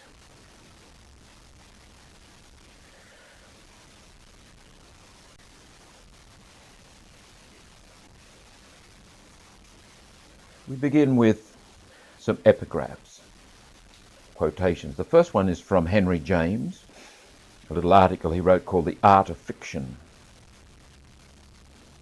Experience, he writes, is never limited, and it is never complete.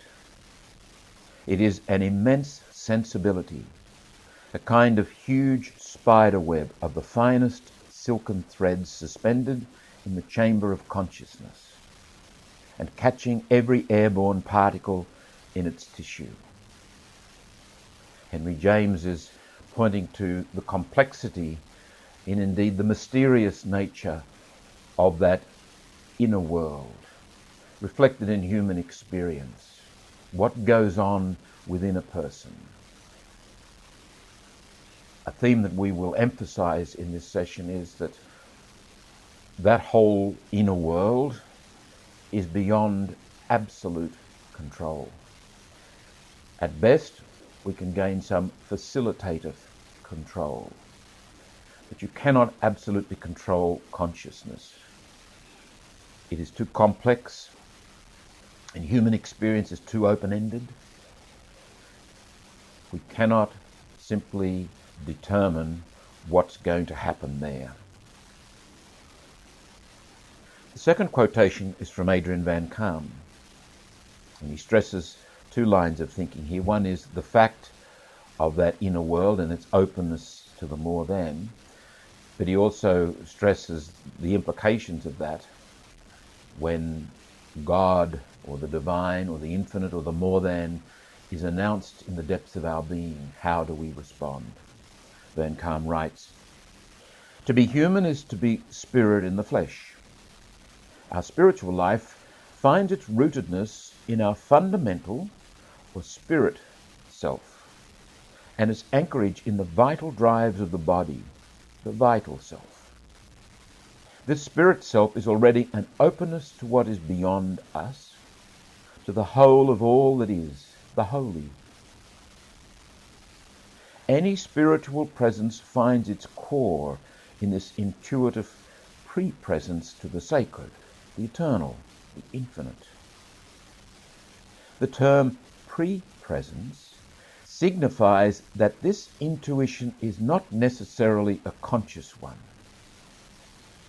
When the infinite announces itself to our awareness, we may be terrified by this immense beyond. We may be frightened too by the demands it may make upon us. We may flee from this experience by a refusal that bans this announcement of the beyond from our awareness once and for all, or so we hope. This radical refusal has an effect somewhat similar to that which repression has on our infra-conscious drives." Now let me just again reiterate the two major thrusts of this quotation from Van Kaam. We will pick up a number of the themes that are implicit here in the ongoing discussion. But first of all, the fact that our inner worlds are an openness to the more than, to the holy, to the infinite, to the eternal. That I am, in the depths of my being, connected beyond myself. This is perhaps why when we meet someone of depth, someone of substance, we are actually in the presence of more than just an individual. This person, this individual's presence is something which goes beyond this individual. This is more than just ego we are dealing with. The presence of the person is the presence of the beyond at its best. But Van Kaam also indicates a darker possibility here, that when the eternal, the infinite, the holy, the more than, makes its presence felt in the depths of our beings, we actually have an option. We can close off to that annunciation, or we can embrace it and follow where it takes us. This is the stuff of vocation, or this is the stuff of repressed vocation, and perhaps existential guilt, where a person shuts themselves off from what they most deeply are, what they are called to be. A friend of mine who was very, very successful writing or producing soap operas on TV was given an all-expenses-paid holiday to Europe by the station for whom he produced the soap operas. Now, he was a man who had no particular religious bent, nominally Presbyterian, but actually nothing.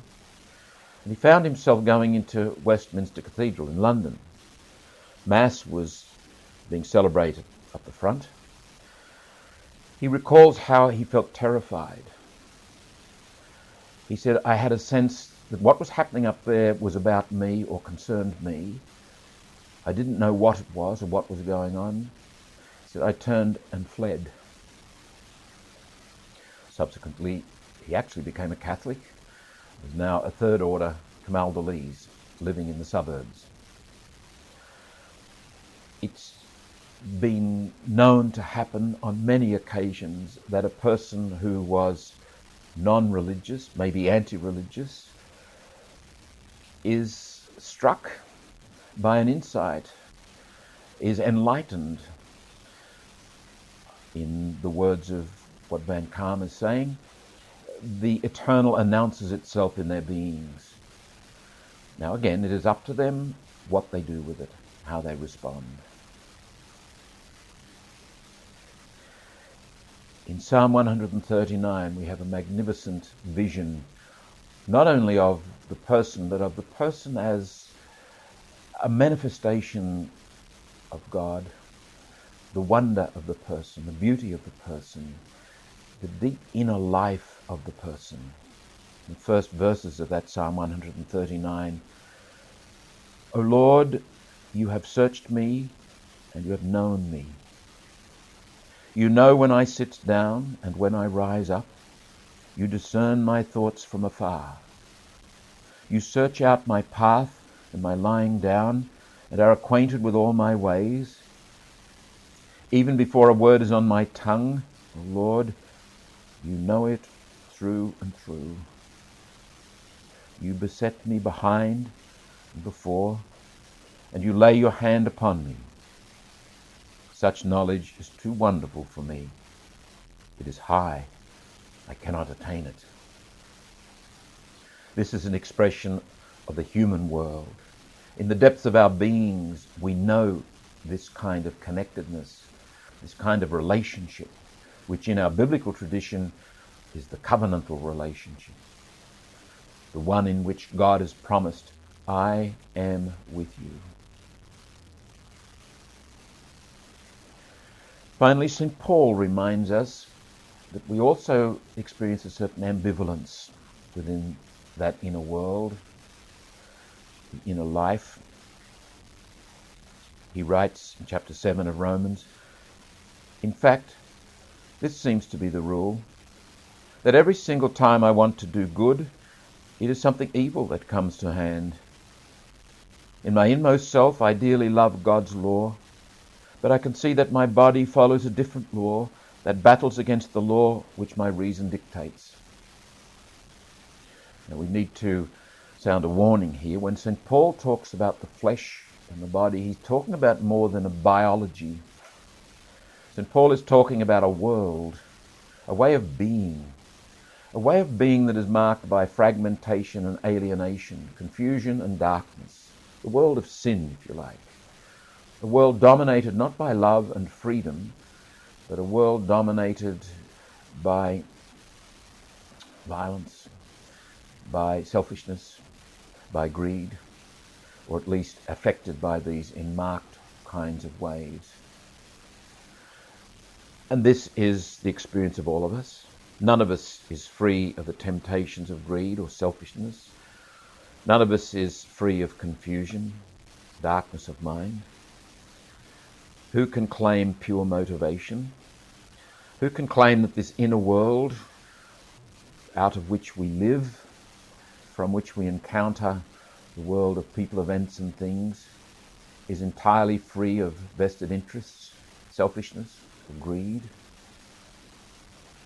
St. Paul recognizes that as a source of humility. In the Christian tradition, we say our recognition of that is a recognition of our neediness, our brokenness, our fallenness. It is also the place where we meet the wonderful mercy of God.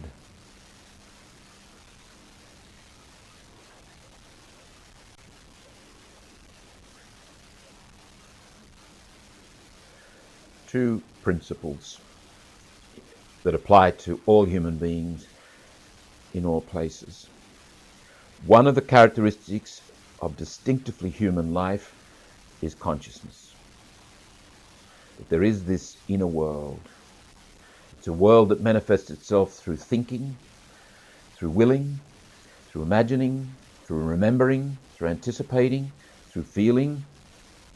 All those, and still there's a whole mysterious, incomprehensible, in the end, uncontrollable dimension to it.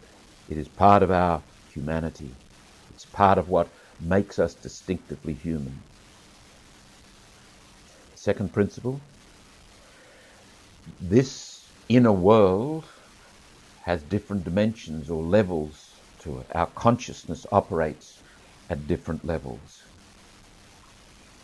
Now let's reflect on the common sense meaning of consciousness before we continue to reflect on it at any depth.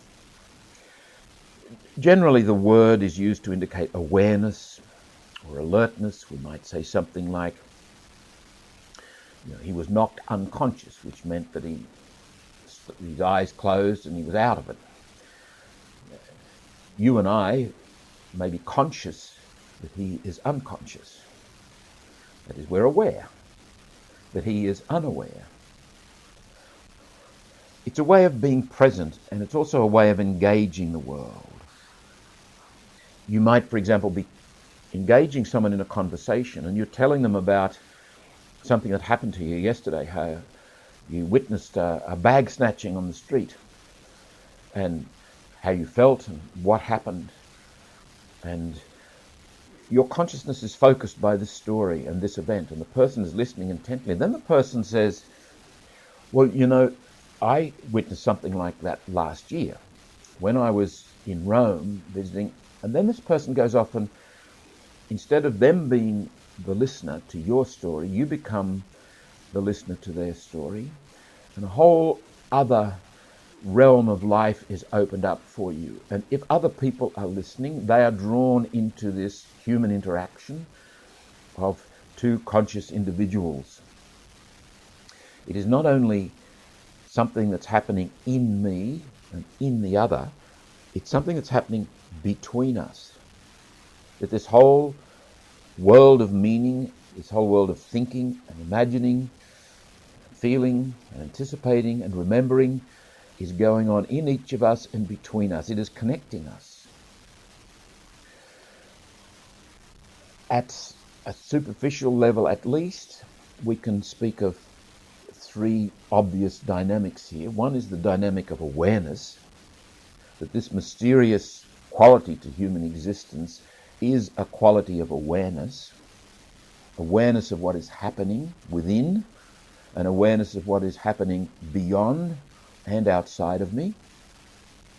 The two may become disconnected from each other, or one may overpower the other or distort the other.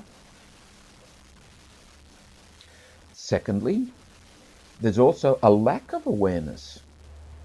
And this extends our understanding of consciousness beyond mere awareness. This partial awareness, or this biased awareness. For example, I may be so absorbed in your story that I lose awareness of the fact that I'm beginning to feel quite angry, or sad, or tired. And other people being present, somehow or other, at some level, that might be recorded in my being, but I'm not aware of it. I'm not entirely aware of all that's going on here, but something's happening. So there's a lack of awareness, which is part of consciousness too. That adds to the mysteriousness and the complexity of it. Thirdly, and this ought to be obvious from that second point, this world of consciousness does have a life of its own, at least to some extent. If I'm talking to this person about witnessing the bag snatching, and then this person recalls something, I have triggered a memory in that person, and that person then, as it were, takes the interaction, and I switch to focusing on something else, and this can happen without deliberateness, without calculation. It just is the sort of thing that happens in human affairs. So there's this inner world. It's an inner world that connects me with myself, the deepest possibilities. It connects me with a certain strangeness, a certain complexity. But it also connects me with others and their strangeness and their complexity. Let's take 4 practical observations out of this. First of all, and it's particularly obvious from the third point where we've said that consciousness has a life of its own, we don't have absolute control over the processes of consciousness or the fact of consciousness, whether to connect us with ourselves and the depths of our being, or whether to connect us with other human beings. For example, if I'm traumatized, a whole array of dynamics can happen within me that have me quite out of control. And if I'm hit on the head, my consciousness takes on a whole other way of being. And the way we connect with one another has as much to do with the consciousness of the other as it does with my consciousness, and I can't always control that. But we can exercise some control.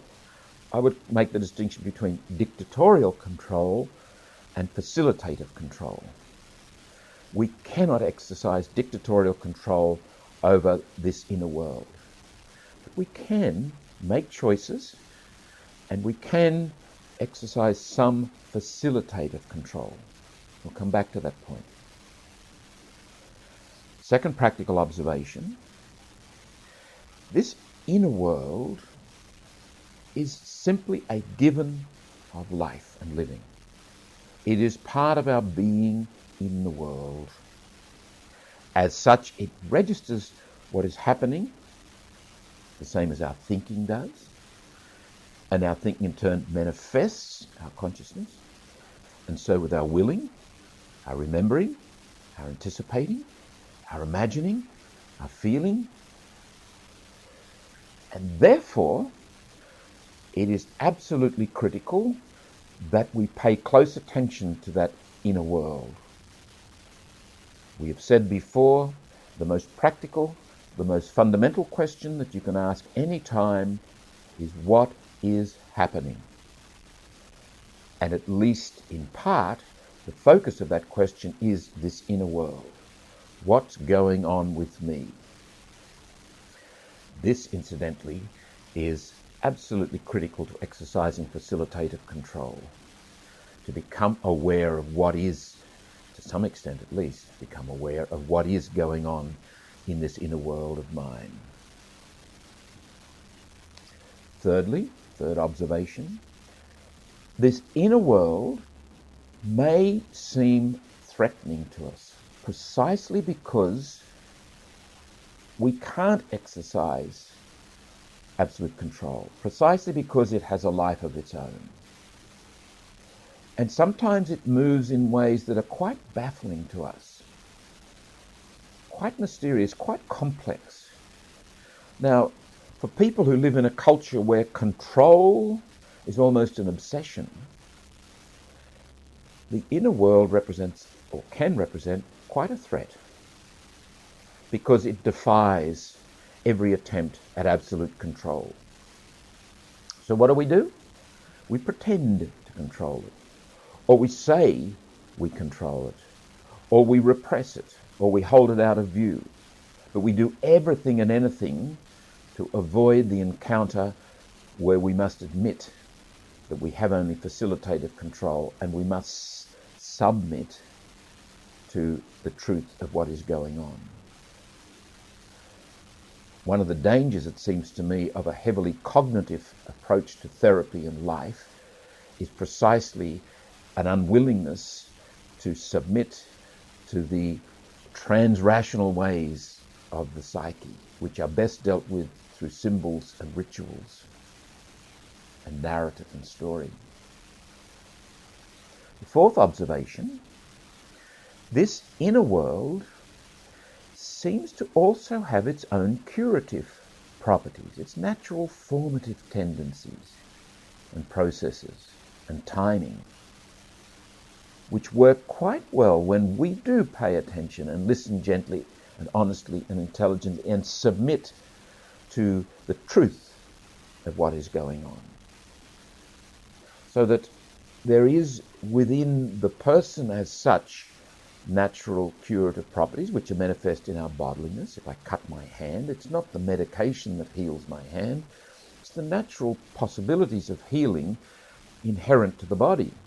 The medications, the antibiotics will help, of course, but they don't heal. The body heals itself. The consciousness has the same curative healing possibilities, but we must learn to mobilize them and receive them well and facilitate them.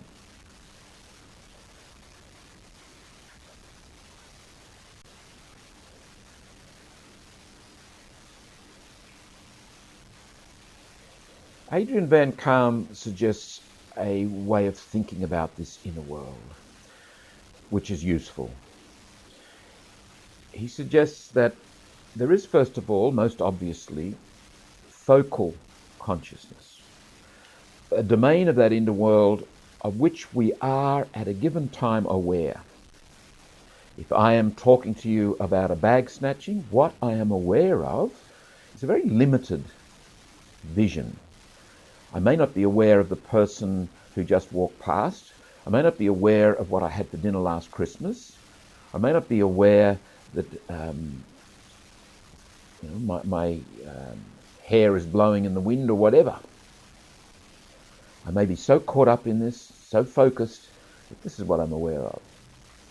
But if perchance something happens in the telling of this story, as the person tells their own story, or there's a flash of lightning, or someone else turns up,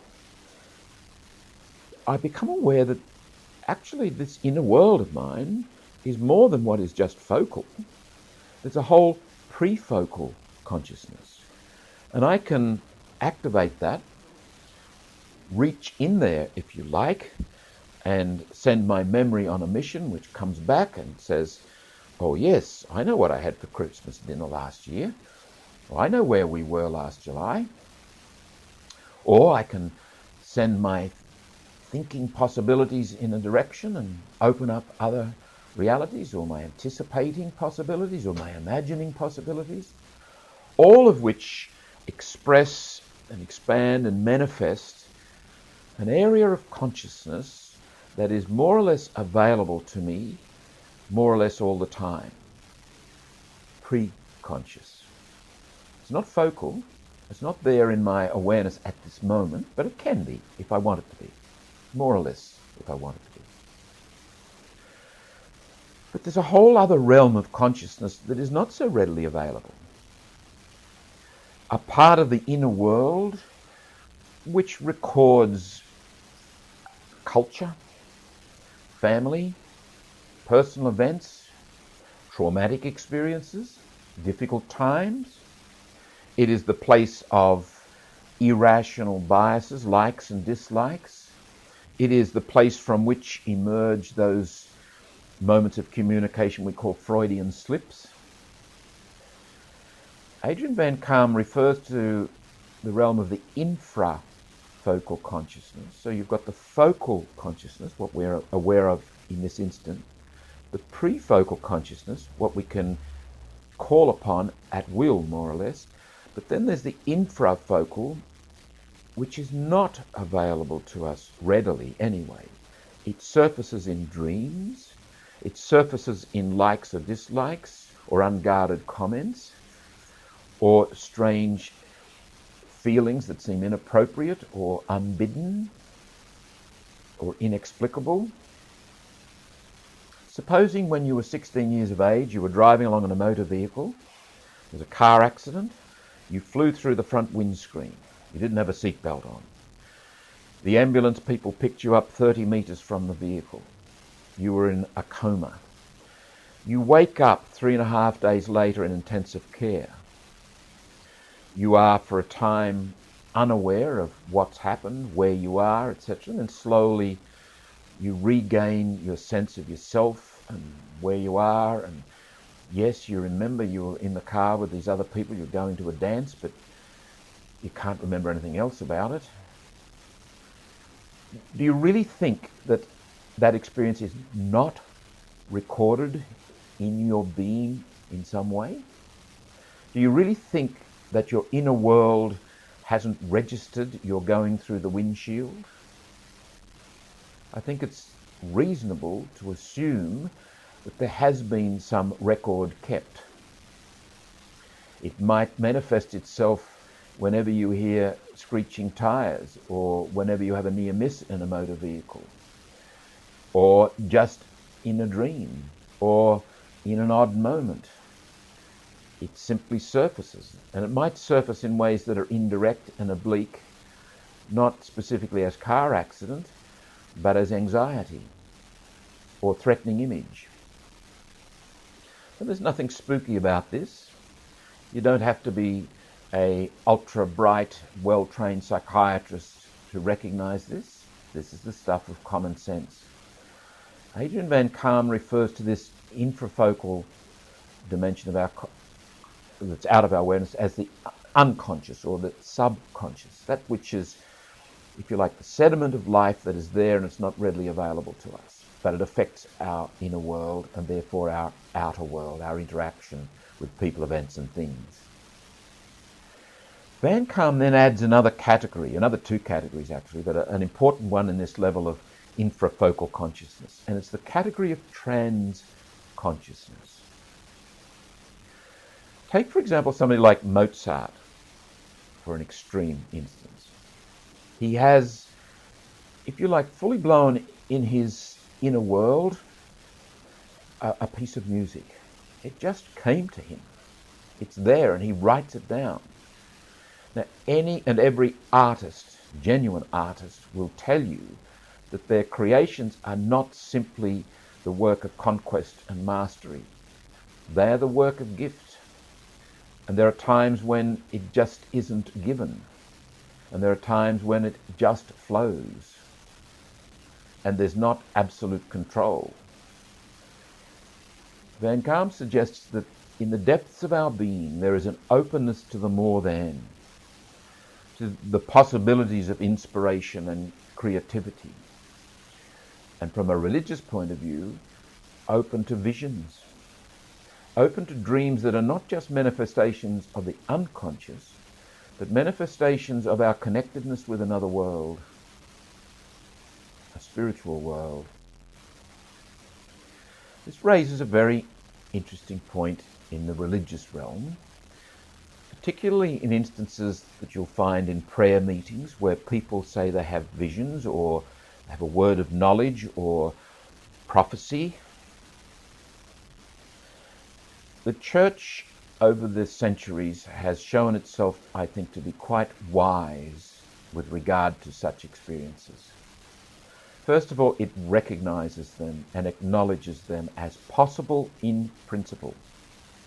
It never says this could not happen. We know from experience this does happen. Secondly, in a given concrete instance, it is difficult for us to say whether it is happening here. For example, is this just a manifestation of this person's unconsciousness? Are they giving vent to the residues of their life experience? Maybe they're just needy, emotionally needy people. They're superstitious. Maybe they're looking for attention.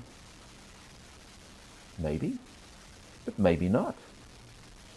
Maybe it is a sense they have some intuition some intimation of a connectedness, of wisdom, of light, of sight, of insight that is from beyond them.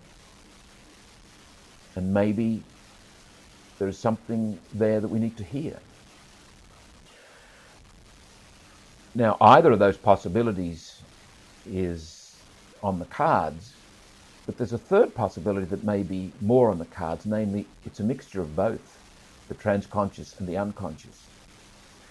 Take, for example, the alleged visions of Mary at Medjugorje in Bosnia-Herzegovina, the young Croatian children who 30 years ago, or whatever it was, allegedly saw Mary appear to them a number of times. Now, that's entirely possible that those visions happened. We can never say for sure that they did, but we never can say for sure they didn't. So they may have happened. That doesn't necessarily mean that what those children, now adults, say that Mary told them is necessarily to be believed as from the transconsciousness. It may be, as it passes through the unconscious, picking up particular cultural, particular theological, pietistic biases which make it questionable. So there's a question of discernment. And whatever is spoken as coming from beyond, as from the world of the infinite, the divine, world of visions, needs to be discerned. And one measure needs to be the fruits. What is born of this alleged vision, these words? Is it begetting greater love, compassion, kindness, self-control, goodness, mercy, forgiveness? Are these the fruits that it is bearing? Or does it seem to bear marks of ego, of emotional distress, fear, control, manipulation? Does it seem to be promoting a particular kind of ideology, political or theological? I think we'd need to be wary of it if it was. The final category here that Van Gaam suggests is similar to Carl Jung's collective unconscious. Van Gaam suggests that because we are inherently relational beings, it is entirely reasonable to speak of an inter-consciousness. When groups develop group consciousness. And this can be for better or for worse, for the same reason that the depth regions of the individual can give rise to wonderful insight and encouraging words and creativity and inspiration, or egotistical, emotional neediness, self-centered, manipulative kind of messages and behaviors and communications. So that a group may develop over time the influence of an unconscious world that could be quite destructive. Or it may, as a group, be open to the transconscious in ways that are profoundly constructive. Let me suggest one possibility today. I often enough bump into people who either or both manifest a dissatisfaction with the materialism and the rationalism and the functionalism of Western culture. They have this intuition and express it in various ways that something's the matter. And or they seek out a more contemplative lifestyle. They look towards monasticism, for example. Now, this is happening around the world. I think there's an interconscious dimension to this. There's a manifestation of the human family here that needs to be listened to. I think this is the transconsciousness, an openness to the more than, if you like, revolting against the shallowness and the superficiality of a materialistic and functionalistic and rationalistic way of living.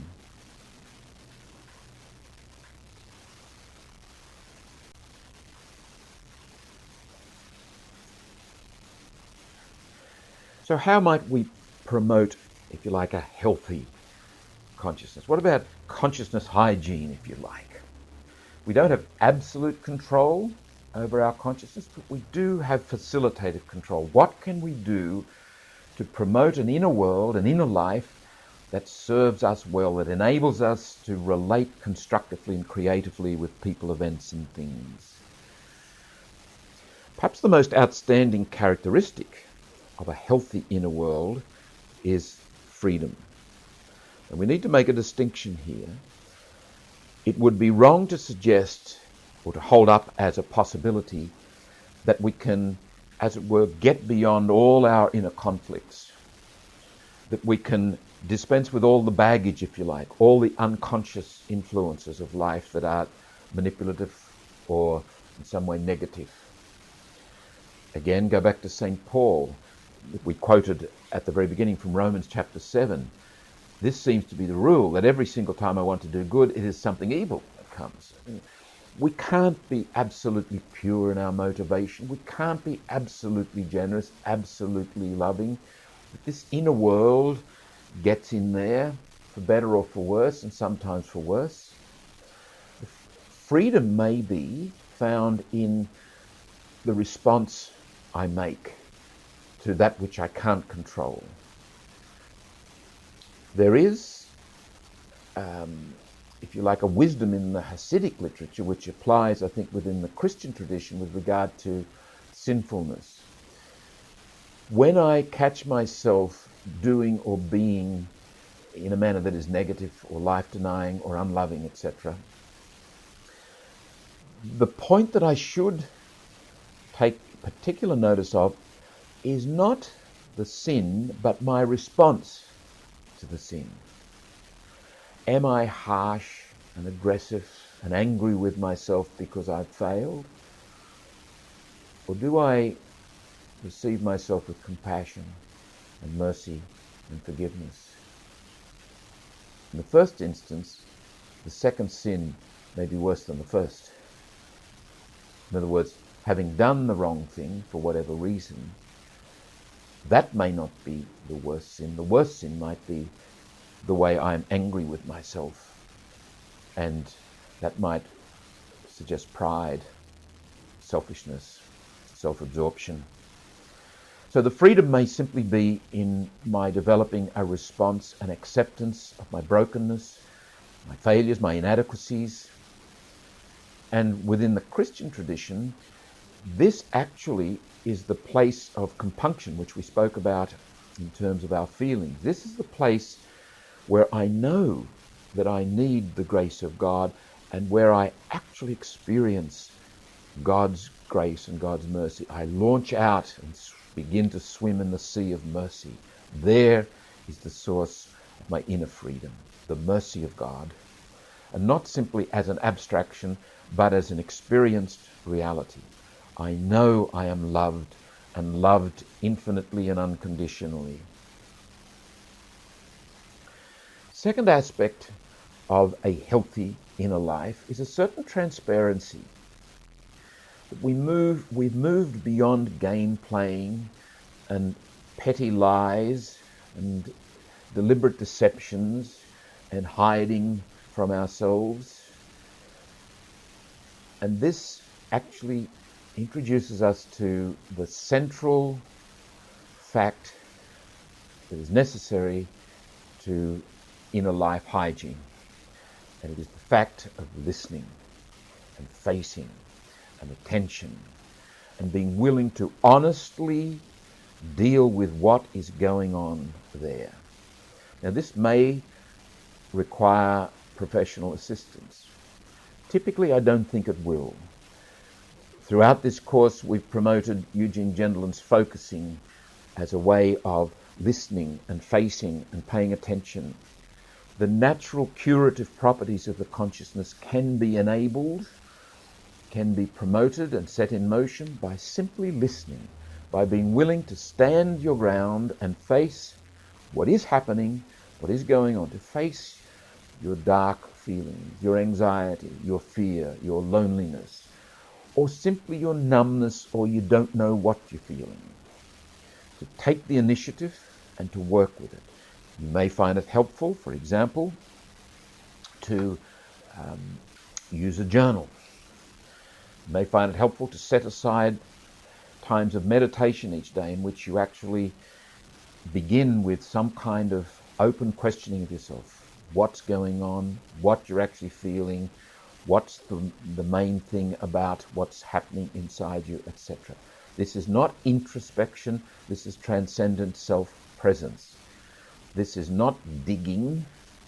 This is being there for yourself as a friend, which I would suggest is the second practical method.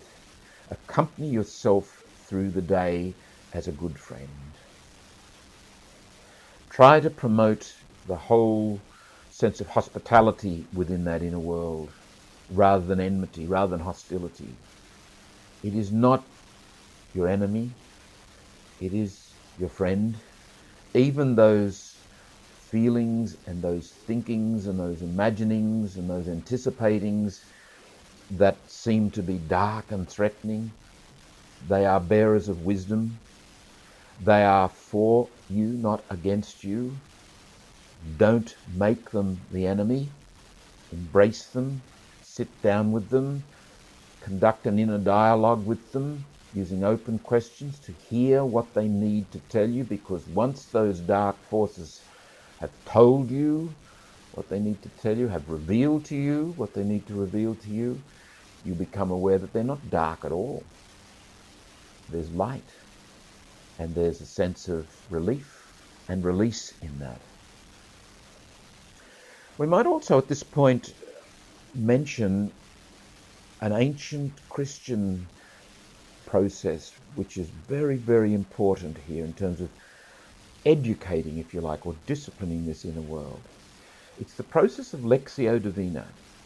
St. Benedict in the 6th century spoke about this in his rule, whereby you take up sacred texts, and the preeminent sacred text, of course, is the Bible, and the preeminent place to read and meditate on the Word of God is the ecclesia, is the community, is the liturgy of the Word. But that's not the only place. We can do it anywhere, anytime, and it doesn't have to be the only book. The newspaper can be a place of Lectio Divina, or a novel, or indeed a film, or a piece of art. It's a way of being present that conducts this inner dialogue of open questioning, which forms a constructive interaction with whatever it is we are viewing or thinking about or reading. We are there with the expectation that in the depths of our being, in the transconscious openness to the more than, we can be shaped, we can be formed, we can be healed, we can be set free. We need to feed our inner world with good images, with good thoughts, with good principles and good ideals, not with a view to the ego mastery approach to life, but with a view to the graced emergence approach to life. Listening, attentiveness, being present, as Mary in Luke chapter 138 is described as being present. You see before you the Lord's servant, let it happen according to your will. That's the key to the whole Christian formation.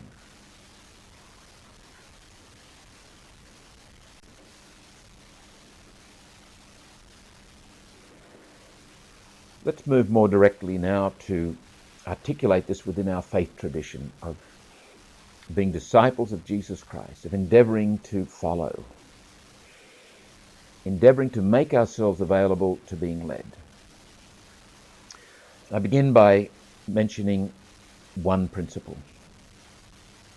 The Christian consciousness, and this is an inner world in which the reality of Christ has become dominant, so that we begin to think like Christ, we begin to feel like Christ, we begin to imagine like Christ, we begin to will as Christ willed, we begin to anticipate and remember as Christ did.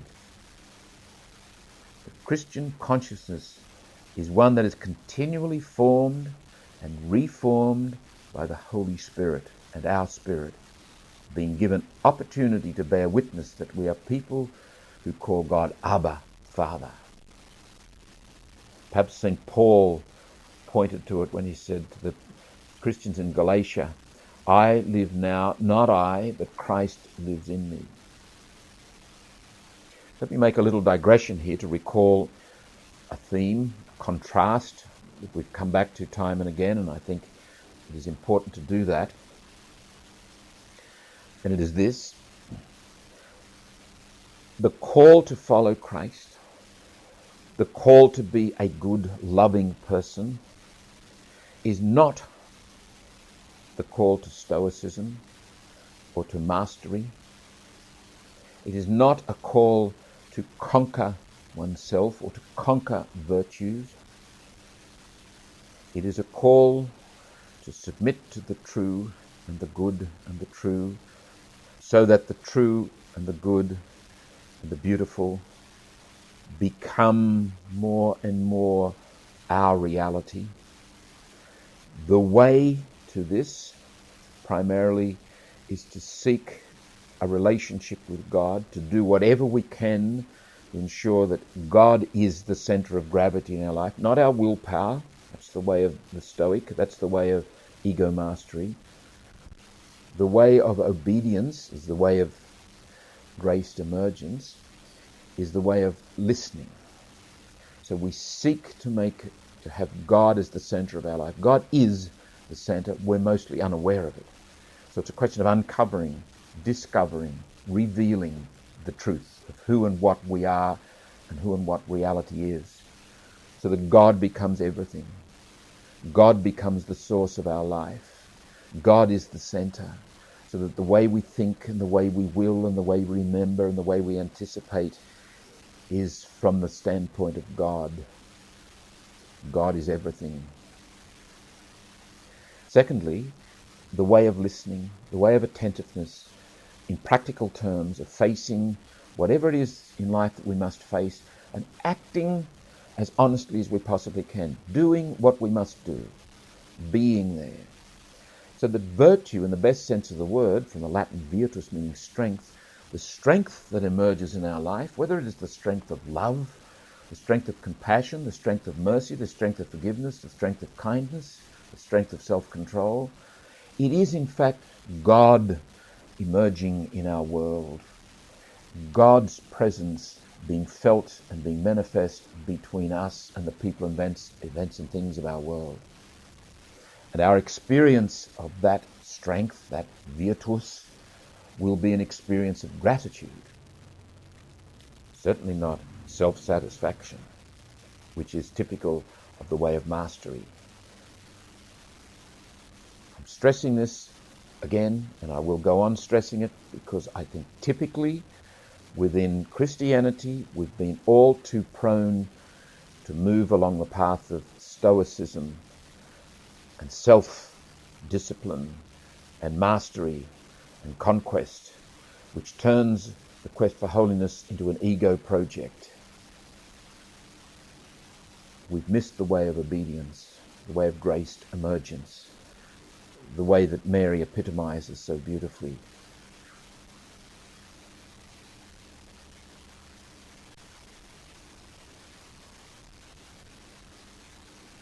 I'm going to take 4 biblical figures to bring out the contrast very briefly, and 2 from the Old Testament, 2 from the New Testament. First of all, Saul and David in the Old Testament, contrasting figures, and Judas and Peter in the New Testament. First of all, Saul, unlike most of the great figures, or the people who turn out to be great in salvation history, Saul is clearly a winner. He's tall, he's handsome, he's strong, he's athletic, he's got all the qualities we would say for a leader, which in the biblical world, in the world of salvation history, is a very, very dangerous thing, because, and this is in fact what happens with Saul, the danger is you become caught up in yourself and your talents and what you can do for God. And there is a major principle at work here. Start with yourself, you'll finish with yourself. Start with God and you finish with God. Start with yourself performing for God and being responsible for God in the world, and you'll end up in that limited horizon of an ego project. No matter how nobly you say it, no matter how generous is your intent, if it's self-focused, it is going to lead to despair.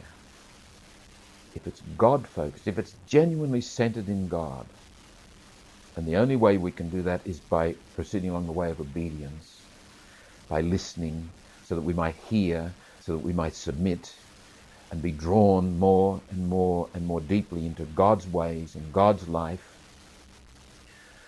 We move into the never-ending horizons of God's love and God's goodness and God's mercy. Demetrius Dumm writes of Saul, "The sinfulness that distrusts life is illustrated by the tragic life of King Saul." Now, he put his finger on something here. When I put my focus, even if I say I'm not, but if in fact my focus is self and what self has to do for God and how self is going to take responsibility for God in the world, that actually implies necessarily, whether I own it or not, a whole measure of distrust. Distrust in God and God's ways, and it will lead to distrust of people and even distrust of self. And so Demetrius writes of King Saul, "He found evil and darkness in his life, as all do, but he allowed it to gain the upper hand and to cast a blight eventually on everything he did." This is usually a gradual process. It begins with a tendency to be critical and judgmental, which become ever more pervasive until it darkens everything. Nothing is beyond criticism. Everything is flawed. The final stage in this process is bitterness, which drives all enjoyment out of life and makes happy surprises impossible. Saul ends up living in his world of athleticism, of tall, handsome man doing beautiful things for God. And it's a pathetic world. In the end, it's utterly incapable of dealing with the issues that he must deal with. A digression. At this time in our history in the Western world, but specifically in Australia, you'd have to ask the questions about secularism and its ability to provide for individuals or groups enough substance to live on. What does secularism have to say to our consciousness, to our inner world, to the depth dimension of humanity? Perhaps more worryingly, secularism is simply no match for the seriously religious person.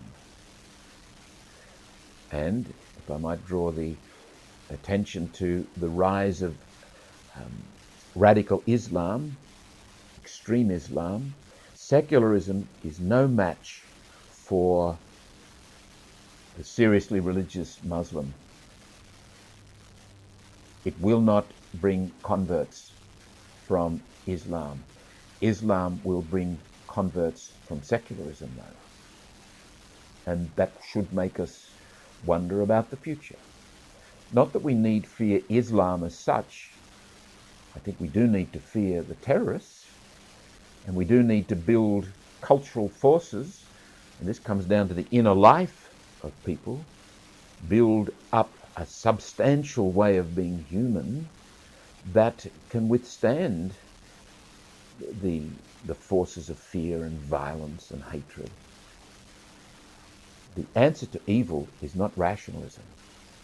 The answer to evil is grace. Back to Saul and David. David did some wicked things. No two ways about it. In fact, I think it could be argued that David's manipulation of Uriah, having him murdered so he could marry Uriah's wife, was far more wicked than anything that Saul ever did.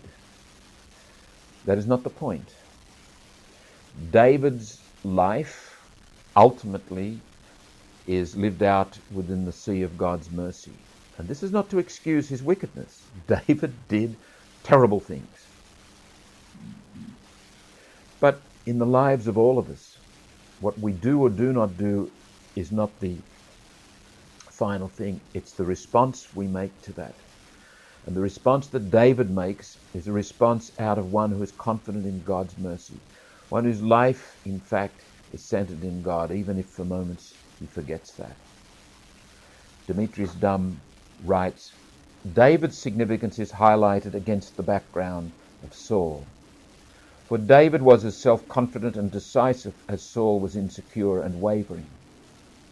David had no liturgical scruples when he and his men took and ate the sacred bread. David also committed really serious sins, notably when he ordered the death of Uriah to cover up his sin with Bathsheba. But he was able to repent and seemed to be even better for the experience. Saul managed to turn peccadilloes into unforgivable sins.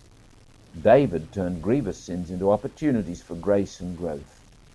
Saul was snake-bitten, always in the wrong line of traffic, forever snatching defeat from the jaws of victory. David, by contrast, had a golden touch, won out against all the odds, always seemed to know exactly the right thing to say or do.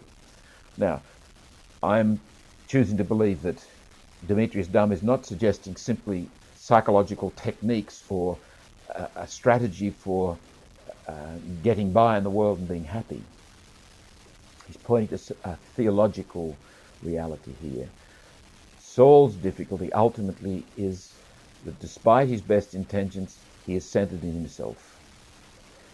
David's freedom, despite everything he did, is that he's centered in God and understands and accepts God's mercy and knows that God's mercy will have the last say. We have something similar in Judas and Peter. Judas is clearly a talented man. They put him in charge of the purse. He's obviously a bloke who can handle this sort of practical detail. I choose to believe that when Judas went to the religious leaders, he was not anticipating the outcome that actually happened. He'd seen Jesus get out of tight scrapes. Maybe he was thinking, well, we'll make a few bob on the side here. Jesus will show just how nifty he is, and maybe it'll force the issue and Jesus will come out the big hero, and won't it be wonderful? Judas, like Saul, is caught up in his own ego world. It's not a big world. It's a tiny, pragmatic world that works to some extent. But when it comes up against evil, it doesn't work. Judas is left in despair because he's ego-centered. He has nowhere to turn. Peter, on the other hand, betrays Jesus. Peter's life is centered in God. Goofy and impetuous as he is, Peter knows the mercy of God. Peter has somewhere to turn when he's confronted by his infidelity, his cowardice. Peter knows that his ego world is not the world, is not the limit of the real possibilities available to him. Peter knows the mercy of God has the last word.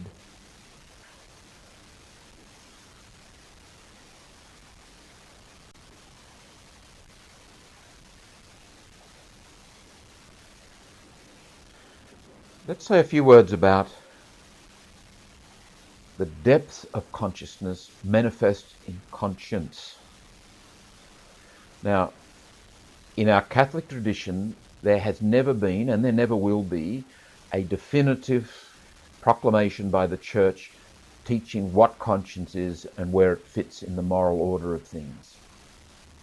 However, there is a very, very strong tradition held by some of the best moral theologians and thinkers in the church tradition that gives a primacy in the decision-making process to this depth dimension, this inner sanctuary, as Gaudium et Spes says, and as Pope John Paul quotes it in Veritatis Splendor. This private place, this connectedness of trans-consciousness with the more than, where we stand before God. Pope Gregory, St. Gregory the Great, in the beginning of the 7th century, went so far as to call this, talk about the voice of God that operates in the depths of our being, when Van Calm talks about the eternal announcing itself. This is part of conscience. Now, let's not jump to any conclusions that concretely I can claim to know what God wants and therefore confidently proceed. Precisely because this demands discernment and it demands humility, because I might be wrong. So I need to constantly engage in that process of building a hygienic inner world, a world that is faithful to what is true and what is good. But it will never be perfectly so. Now, the best of the Catholic tradition says, A, you must follow your conscience. You must learn to listen to this depth dimension and hear and heed the witness, the word that is spoken to you there. And secondly, even if you are wrong, assuming you don't know that you're wrong, but even if your conscience is ill-informed, you still must follow it. So let's take a practical situation. You have to make a decision. If there is time, if there's opportunity, you seek advice, you read about it, you discuss it, you think about it, you pray about it, you reflect on it. And then it is you who must make the decision, because you are responsible and you are accountable. There is no room in the adult for saying, oh, well, I made that decision because they asked me to, or because they wanted me to, or because they said it was right. What did you think? What was your discernment? What was your choice? In this sense, conscience, and emphasizing the primacy of conscience and the necessity of following your conscience, is in fact confronting you with the most serious issue of your life: to be who you are, to enter the depths of your being and stand there in truth, and follow what must be followed, and do what must be done. There are decisions in life that are not straightforward black and white decisions between good and bad. There are decisions that are grey, that are fuzzy. We must make our decisions according to our best conscientious discernment. Now, it is sometimes said that it is not right to talk about the primacy of conscience. We must talk about, instead, the primacy of truth. Well, how do we know the truth? Of course, truth is primary, has primacy in our lives. That's precisely why conscience has primacy. Because you and I must seek the truth and be responsible for our decisions. Now, within our Catholic tradition, we have in fact done something that is, well, to say the least, not entirely honest. We clergy have said things like this, say with regard to the teaching on contraception. This is the Church's teaching on contraception. Now, you must follow your conscience. So far, so good. Second, you must inform your conscience. So far, so good. No one's going to object to either of those two. I don't think so anyway. I certainly won't. Thirdly, this is how you shall inform your conscience. Namely, you shall do what the Church teaches. In other words, giving with the left hand, taking with the right. Paying theoretical respect to conscience, but then undercutting it by saying, in any case, you've got to do what you're told to do. Now, in fact, in a 1975, I believe it was, statement by the Australian Bishops' Conference, they moved beyond that to a statement that said a person may in fact find themselves at odds with the Church's teaching, and they should not regard themselves as excommunicated thereby. The primacy of conscience was upheld by the Bishops' Conference and has been upheld by the Vatican in a number of instances and must be upheld by you and I. This is how we become adult Christian human beings, preeminently by people who seek the truth in the depths of our beings and do it responsibly. We seek to be educated. We seek to find out. We seek to discover the Church's teaching. I suggest a threefold pastoral principle, one that I use myself when dealing with people wrestling with such an issue.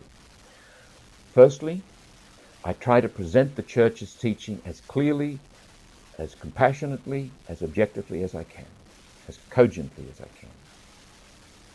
Second, I try to present the Church's teaching, insofar as there is a teaching, the mainstream teaching that I'm just outlining here, on accountability and responsibility and on primacy of conscience and the acceptance of freedom.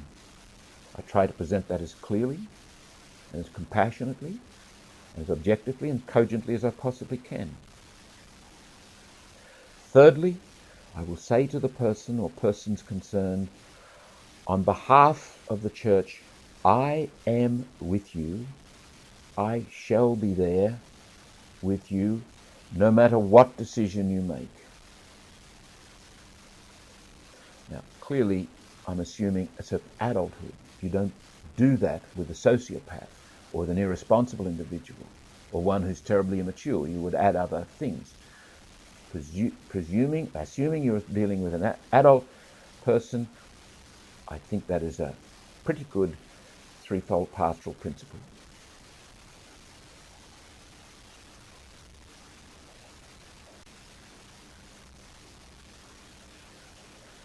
Finally, and very briefly, the practical matter, when we develop a deep inner life, when that inner world becomes transparent, when there's increased freedom there, when we are feeding good images, good ideas in there and evoking a response from the depths of our being where we are connected with the more than, where our spirit and the Holy Spirit bear united witness, we are God's children that we call God Abba, dear Father. When that is happening, we actually begin to discover something profoundly practical and liberating. It is a unity, a communion of being.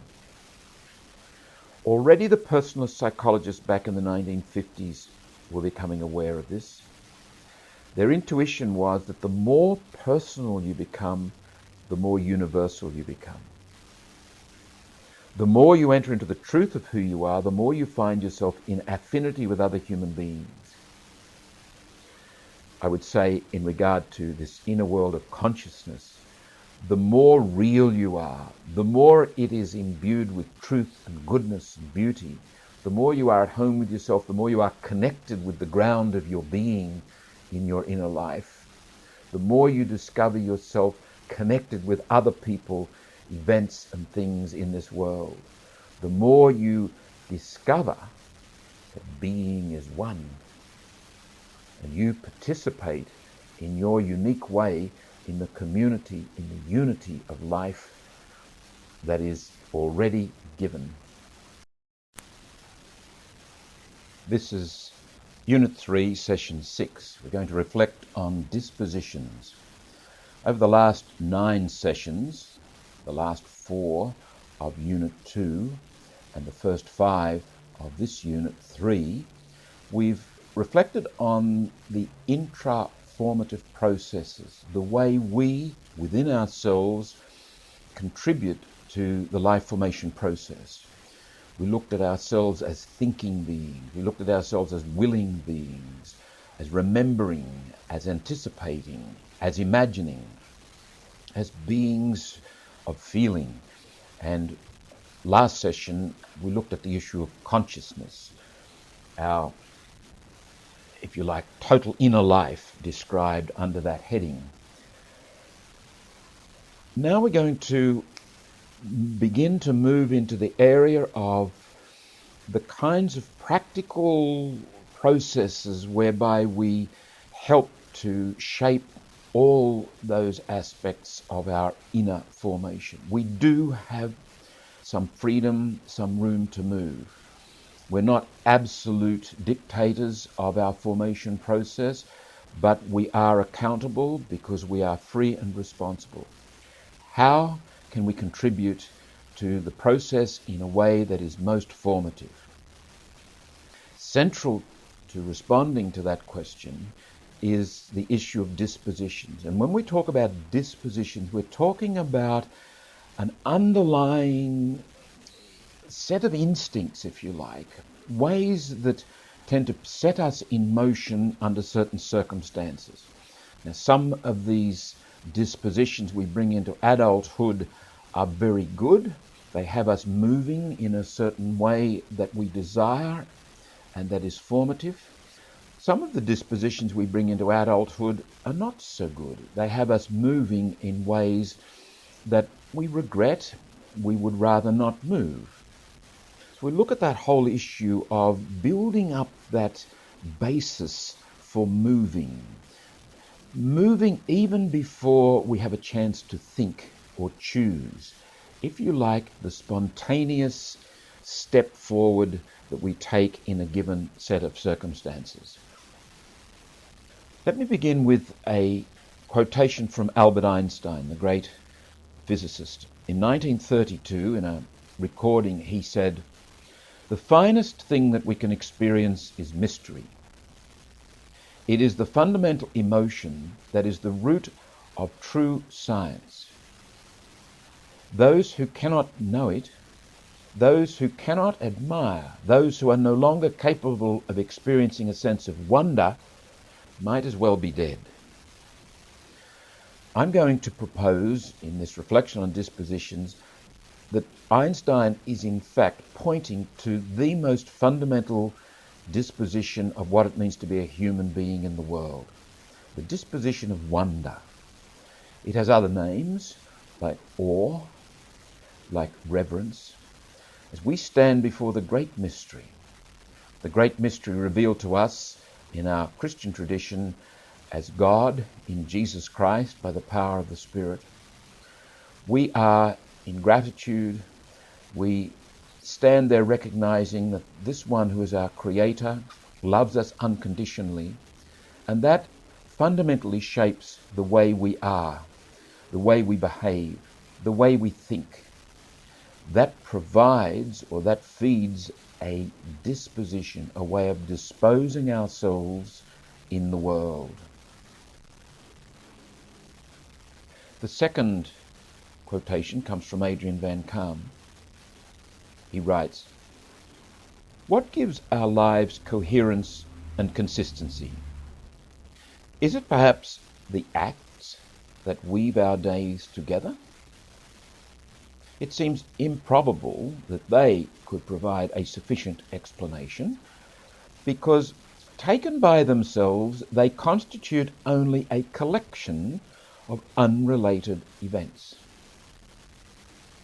What creates continuity in life is not particular acts as such. The secret of life's cohesion seems to reside in a flexible constellation of lasting dispositions that form the foundation of these acts. Together, they dispose us to act coherently and in tune with the direction we have chosen to follow." Again, we're talking about something like instincts, but human beings, in fact, are instinct poor. So we need to work to develop these ways of disposing ourselves so that when we're under pressure, in the spontaneity of daily living, we can trust ourselves to move in a way that is positive and creative. This is what gives coherence, substance, depth, and good direction to our lives. The third quotation comes from the book of Job. Now remember, this book is a fable, a reflection on the reality of evil in the world. Why do good people suffer? Why do bad people seem to have such success in life? Why does evil happen anyway? What are we talking about here?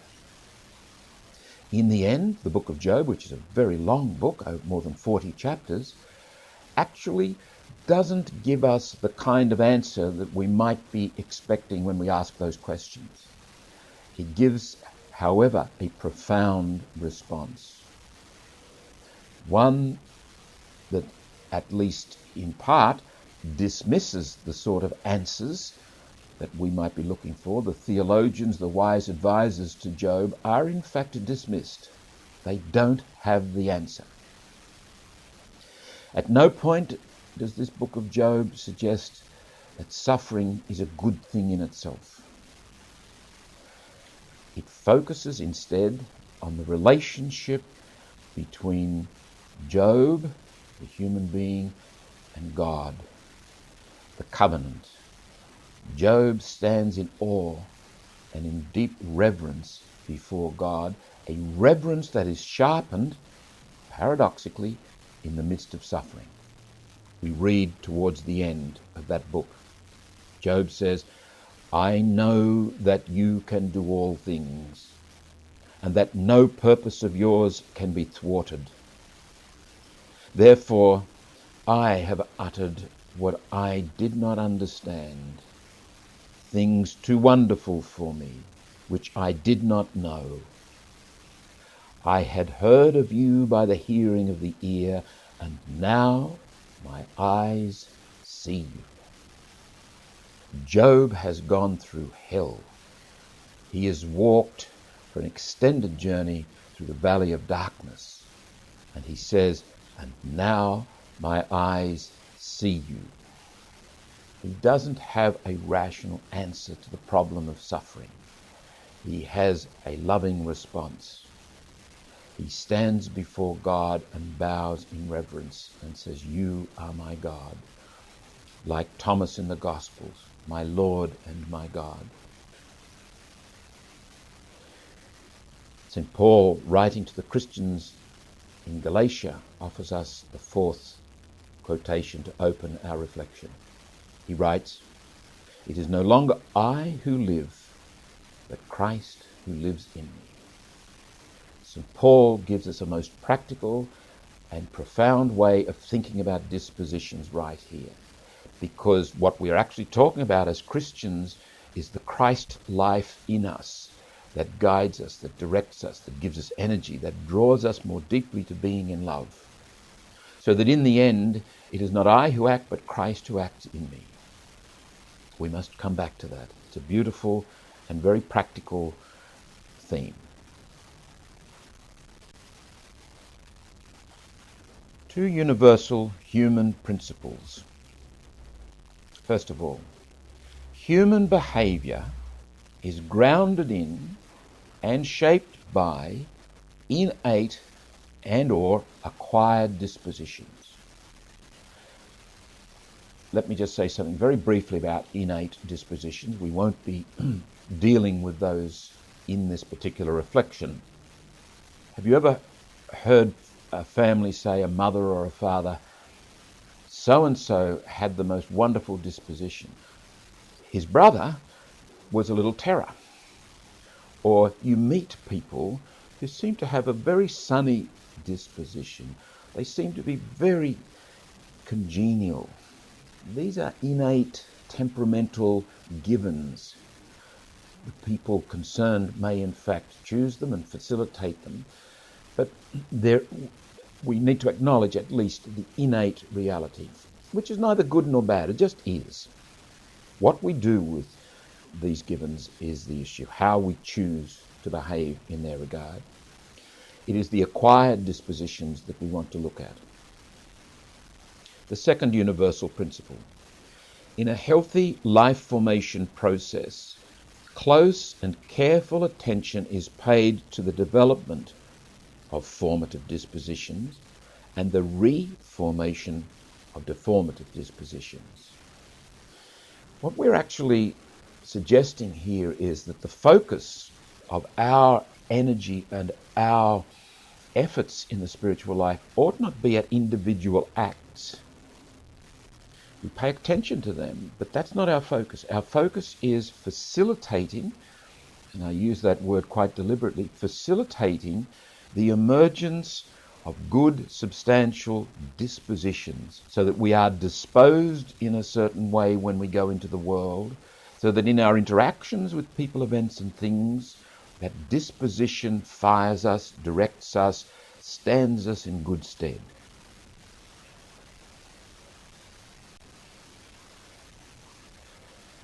Consider the beginning of your day today.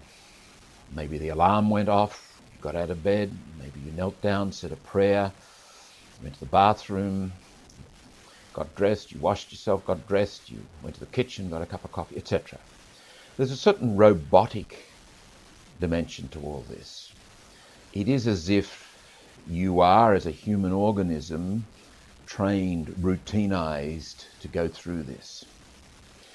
You know how important this routinization is when some part of it doesn't work, when the taken for granted world can't be taken for granted. For example, you turn on the tap and water does not come out, or dirty water comes out. Or you turn on the light switch and the light doesn't go on. Or you look for the coffee and it's gone. Now, how you react in those situations points to another level of dispositions. That's a superficial level of dispositions that has us, as it were, physically quasi-robots finding our way into the new day. But beneath those are deeper dispositions. And they are awakened as we wake up more, as we start to interact, and as we are challenged and invited to make responses to the world. Anthropologists speak of the notion of context, and there are cultures that are high context and there are cultures that are more low context. For example, traditionally Asian cultures, say Japan, are high context societies. That is, a lot can be taken for granted. People slot into roles and processes and modes of dress and greetings and so forth. And when you press the button, this is what happens. In a low context culture, not much can be taken for granted. So the dispositions are not shaped so much by the context as more by the individual experiences. Athletes in training develop certain physical dispositions. If you train a sporting team, whether it's football or netball or hockey or whatever it is, one of the things you concentrate on is the fundamentals of the game, so that when the players get onto the field, they don't have to think about it. They automatically, as it were, do it, as if by instinct.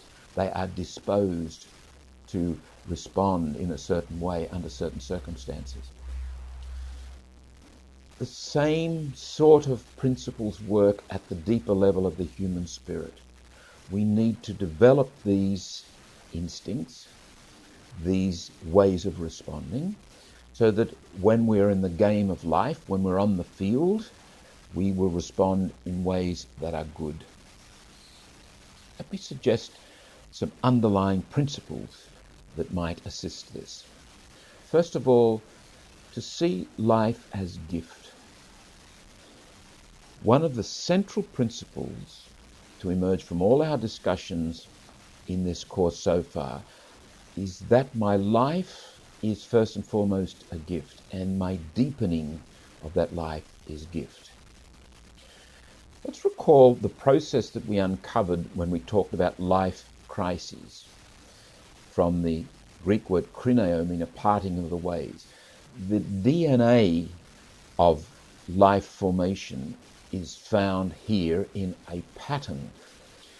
And the pattern is life moves forward and deeper and into greater maturity through a process of dying, choosing, and re-emerging. There is no way around that. It is a pattern to which we must submit. Sometimes that pattern is writ large. Mostly it's just there and we get on with it. If you look at those moments that are writ large, the big crises in our lives, when the dying is more or less intense, when the pain is felt at some depth, we describe the process at its heart where there's breakthrough in passive language, like, it occurred to me, suddenly I saw, then I realized. It's some kind of a moment of grace, of pure gift. You do not live through this pattern by ego mastery. It is not a question of conquest. And if a person does screw their courage to the sticking place, as Lady Macbeth said to Mr. Macbeth, and force their way through, they will in fact not benefit, not grow effectively through the process. You grow effectively through the process by submitting to the giftedness of it, by choosing the dying and waiting, choosing to wait for the re-emerging.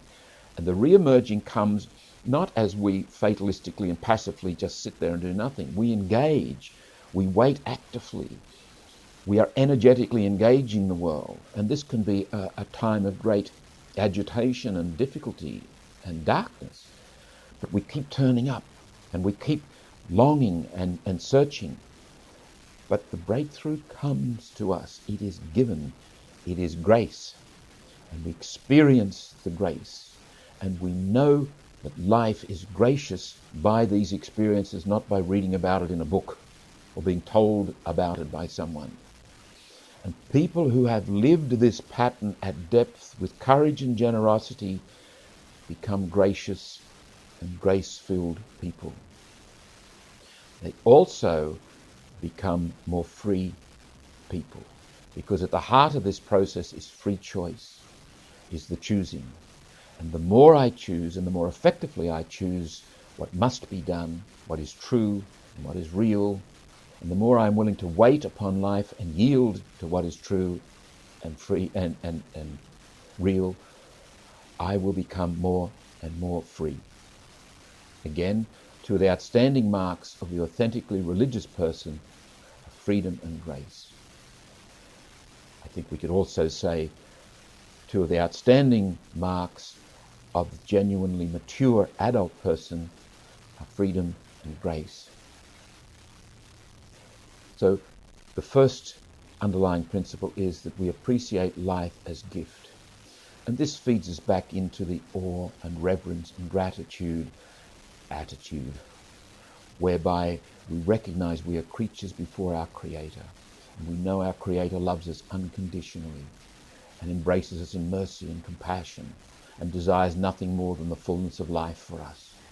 So our stance before God is grounded in that reality. Secondly, the great mystery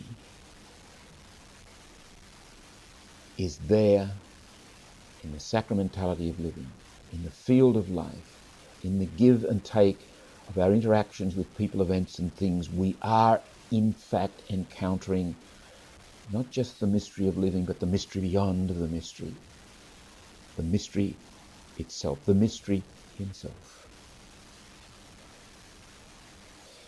Thirdly, consider different ways of thinking. And thinking has a lot to do with the way we dispose ourselves in the world. I'm going to list or give a list of words with contrasting words. Listen to the difference between them. Facilitation versus mastery. Participation versus manipulation. Emergence versus imposition. Cooperation versus competition. Awe versus rational analysis. Reverence versus judgment. Community versus individualism. Self-transcendence versus self-absorption. Now, let me hasten to add a qualifier here. Some of those words that I've used in the secondary contrasting column are in fact words that may apply to something quite healthy at times. For example, mastery. It is entirely appropriate for someone who's learning a new language to endeavour to master the grammar, or to master the vocab, or master the accent. So mastery, as applied in certain limited circumstances, is quite healthy, as indeed is manipulation, as indeed may be imposition, as indeed may be competition or rational analysis. That's not the point. We're talking about a fundamental way of thinking. And fundamentally, facilitation is a more constructive way of thinking than the way of mastery. Participation is more constructive than manipulation, as a fundamental, as a primary first stop. Emergence rather than imposition. Life is an inside-out process, not an outside-in process. Community rather than individualism. We should think we rather than I.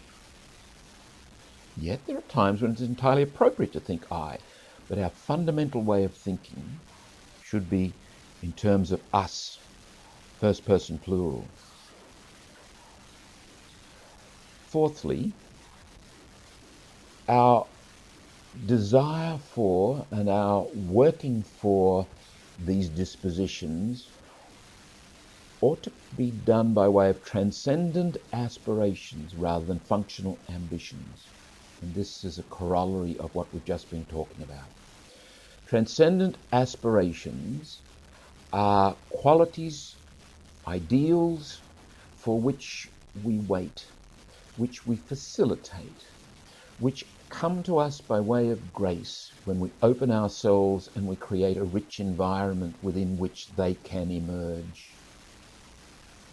Functional ambitions, on the other hand, are about mastery and control and solutions, etc. It's entirely appropriate to apply functional ambitions to some aspects of life, like learning a new language, like working to build something, but even there, something of the waiting upon, something of the interaction, the mutuality of life must be recognized.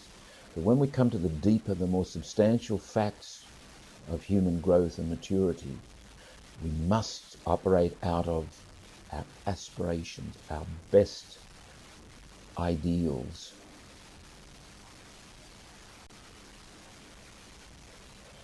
Let's now turn our attention to a practical exercise or a practical reality. How do I reform dispositions that are deformative? How do I develop dispositions that are formative? Let's take a particular case. The case of patience. I want to foster a disposition that disposes me to be more patient. Not simply tolerant in a way that is deformative, but genuinely patient with people. That is a good quality to have. It is not so good to be impatient. We can say things, we can do things that are hurtful and aggressive and hard-edged, and we can cut off relationships because we're impatient. And we can miss some of the subtleties and the finer nuances of life. So how do I foster this desirable disposition of patience, and how do I move beyond the undesirable disposition of impatience? The first thing I would say is this: let go of trying to be patient. And the reason I say that is because almost inevitably when you consciously and deliberately focus on becoming patient, you will move into ego mastery mode. You will treat it as if it's a functional ambition to conquer. Patience, like all those qualities that we desire, truthfulness, generosity, compassion, mercy, forgiveness, and so on, these are other names for God. So what we actually desire here, when we say we'd like to be disposed so that we become patient, we're actually seeking a certain emptiness, a certain availability for God to emerge, to shine forth in us in this particular way, under the rubric of patience, or under the rubric of compassion, or forgiveness, or generosity. But the focus is on God. If I begin to try and change my life and become a better person by focusing on myself, I'll end by focusing on myself within the tininess of that ego realm. If I focus on God and God's goodness and God's infinite horizons and what God has done and what God is doing and what God will do, and the call of human life is to be in love. It's given, it is there, we need to foster its emergence. If I focus on that, I will move into the realm of transcendent aspirations. I will do things that facilitate the emergence in my life of the presence of God. That's the aim. So, in a sense, the aim is not to become patient, or not even to dispose myself to acquire some quality of self. The aim is to do what John the Baptist talks about. I must decrease that he might increase. Again, St. Paul's notion of Christ living in me. It is not I who live, but Christ who lives in me.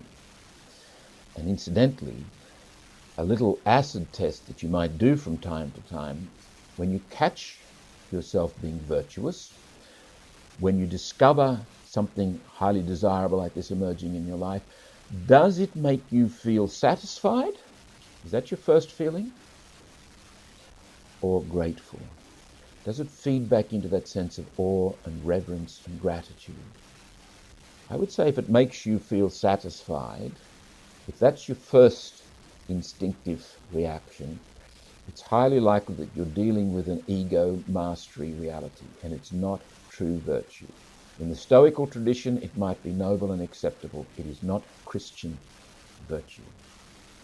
If it is genuine Christian virtue, if it is the emergence of Christ in your life, it will make you humble and grateful and joyful and pleased.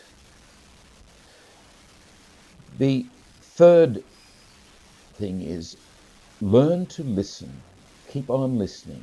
We have said before in this course, the first lesson is to listen. The second lesson is to listen some more. The third lesson is to never stop listening. Be attentive. And particularly if you want to outgrow a disposition that you regard as deformative, pay close attention to what's going on when you experience that disposition. When you find yourself behaving out of that disposition, and you are regretful or embarrassed, or you feel guilty, or you feel ashamed of yourself, what's happening? As with emotions, these kinds of dispositions are actually a constellation of factors. They're not just a single thing.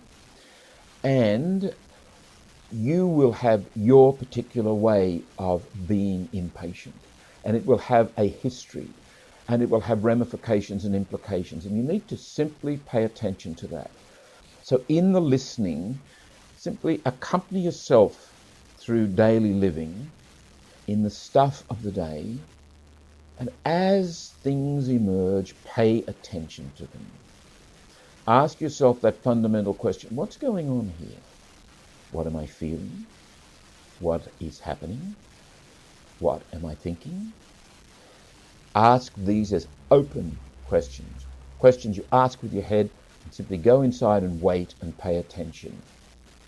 In a sense, this disposition that we call, or you are calling, or I am calling impatience, is an urging for my attention. It contains wisdom.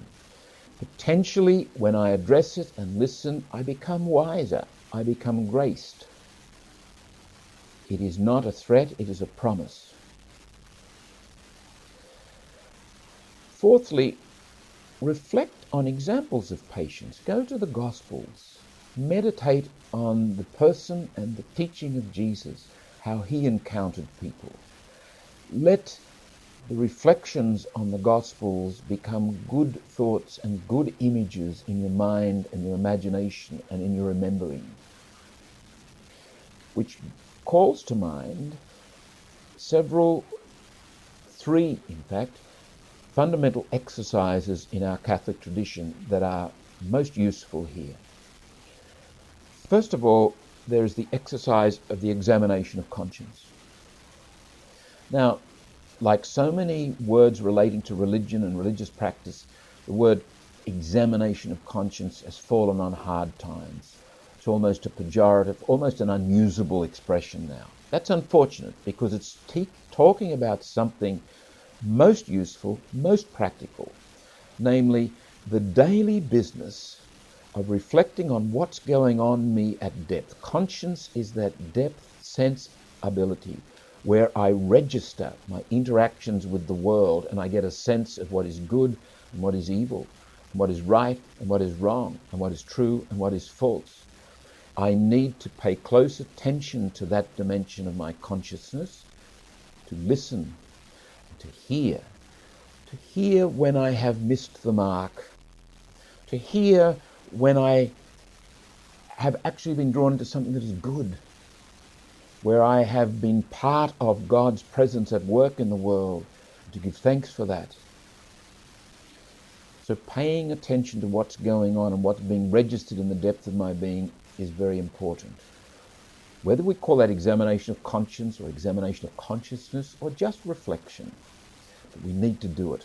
It's very much part of our tradition, going right back. St. Basil talks about this in the 4th century. Secondly, and related to reflecting on the Gospels, is the whole work of Lectio Divina, of reading. Not only reading the Gospels, they are our primary text. Reading them slowly, chewing them over, listening to my reactions, allowing myself to be drawn into what is true and what is good through that interaction with the text. But read about good stories of good people. And this reading can be extended to viewing good film and so forth, so that I fill my mind and my imagination and my remembering and my anticipating and my feelings with good influences from this reading. And the reading ought to be connected with a fostering of a prayerful life. And in fact, the reading does foster the prayerful life, and the listening does foster the prayerful life. And the prayerful life is simply saying a life that is present to the presence, open to the reality of God here and now in my life. In that regard, the practice of the one-word prayer was called monologistic prayer, monologistos, from the Greek word monos, logos, one word. The great tradition of the Jesus prayer is probably the major one in this. But it points to an overall general tradition whereby people were encouraged to simply remember the incarnation, remember the love of God by calling to mind the name or the reality of God's presence. The Jesus prayer became like a condensation of the good news. Lord Jesus Christ, Son of God, have mercy on me, a sinner. You can hear the words of the blind beggar calling out in Matthew's Gospel, Lord Jesus Christ, have mercy on me. It contains the whole good news story right there. I would encourage you to develop some one-word praying, whether it's the one word of the Jesus prayer, and it's not literally one word, but it's spoken of in that way in the tradition, whether it's that formula or some other formula, but as you go through the day, say it within yourself, utter it, so that you live in remembrance rather than forgetfulness. Call it to mind, particularly in difficult situations when you need to maintain your focus, when you're under pressure, when you feel anxious, or when you feel impatient. Not that you're asking God to get you out of it or to help you to avoid the situation, but to live through it and maintain your focus and not forget in the distraction of the pressure of it, but that it becomes a formative event for you. Finally, in developing these dispositions, we do not have dictatorial control over the outcomes. As with the general process of living where we enter the dying and the choosing and the re-emerging, what Thomas Merton has called a paschal rhythm, we join Jesus Christ in that dying and rising every day, in every moment of every day. At the heart of this is a surrender, a yielding, a constant waiting. My life increasingly becomes something over which I have no ultimate control, and I recognize it and I accept that. And one of the dispositions, which we'll deal with later in the final unit of this course, is the disposition of detachment, one that all the great religious traditions implicitly and explicitly foster. It is related to freedom. We are unfree when we're egocentric. We are very free when we are mystery-centered.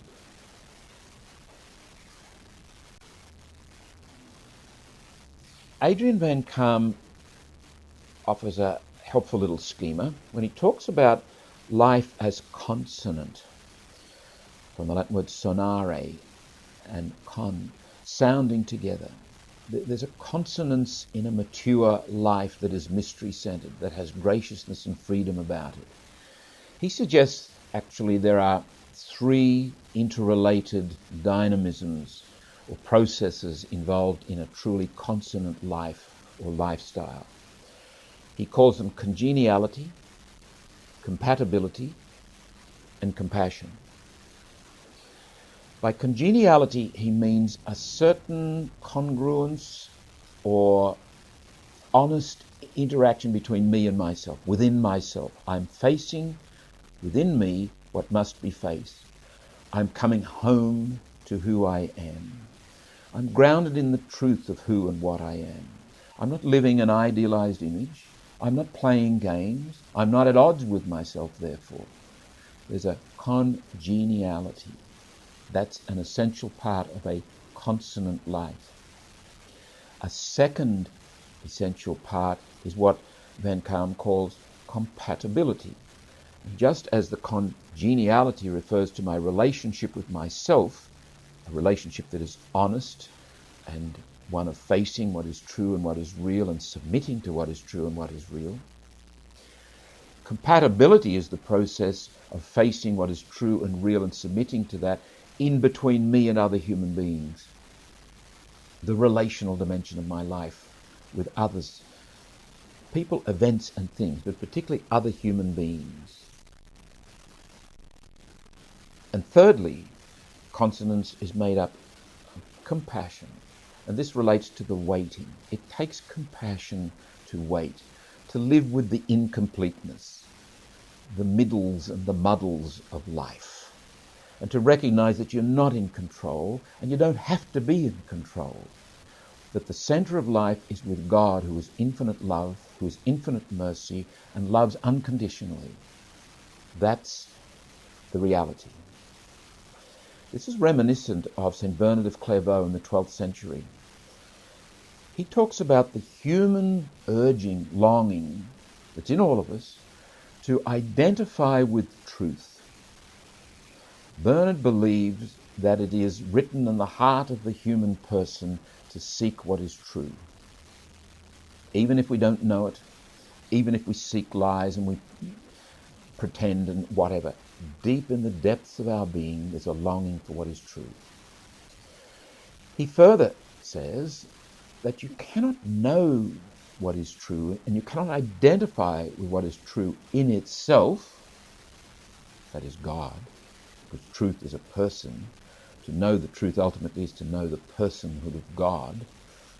And in knowing the truth of God, I know the truth of myself. But I can't know the truth of God, truth in itself, until and unless I'm in the process of knowing the truth in and of other human beings, the truth of my relatedness, the truth of the in-between of life. Bernard doesn't stop there. He says, I cannot know the truth of you and our relationship until or unless I'm facing and entering the truth of my relationship with myself. And when I start to face myself, what will emerge is a rich and wonderful and surprising way of knowing truth. We know the truth through compassion. There is only one way that you will be able to stand before yourself and face not only the wonderful reality that you are made in the image and likeness of God, but the rather shocking reality that there's a fault line runs through the human heart, that you and I are capable of evil. There's something about us that will frighten us terribly if we are not compassionate. And by facing in the presence of God's mercy and encouraged and supported by God's mercy, I can stand and face myself, the truth of who and what I am. In my neediness, in my brokenness, I can stand in that fault line without trying to turn away or avert my gaze or evade the truth. If I am engaged in that sort of process of facing who I am in compassion and becoming aligned with the truth in my very being, I will be in a position to go to other human beings and stand with them in the truth that is manifest in who they are. And that is well down the path to standing in the truth of who God is.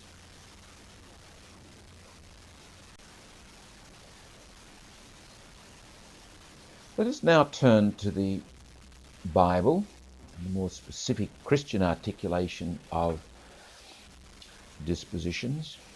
And I begin with two principles that apply in the Christian life on the basis of our understanding of divine revelation in Jesus Christ.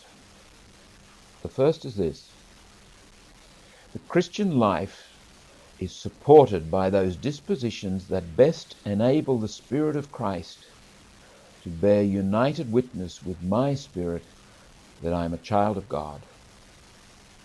And there I'm referring to St. Paul's letter to the Romans, chapter 8, verse 16. This is, if you like, the boiler room, the core dynamic of the Christian life. It is another way of saying what St. Paul said in his letter to the Galatians. I live now, not I, but Christ lives in me. Or in his letter to the Ephesians, I pray that your inner self will grow strong, because your inner self is Christ. You have been baptized into him. That is your true life. It's no longer the functionalistic, rationalistic ego life, though the functional and the rational and indeed that organizing center we call ego is part of it, but they must be servant parts of it. The essence of Christian dispositions, the essence of Christian virtue is the Christ life. Christ living in me, Christ thinking in me, Christ imagining in me, Christ remembering, Christ anticipating, Christ being there for others through me. I must decrease that Christ may increase. The second principle: we find in the person and teaching of Jesus the manifestation of the dispositions of the Father. In these dispositions, we find the best expressions of what we are called to be, since we are made in the image and likeness of God.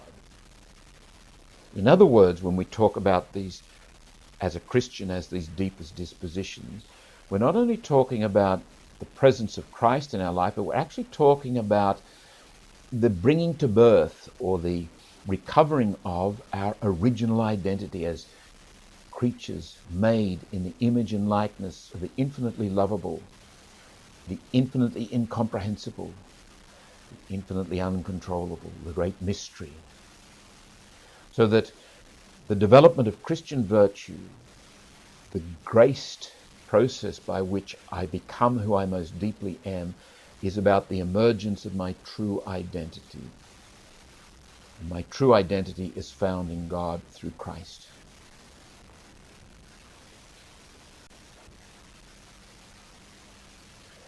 If we turn to the Jewish scriptures, we find the fundamental disposition of the creature before God beautifully outlined. The very first story in the Bible is the story of creation.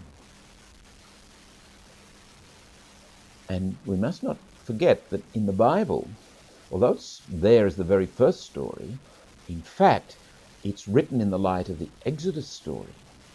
So we are not just physically the creatures of some impersonal creator. This story of creation is, as it were, written in the light of the fact that the one who creates is also the one who liberates. This is the God of the Exodus. This is the God of the covenant. In a very profound sense, we find here in the story of creation the underlying disposition that will emerge again and again and again throughout the rest of the Bible. And incidentally, it'll be a disposition that the people again and again refuse or drift away from in their forgetfulness, and the prophets must call them back to it. It is the disposition of awe and reverence and respect before God. It is the disposition that lies at the heart of the Decalogue.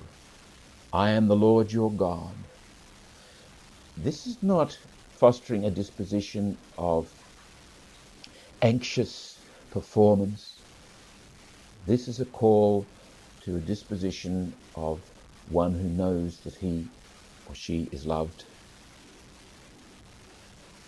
The structure is forever set. God, this Lord of the Exodus, is creator. We are God's creatures. We are not God. Only God is God.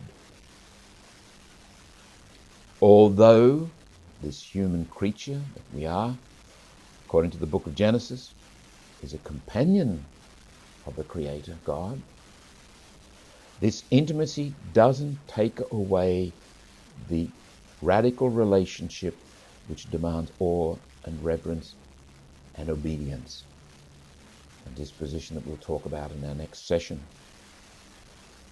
Now, this deep reverence in the Jewish tradition finds itself expressed in the sense of the ineffable, particularly focused on the name.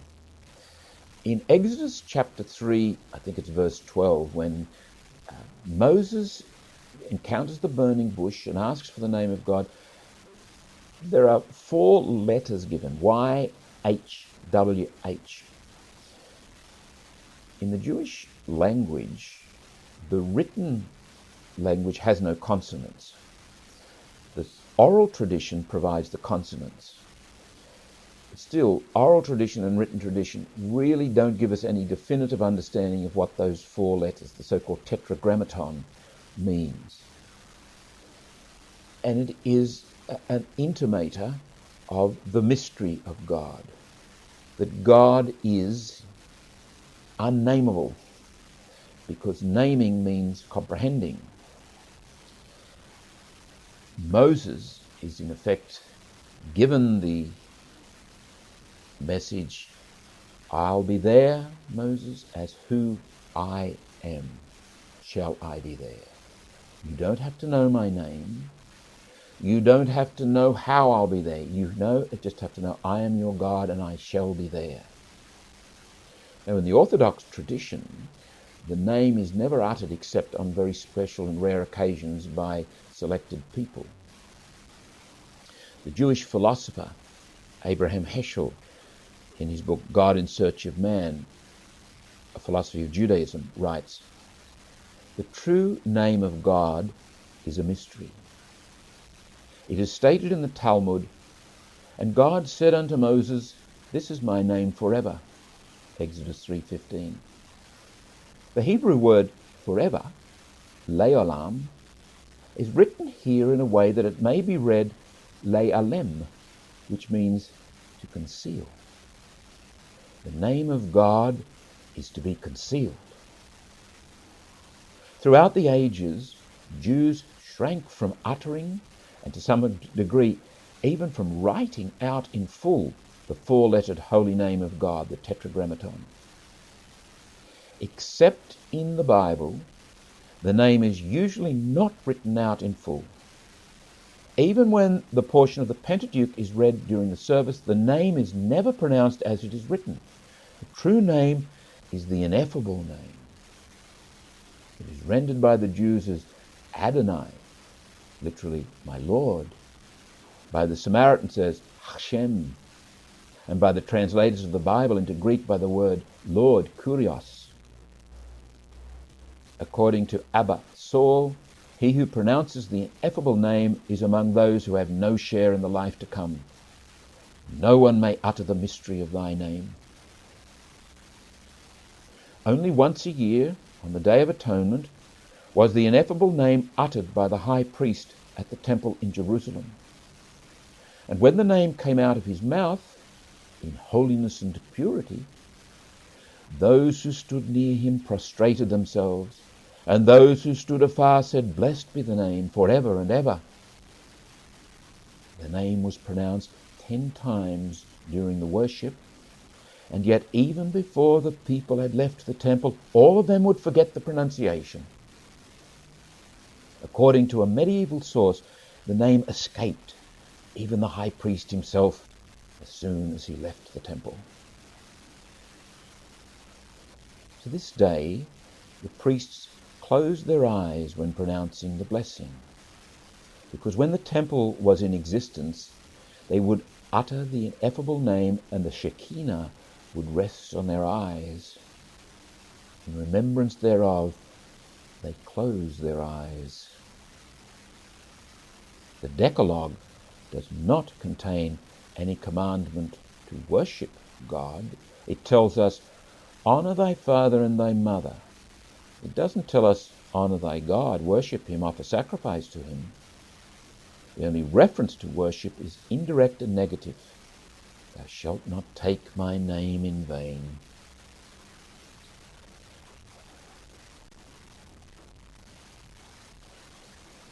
In the Christian scriptures, we find, for example, in John's Gospel,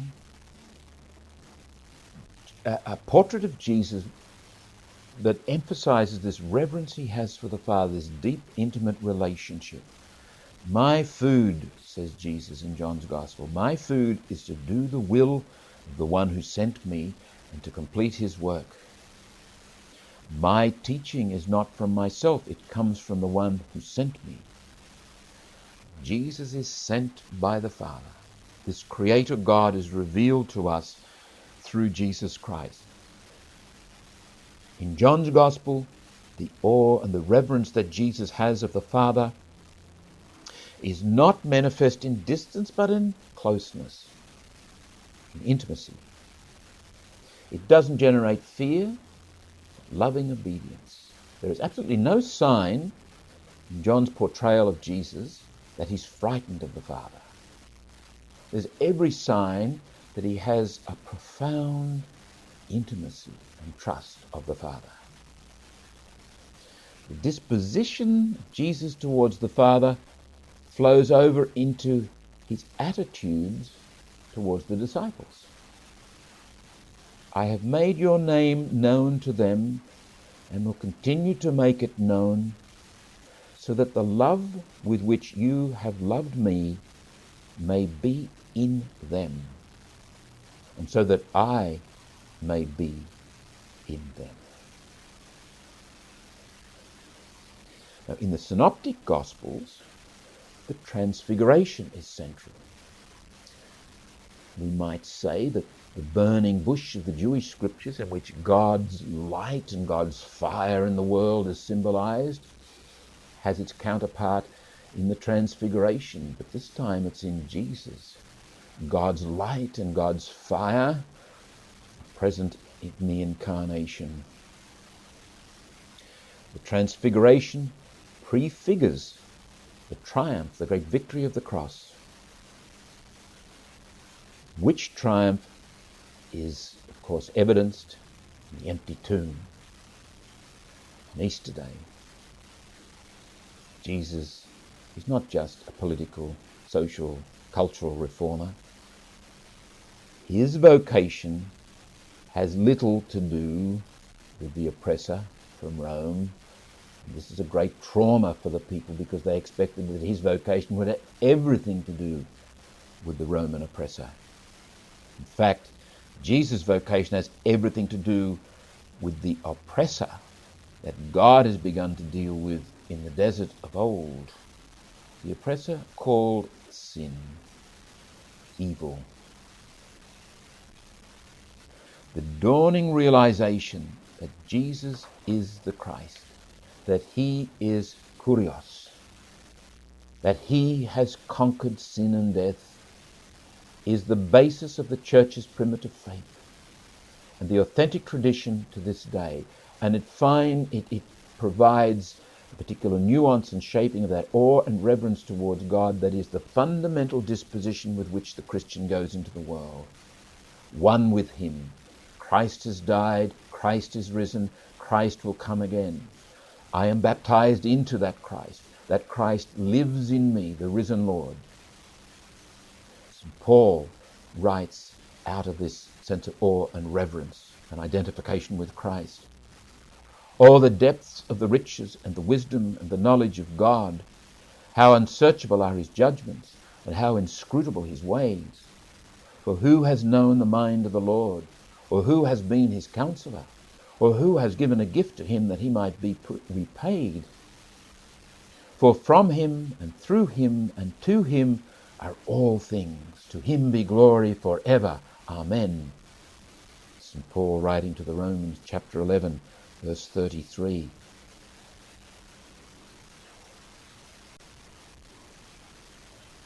I conclude with a brief reading from Adrian Van Kaam. I'll call it a meditation in the light of Easter. It's taken from Adrian Van Kaam's book, Religion and Personality, the 1964 edition by Image Books, pages 24 through 26.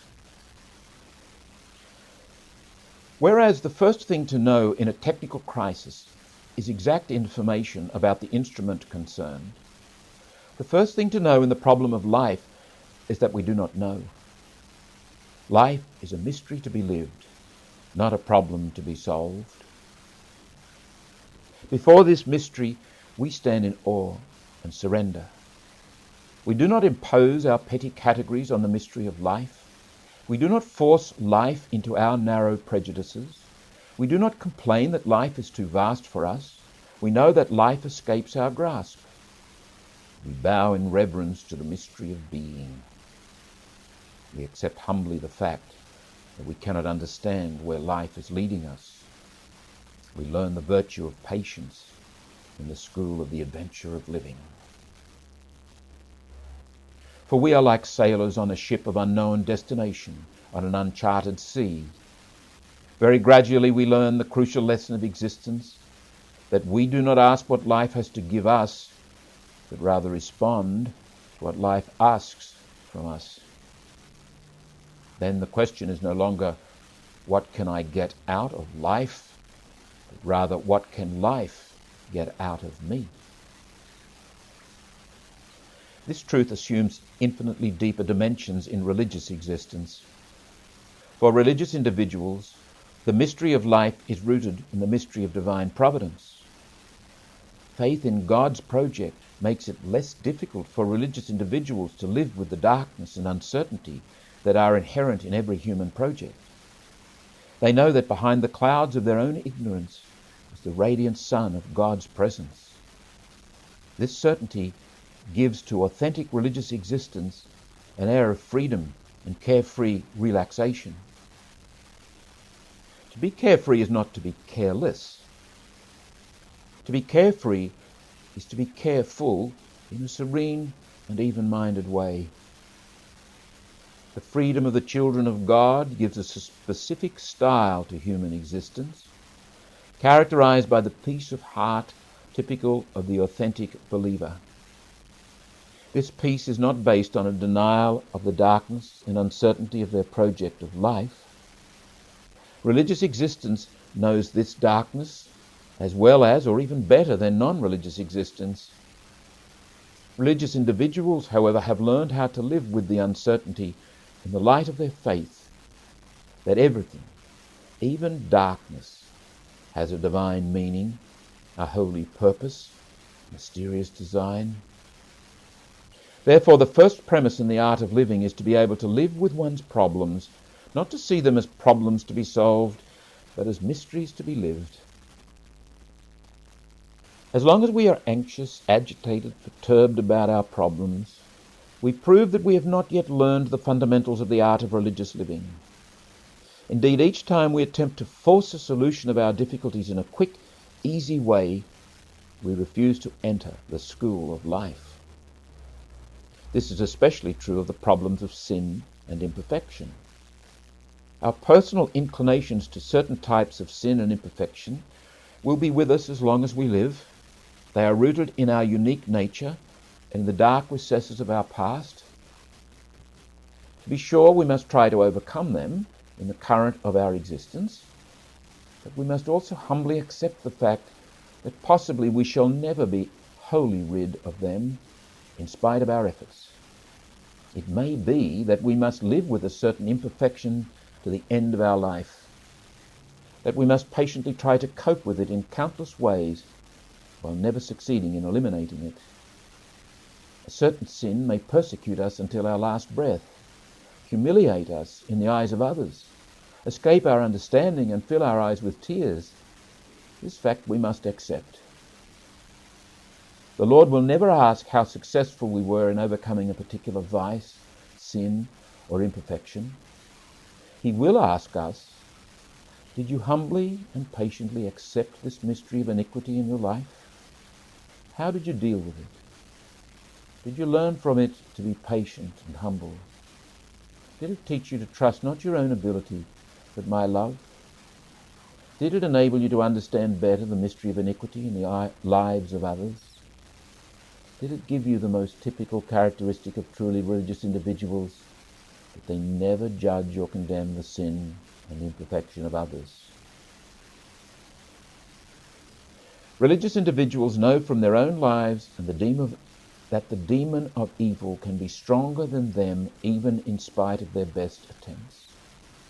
They know that it is the patience, humility, and charity learned from this experience that count. Success and failure are accidental. The joy of Christians is never based on their personal religious successes, but on the knowledge that their Redeemer lives. Christians are those who are constantly aware of their need of salvation. Acceptance of the mystery of iniquity in our project of existence is a school of mildness, mercy, forgiveness, and loving understanding of our neighbour. Our existential project is called authentic to the degree that it is in harmony with our life situation. Our project is authentic when it is not in Our project is inauthentic when it is not in harmony with reality as it manifests itself in our daily life. Wholesome individuals steadily grow in insight into their individuality within their own situation, and they accept their personal lives with all its possible and actual modes of existence. This increasing self-understanding is accompanied by acceptance of their total life situations, for we cannot separate our lives from the situations in which they are lived. We cannot split our self-development from the development of our situations. The moment we attempt to do so, we become unrealistic and unauthentic. At such a time, we begin to dream about a fictitious situation, an ideal state in which it would be possible for us to be perfect. In the meantime, we neglect our only possible real growth, namely growth within the concrete situation here and now. In such a case, we enter into an if-only existence. People who are caught in the throes of this unauthentic project of life escape the burden of true self-realization by the if-only attitude. If only my environment were different. If only I had a more cooperative wife or husband or superior. If only I were given a different assignment. If only the people around me were more understanding and refined. If only my health were better, my face more handsome, my imperfections more malleable, then everything would be different. Then I would be a marvelous person. Then I would live a rich and useful life. It is clear that the if-only attitude lifts people out of reality, makes it impossible for them to live real lives, to actualize themselves in a concrete sense. They are the eternally absent people, the professional dreamers who never wake up.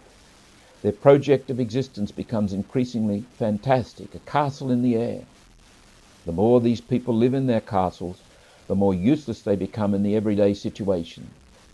They become expert at complaining because they cannot understand that imperfect life differs from their castle.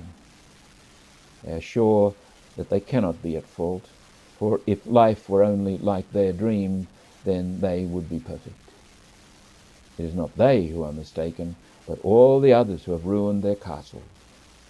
Those people of the if-only existence may travel from house to house, from task to task, from assignment to assignment, in a fruitless search for paradise lost. They'll never find it, and as a result they will never find it. Free is not.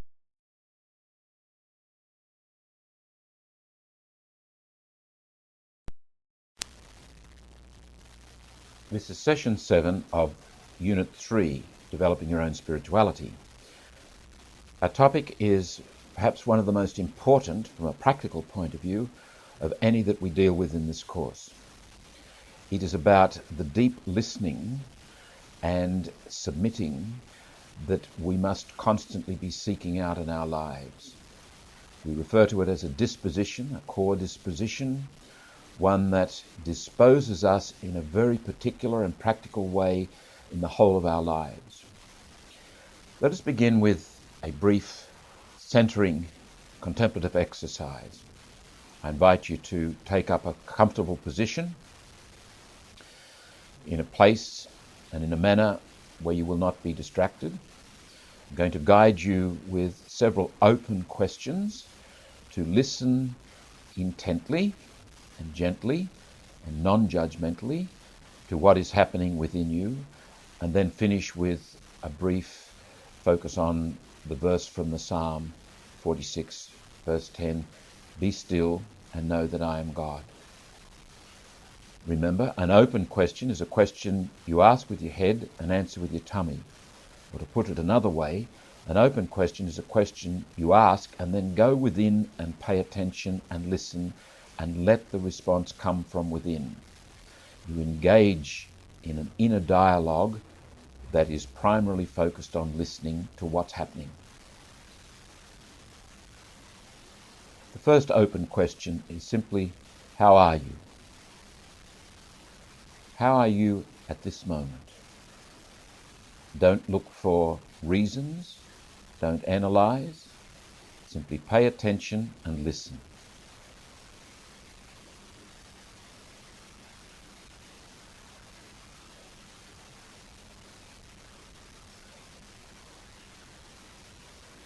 Second open question. What matters press for your attention at the moment? Let them come. Stack them one at a time, gently, honestly. Just get a sense of each one and let it be.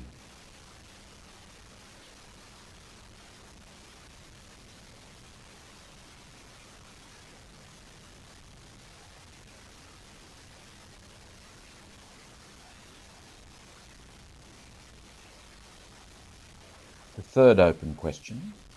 Which of these matters most presses for attention at the moment? Let the others go and focus on the one. Pay attention and listen. What's it like? Get a sense of it. Don't analyze it. Be simply honest, non-judgmental.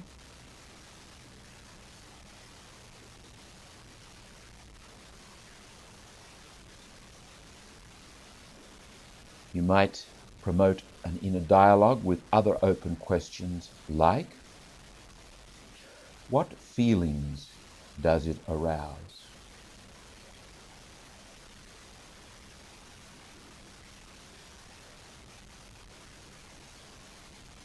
What thoughts does it arouse?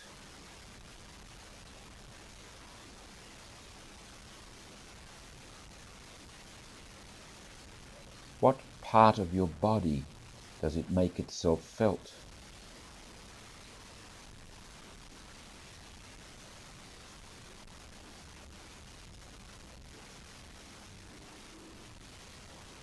Does it remind you of any other time or person or incident?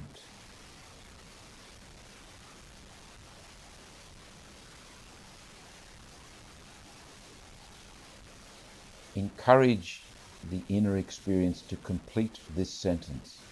It's like. Try on some names, some words, some images. If they don't fit, let them gently go. Listen for a right fit. It's like. It reminds me. It feels like.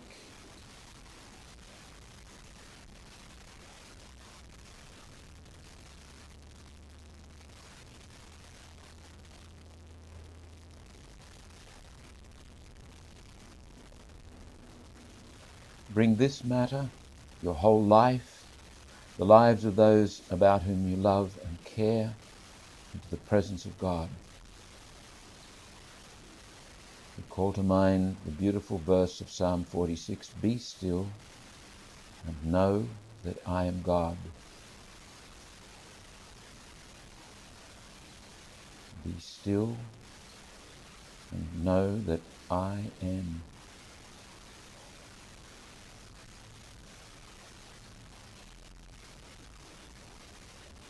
Be still and know.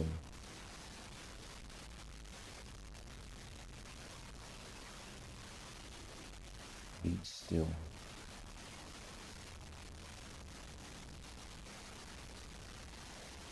Be.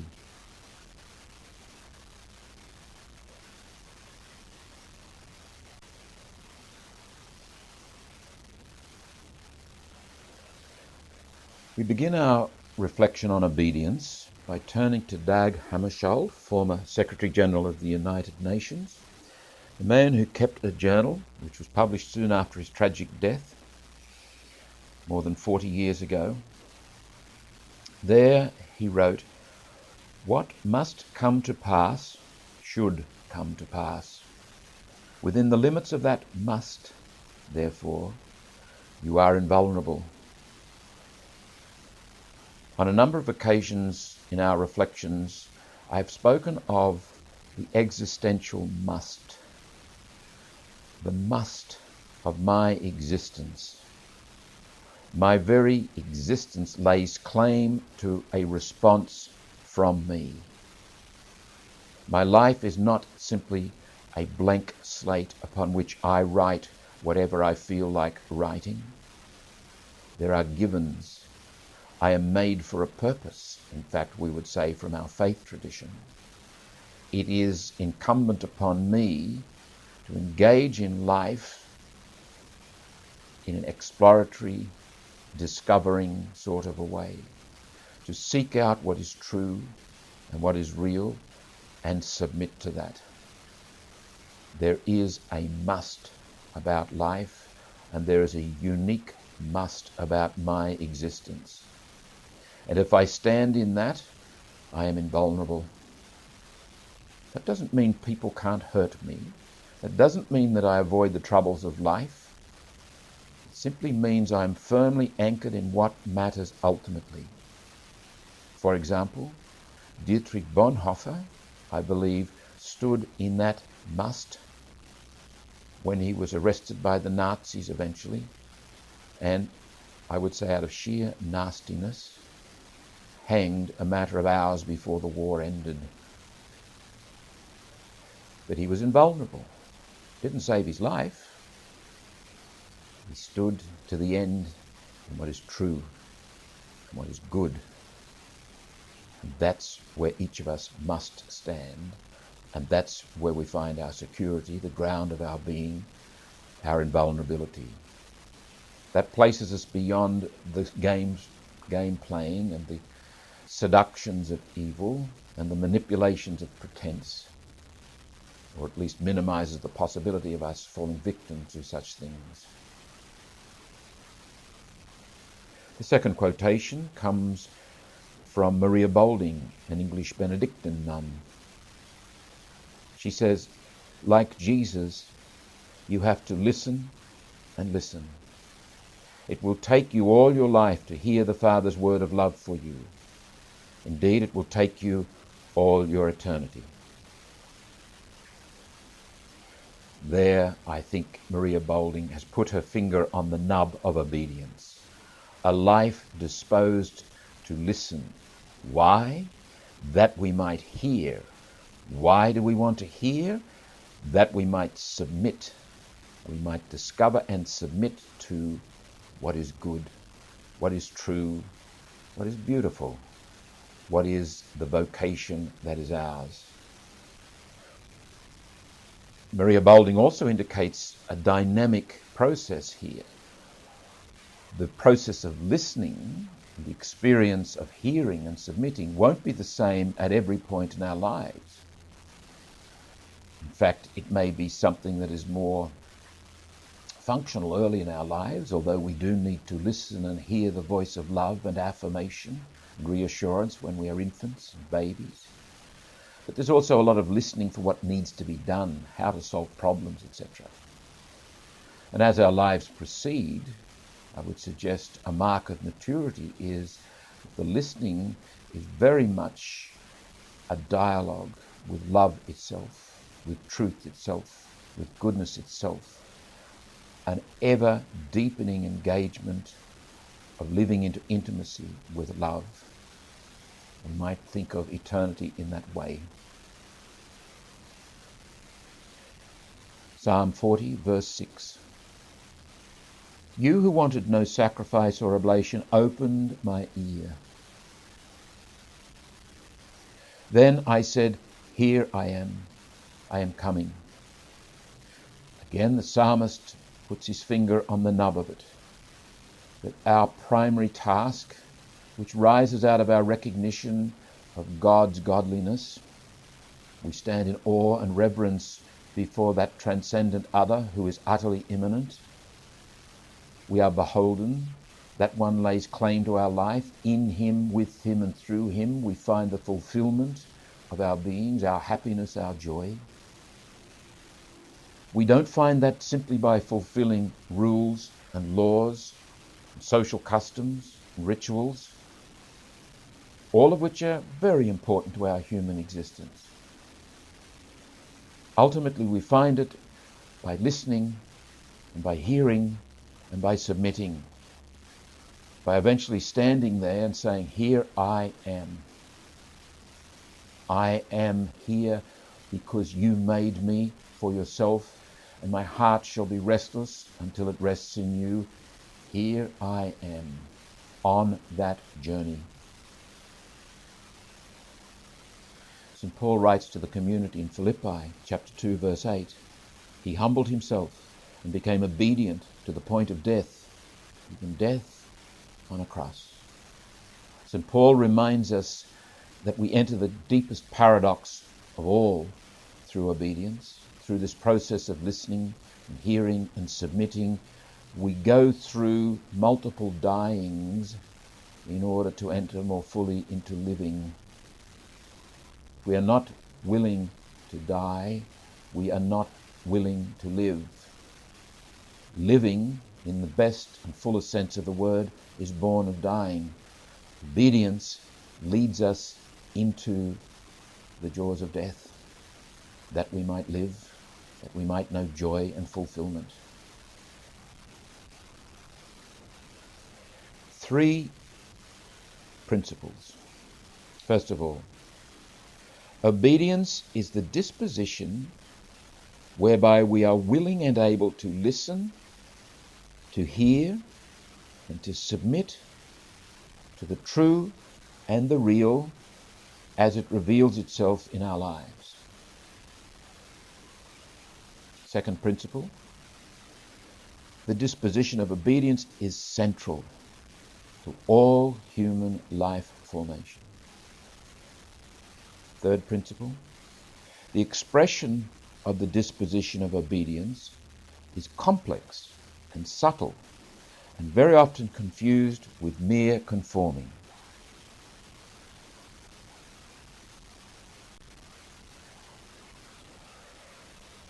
Recall your own life experience. I would say every adult can remember an incident, something that they have done, where they defied advice, maybe defied their own better intuitions, and did something that had awkward, difficult, maybe painful consequences. When you were young, you might have gone and sunbaked for too long and you got sunstroke or badly blistered skin. You might have eaten too much or eaten the wrong thing. You might have gone off with friends that you were warned not to go with. You might have drunk too much. There are a number of occasions, probably, for most of us, where we've learned by experience. What actually is going on here? It's the normal stuff of learning. Children are asked to do this, forbidden to do that. Sanctions are applied.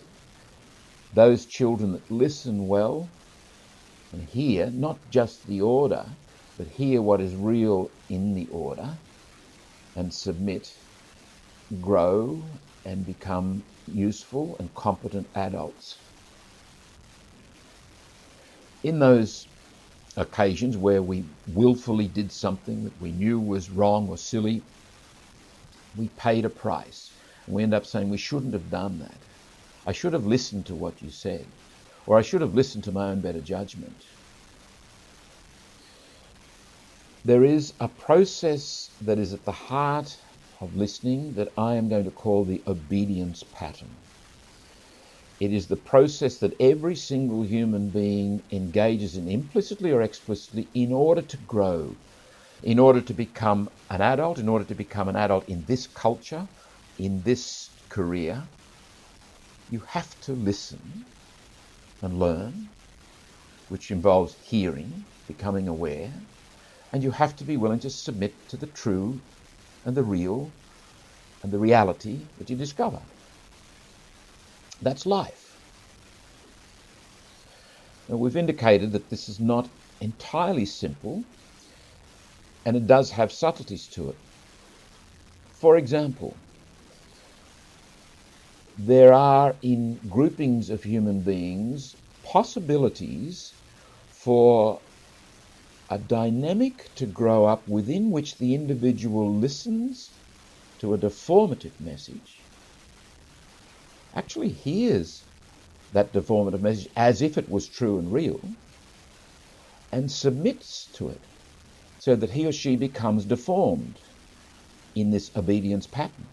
And through it, ideally, obviously, we set up environments within which what the learning human being listens to is what is good and what is true and what is loving and what is real, not the opposite. So that they hear that in their lives and they submit to that in their lives and they are shaped by that. Now, apart from what's going on around us in the culture or the society, which may shape us for better or for worse, there's what's going on inside us. We all have a genius for self-deceit, so that we may in fact believe that we are listening well, that we have heard such and that we are in fact submitting to what is real and true, but we're not. We're all prone to that dynamic of self-deceit. Take, for example, the recent film about the last days of Hitler, and Goebbels' wife poisons the children, and then she weeps and can't imagine a world without National Socialism. Now, let's take it on face value and accept that she does in fact believe what she's saying, that Nazism is good for the human family. I don't know that any of us would agree with her, but she has clearly listened and heard and submitted to a deformative fact. The obedience pattern in her life has worked unto ill. Whereas the obedience pattern in, for example, Dietrich Bonhoeffer's life, who confronted Nazism for what it was, an evil, worked very differently. He listened to, he heard, and he submitted to a very different voice. Now, we're going to come up against this factor, and there's no, all the time, and there's no formula, there's no magic that can save us absolutely from self-deceit or from the deformations that come to us from around us and other people.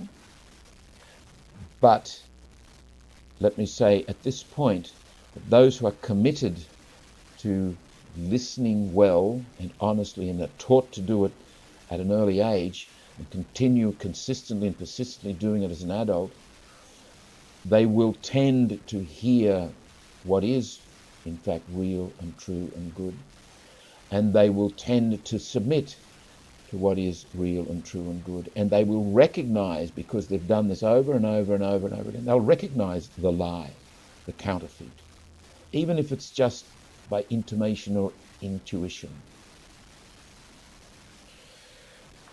Let's just summarize 3 external forms whereby the obedience pattern can be distorted or deformed: in culture, in family, and in formal and informal networks. In culture first. Culture can introduce many social fictions, what Ernest Becker has called vital lies, that make it difficult for us to listen and hear what is actually happening.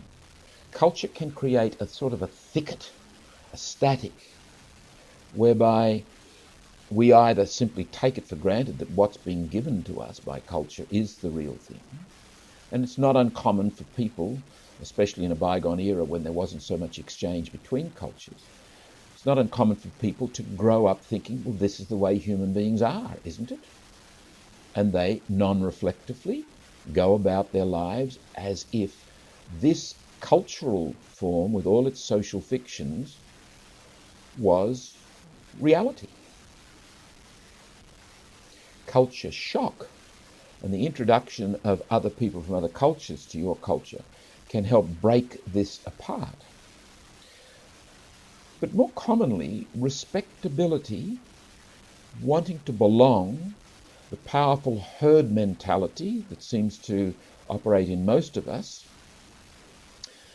can be quite an obstacle to the obedience pattern being formative. And I'm going to suggest that we use the word obedience only in a positive way. That is, we are obedient when we are willing to and able to listen to and hear and submit to what is real and what is good and what is true. Now, discerning what is real and what is good and what is true is another question. But obedience is not simply the same as that fundamental obedience pattern, which can have us going either way. The second example is from family training. Families can be a powerful shaper of our lives. They are typically a powerful shaper of our lives. What we listen to constantly in the family and hear and submit to will form us in a particular way. Now, we may in fact develop idealizations and various deformations in this context. So the obedience pattern, that fundamental, that primitive instrumentality by which we're all shaped, can have us moving in deformative directions. We need to question and be reflective, critically reflective, about the assumptions and the beliefs and the way we operated in our families. They're not necessarily good as such. They're not necessarily good for us. Thirdly, the informal and formal networks of relationships. We may join a club. A teenager might join a gang. Or we might become part of a team of something, or a workplace that has a strong ethos. These can affect our ability to listen well and to hear well and to submit well. In other words, they can affect our obedience or our ability to be genuinely obedient.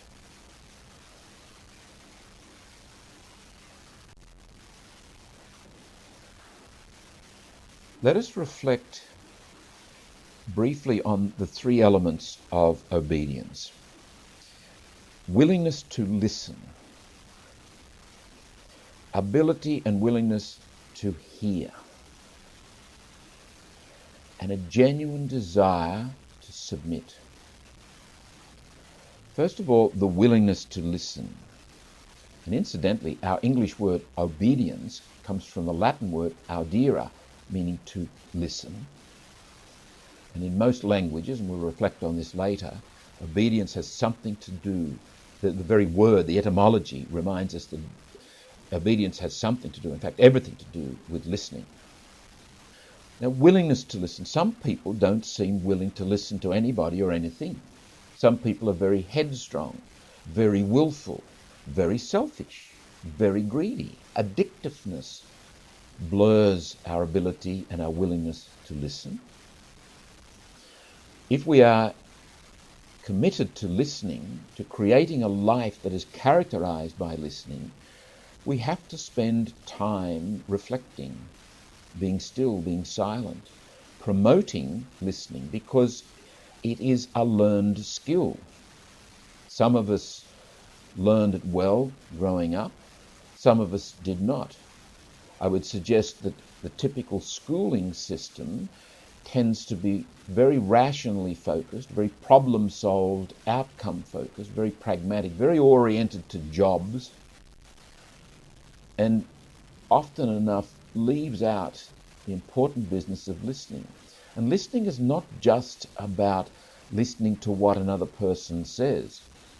It's about being alert, being attuned, having one's radar there to listen to what's going on, first of all, inside me. And the most practical question I can ask myself at any moment is, what's happening?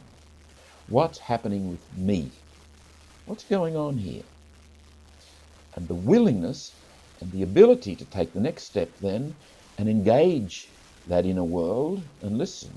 I have not found a better practical method for that than Eugene Gendelin's focusing, and I highly recommend it. It is very respectful, it is practical, and it simply works.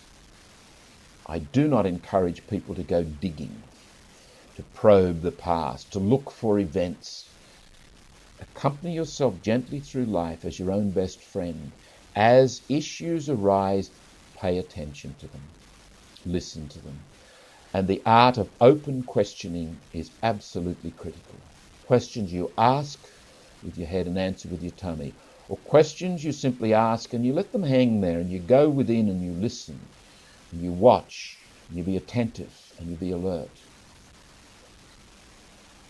Secondly, the willingness and the ability to hear. They are different, listening and hearing. I may, for example, engage in a process of listening, and I may be moving towards facing an issue that is very embarrassing or frightening for me. Now, it's given my capacity for self-deception, I may in fact set up all sorts of obstacles to prevent myself actually facing that. That is, actually hearing what I need to hear. Gendlin gives an example of the young couple. He comes home from work. He's received a promotion. He knocks a piece of crockery, a vase or something off the table. It breaks. She's extremely angry and cries. Leaves the room. Now, the question, what's going on here? Her reaction is inordinate.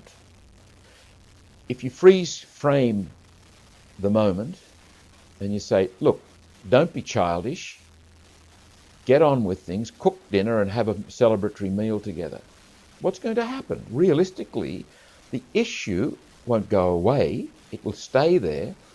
She, and by implication he, need to listen. She in fact did listen. She applied the focusing process. And as she listened, there were various matters arose, like she felt tired, like their child had been sent home from school because he was sick and he was sitting on the doorstep when she got home, etc., etc. What she eventually heard and was willing to hear was that she felt left behind. She felt left out. She was a part-time teacher. Her husband was getting all the kudos. He was pushing ahead with his career, the satisfaction, the joy, the triumph of that. And she was stuck in being a part-time teacher and was going to go nowhere. Now that's a little bit embarrassing for an adult to admit, but it's the truth. And on the basis of what is true and real, she is able to go back to her husband with a sense of freedom, having worked through it, and that in fact took about 20 minutes. And she can say to him, look, I'm sorry, it didn't have anything to do with the broken crockery as such. Yeah, that just triggered it. I'm feeling left out, darling.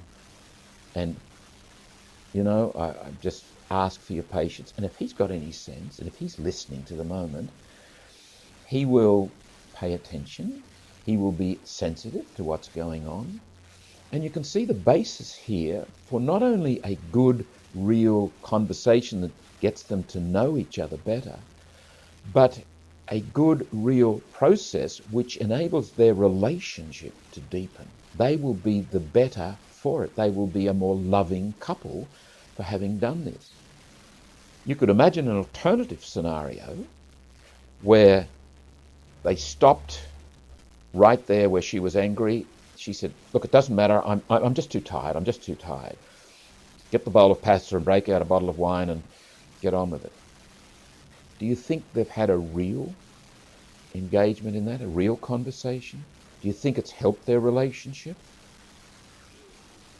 Obedience is demanded. They must not only listen, they must hear. And that involves facing. That involves accepting, and moves us quite naturally and definitely towards the third reality, which is submitting. Yes, that's it. Yes, I'm willing to say this. This is where I stand. This is who I am. This is what's going on. Perhaps this sort of thing is implicit, or the sort of thing that is implicit, Dag Hammarskjöld's comment about the must we talked about earlier in the beginning quotation is here. In this married couple, they are submitting not just to what they like, they're submitting to something deeper that they share and over which they don't have any absolute control, but which beckons them. We would say it is their vocation as a married couple. It is their sacramental reality they are submitting to. That is the must that is there.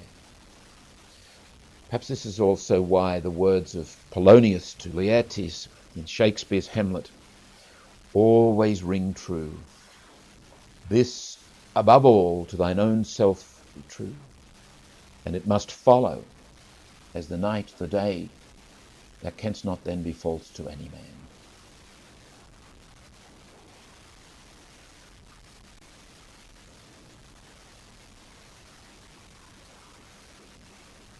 Let's take up a particular instance of a cultural environment using the obedience pattern to promote a deformative outcome, and see in that environment, amidst all the deformation, a particular example of formation, of good formative outcome. I'm talking particularly about Nazism and the cultural environment of Germany in the 30s and 40s. In 1945, many things happened, many world-changing things. For example, bombs were dropped on Hiroshima and Nagasaki.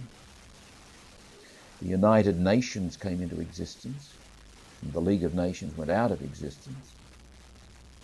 Franklin D. Roosevelt died, and Winston Churchill finished his time as Prime Minister in Great Britain. Mussolini was killed. Hitler committed suicide. George Orwell wrote Animal Farm, and Evelyn Waugh wrote Brideshead Revisited, and the Independent Republic of Vietnam was formed under Ho Chi Minh, and the Arab League was founded to oppose the creation of a Jewish state.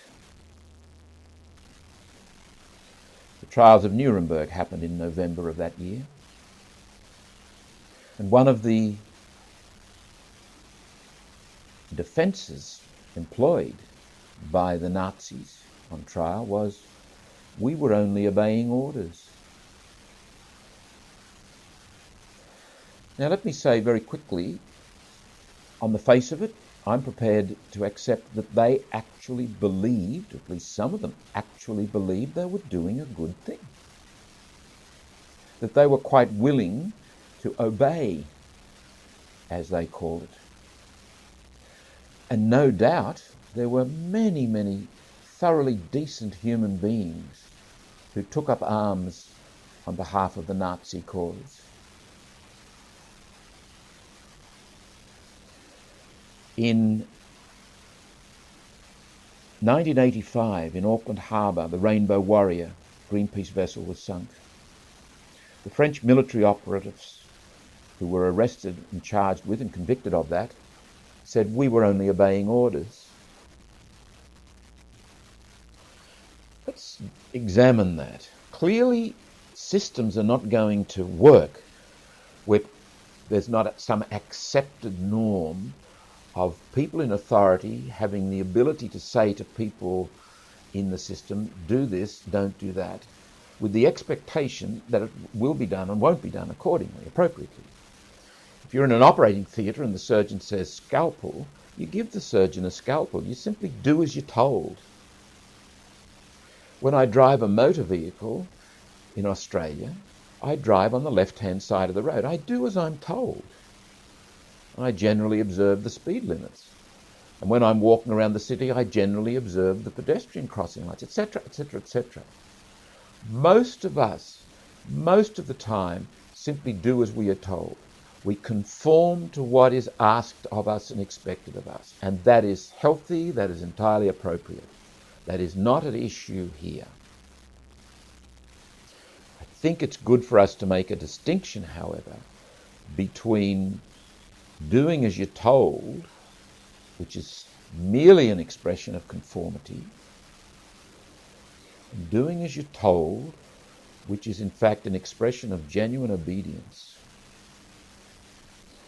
The focus of conformity is the social system, whatever the social system might be. And the purpose of doing as you're told is to maintain the welfare of the social system. Okay as far as it goes, but if that social system is something like Nazism or fascism or communism, then it becomes a slightly different question. The obedient person, the one who listens, is willing and able to listen for what is good and true and real, and hear what is good and true and real, and submit to what is good and true and real, and if this is a fundamental disposition of their living, they will bring to it a different attitude.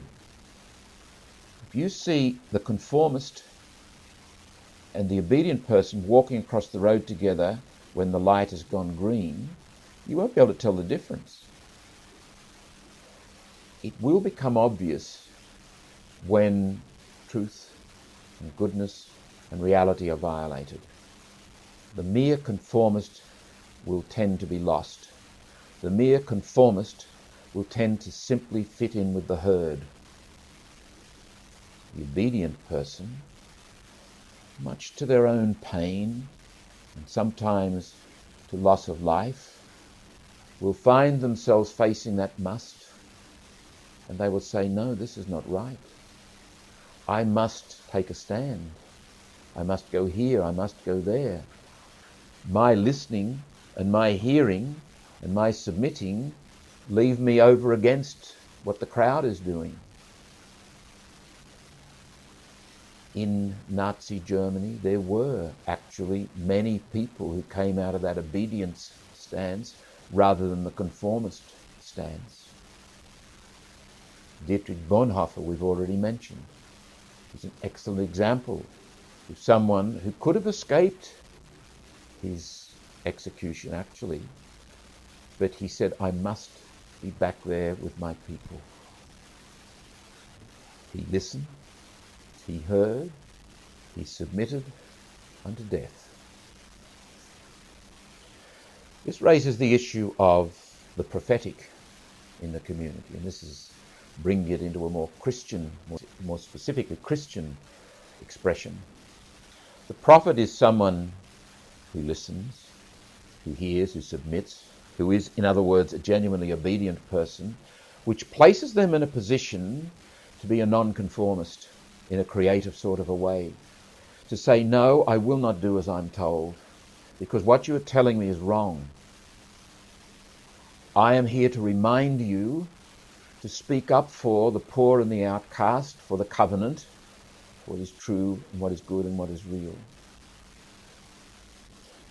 It's actually easy to see why the herd doesn't like prophets, why prophets at the very least get marginalized, and more often than not get persecuted and sometimes actually get killed. Dietrich Bonhoeffer was a prophet. He stood up and said, I must be against you. And he, in fact, was part of the team that tried to kill Hitler. And I think he was well within his moral rights to try and kill that man.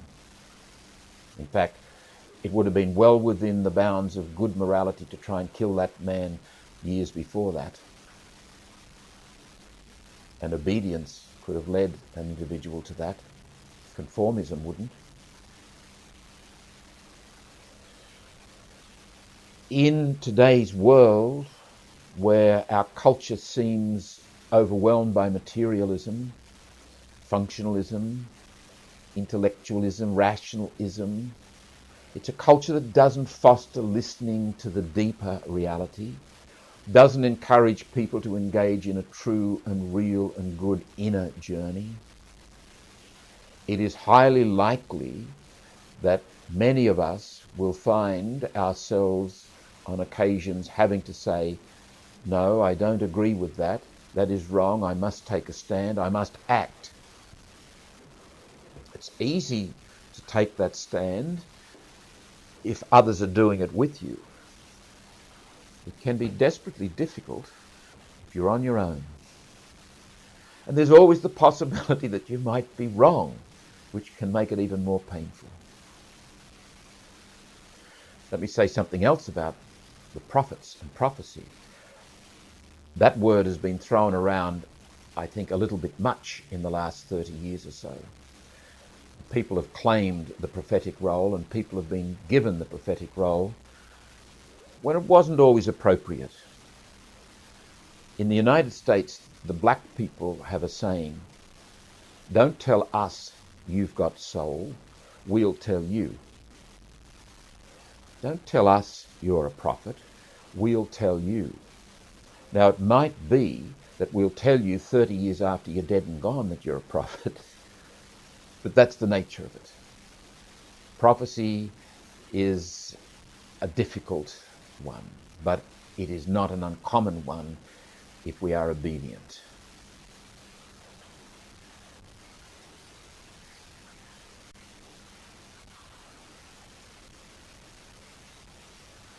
Let's look at obedience in the formation field of life.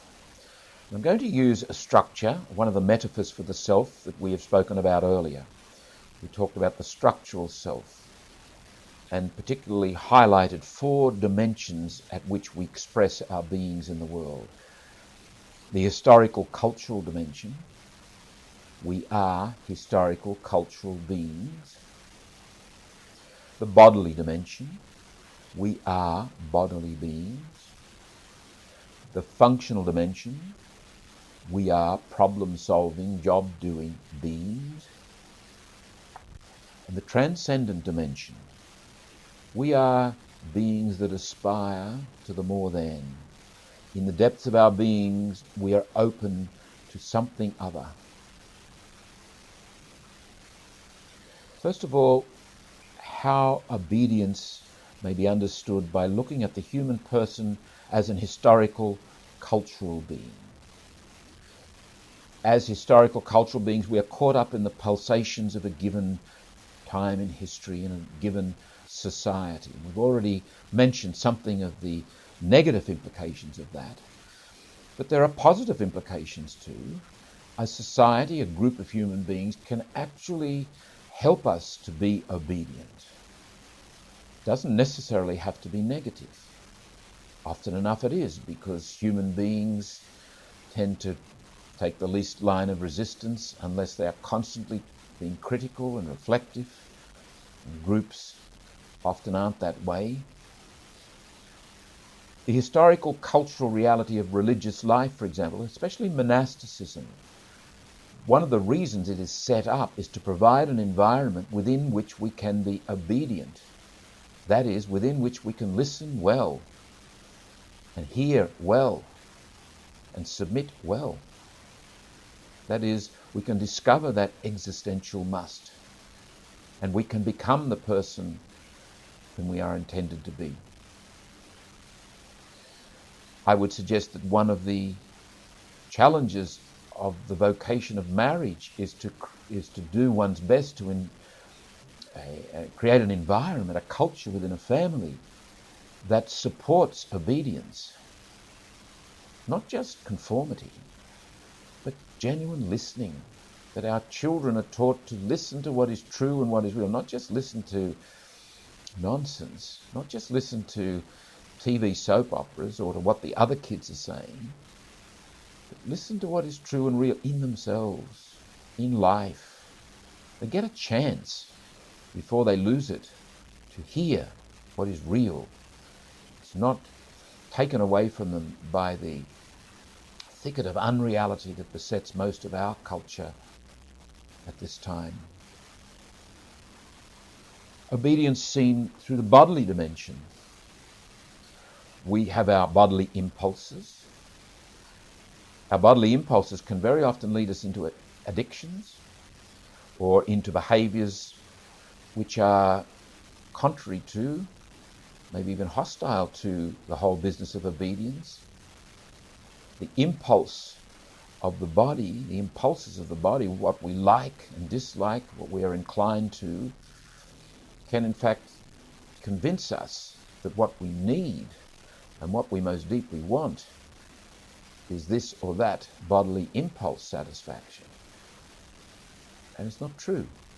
And it's not real.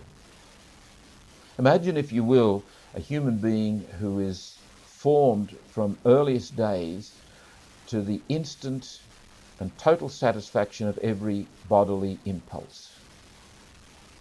That would be one heck of a sad, tragic, destroyed humanity. We must learn to say no. We must learn discipline, to make disciples of our bodily impulses. Obedience is part of that process of learning and discipline. And in turn, the discipline in our bodiliness aids and abets our obedience. And our obedience applies directly to our bodiliness in other ways too, say with diet. If I am listening well to my body, I will get some sense of what's good and real about eating.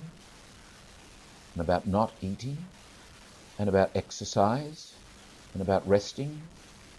This is all part of obedience, listening well and hearing well and submitting well. Life is not about ego conquest, doing what I feel like, conforming. Life is about a journey more and more and more deeply towards the existential must, my true self. Thirdly, the functional dimension. How does obedience apply here? We have our functional ambitions. We are problem solvers. We are doers of work. We are makers of things. That's part of who we are. It's a critical part of shaping our identity. But it's not the fullness, not the totality of who I am. It is very often the focus of life today. Functionalism does tend to be rampant in our culture. And where we are functionalistic, we do tend to be product-centered rather than process-centered. We do tend to be outcome-obsessed. And in all that, we miss a lot. Take, for example, the person who is terribly busy working, solving problems, doing things, no matter what the motivation. Do you think they are going to be able to listen to what is real and true and good and hear it and submit to it? They're too busy. They have jobs to do, products to produce, outcomes to deliver. Am I saying work is bad? No, absolutely not. I'm talking about an extreme, but an extreme that is all too common. It violates our fundamental call to obedience, and in turn obedience can help to redress the situation. This is why we need time out. Time out not just to convalesce from the hard work, but to actually assess our lives, ask what's going on and face what is going on. Fourthly, the transcendent dimension. We are people governed, or we should be people governed by our aspirations, the deepest desires of the human heart for love and for truth and for goodness and for forgiveness and for patience. We seek the more than. And those aspirations will keep us restless, will keep us searching. Those aspirations are at the very basis of our need to listen and to hear and to submit. These are not, first and foremost, inclinations to be moral, although they are that. These aspirations are first and foremost inclinations to mysticism. They're inclinations towards intimacy, towards communion, towards being in love. That's where we find our fulfillment, our joy, our happiness, our energy for life. And we can't go down that path if we're not listening, if we're not paying attention, because we won't know what to submit to. We won't be in the position to submit to love, to being loved. We will think love is about doing the right thing, or doing this or doing that. Love is a graced process. Love is a being. Love is a person. We are called to be in that person.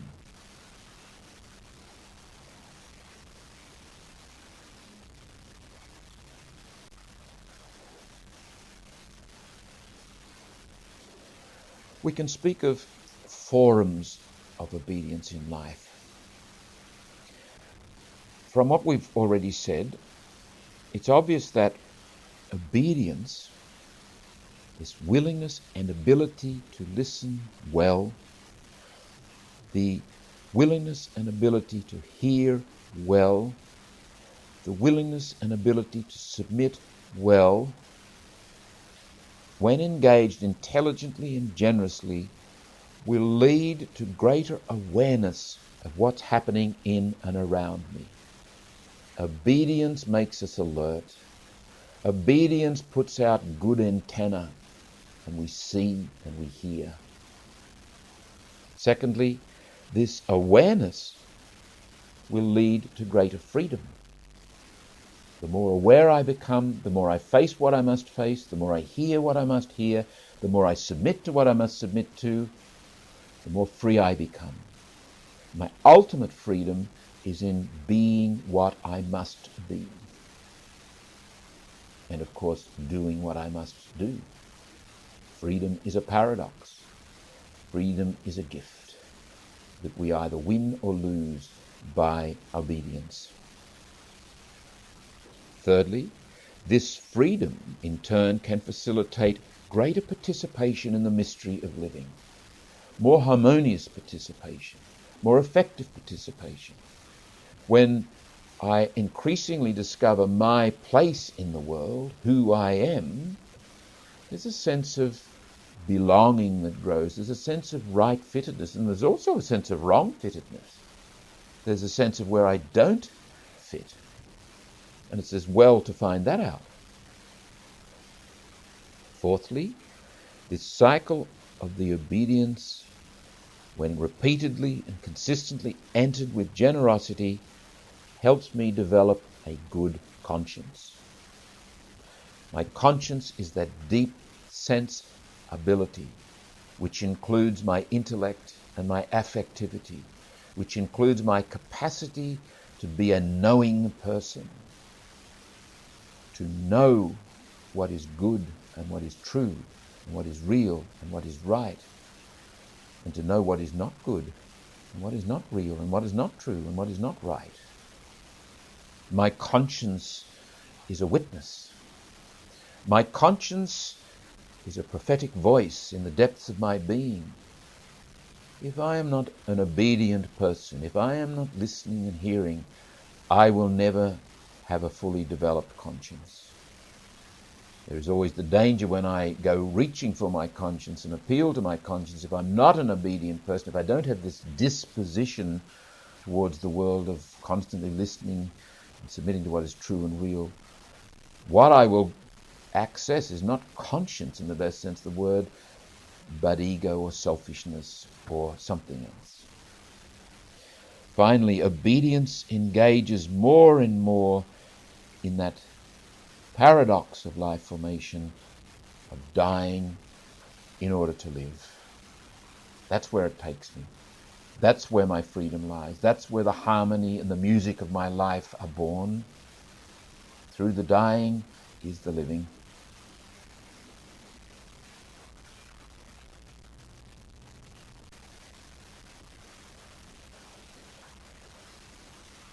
Let's be quite specifically Christian now in our reflection on obedience. There are three principles.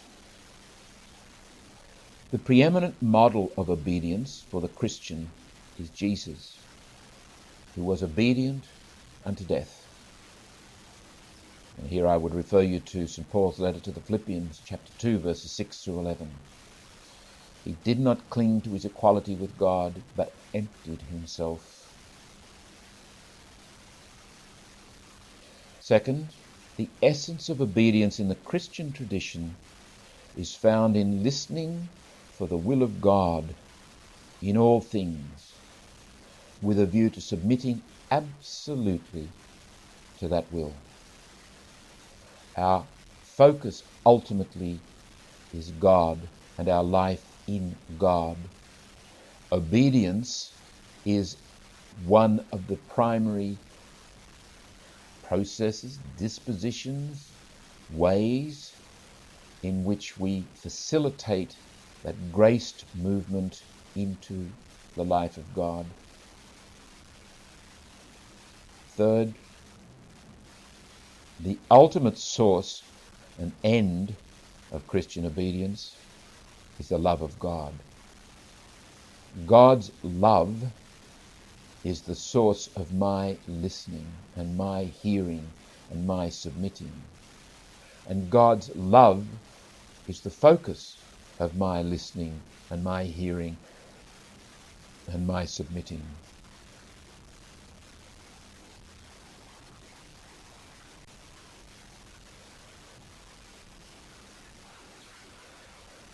We've already emphasized the etymology of the word obedience. In English, obedience is rooted in the word to hear or to listen, adira. Listen to this biblical scholar talking about the words that are used, the Greek words that are used for obedience in the New Testament and indeed the Old Testament, the Septuagint.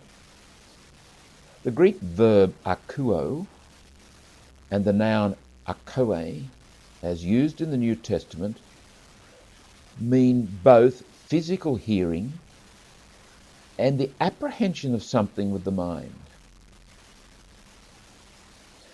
Though originally these words denoted only the physical hearing.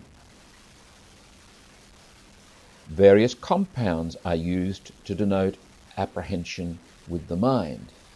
Asekuo and epikuo stress attentive listening, while the emphatic forms hupakuo and hupakoe, literally meaning to hear beneath, mean to obey and obedience. Now, in Deuteronomy chapter 6, verses 4 through 9, the word Shema is used.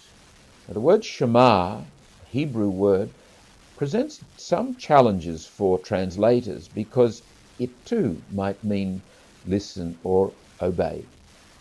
In this instance, in Deuteronomy chapter 6, verse 4, it actually means both, but it is generally translated as hear. It's a command. It carries with it the implications of submission in the best sense of that word. And incidentally, our English word submission, which contains the word mission, comes from the Latin word mittere, meaning to send. I am sent into the world. I discover my mission, my being sent, and I experience myself as sent through this constant submission, under mission. I come to my must. I find great sense of security and grounding in that. As Dag Hammarskjöld said, there I am invulnerable. There I am available to reach out to people in vulnerability because I am invulnerable. I don't have to protect myself with games and with ego ploys and strategies and lies. I can be present, transparent, simple, straightforward because I have nothing to fear. The word Shema begins the prayer, the Shema. Hear, O Israel. And if you go to that passage from Deuteronomy chapter 6, verses 4 through 9, you'll find the first lines of that prayer, which is said by Orthodox Jews at sunrise and sunset to this day. It's about obedience. It's about living a life disposed to constant listening and hearing and submitting. And a life shaped, therefore, by the presence of God. And the same applies in the New Testament. Listening and hearing are profoundly significant throughout both the Jewish scriptures and the Christian scriptures. The Word of God must be listened to and heard and heeded. The phrase, "Thus says the Lord," recurs again and again and again through the sacred scriptures. Yahweh has a conversation with his servant Moses in Exodus 3, 1 through 15. God listens and hears Moses and in a sense submits to the truth of this relationship. And Moses does the same, listens to and hears God.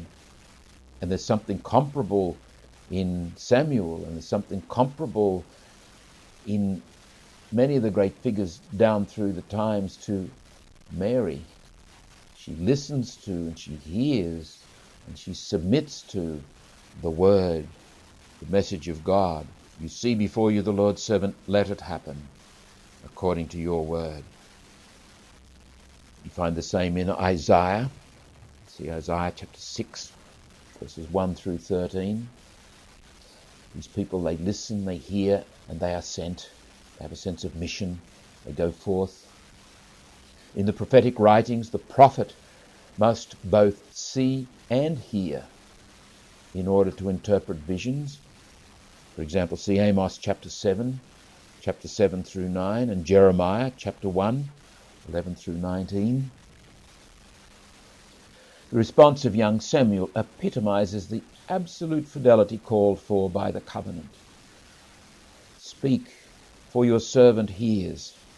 See 1 Samuel 3:10. And incidentally, the more we commit ourselves to the process, rather than simply achieving something or doing as we're told, commit ourselves to the process and incrementally come up against and hear the true and the real and the good and the beautiful, and submit to it incrementally, daily, hourly, moment by moment as best we can, it becomes a taken for granted process. It's not a huge thing, typically. When we do come up against the huge moment of obedience, we'll be better prepared for it. Because the covenant life is a conversation, God, too, is expected to listen and to hear. Throughout the Psalms, God is frequently called upon to do this. For example, Psalm 4, verse 1, Psalm 39, verse 12, Psalm 69, verse 16, Psalm 102, verse 1. In fact, what distinguishes Yahweh from the false gods is precisely that Yahweh is willing and able to be party to a conversation. Yahweh has ears and he hears.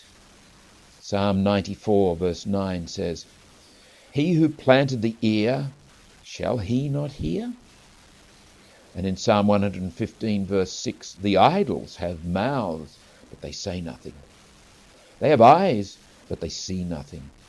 They have ears, but they hear nothing. They have noses, but they smell nothing." Listen also to the beautiful little line in Isaiah chapter 1, verse 18. "Come, let us talk this over."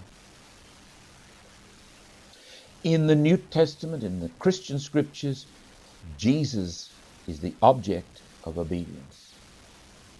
Just as he listens to and hears and submits to the word of the Father, the being of the Father, that is asked of his disciples, through him, with him, in him. We hear the voice in Matthew 17:5, "This is my Son, the beloved, listen to him." This establishes the structure of obedience in the Christian tradition. It is the beloved Son. It is the second person of the Blessed Trinity, enfleshed, through whom our obedience preeminently occurs. He is the eternal sacrament. He is preeminently the revelation of God in the world. Obedience is participating in an ongoing conversation, therefore, with a view to being drawn more and more deeply into the covenant of love. Obedience ends by us being in love more and more and more. Obedience in the full Christian sense can only be understood in the light of God's loving action in Christ. If it weren't for the incarnation, we would be simply listening to the unnamed, true and real and good. Jesus is the ultimate expression of what is true and real and good. And this process of obedience is inextricably tied up with those forums of obedience, moving into awareness and freedom and participation, entering ultimately and always into the dying. And that is our pathway into God through Christ by the power of the Holy Spirit. Obedience thus unites us ever more deeply with Jesus in his incarnating journey, in his journey into life. So when Jesus says so many times in the Gospels, "Follow me," it's a call to obedience. Listen well. hear well, submit well, join me in my obedience. And so we enter a paschal rhythm, a living through him, with him, and in him, in our own dying and rising. Unlike Adam, who was guilty of disobedience, Jesus in his very being epitomizes obedience. His is a listening being. His is a hearing being. His is a submitting being, a being of mission. As the baptized, in entering that obedience, we are baptized into him and we are baptized into his obedience. Therefore, we grow into him. So St. Paul writes beautifully to the community in Philippi, "Have this mind among yourselves, which is yours in Christ Jesus, who, though he was in the form of God, did not count equality with God a thing to be grasped, but emptied himself, taking the form of a servant, being born in the likeness of human beings, and being found in human form, he humbled himself and became obedient unto death, even death on a cross. Therefore God has highly exalted him and bestowed on him the name which is above every name, that at the name of Jesus every knee should bow, in heaven and on earth and under the earth, and every tongue confess that Jesus Christ is Lord, to the glory of God the Father."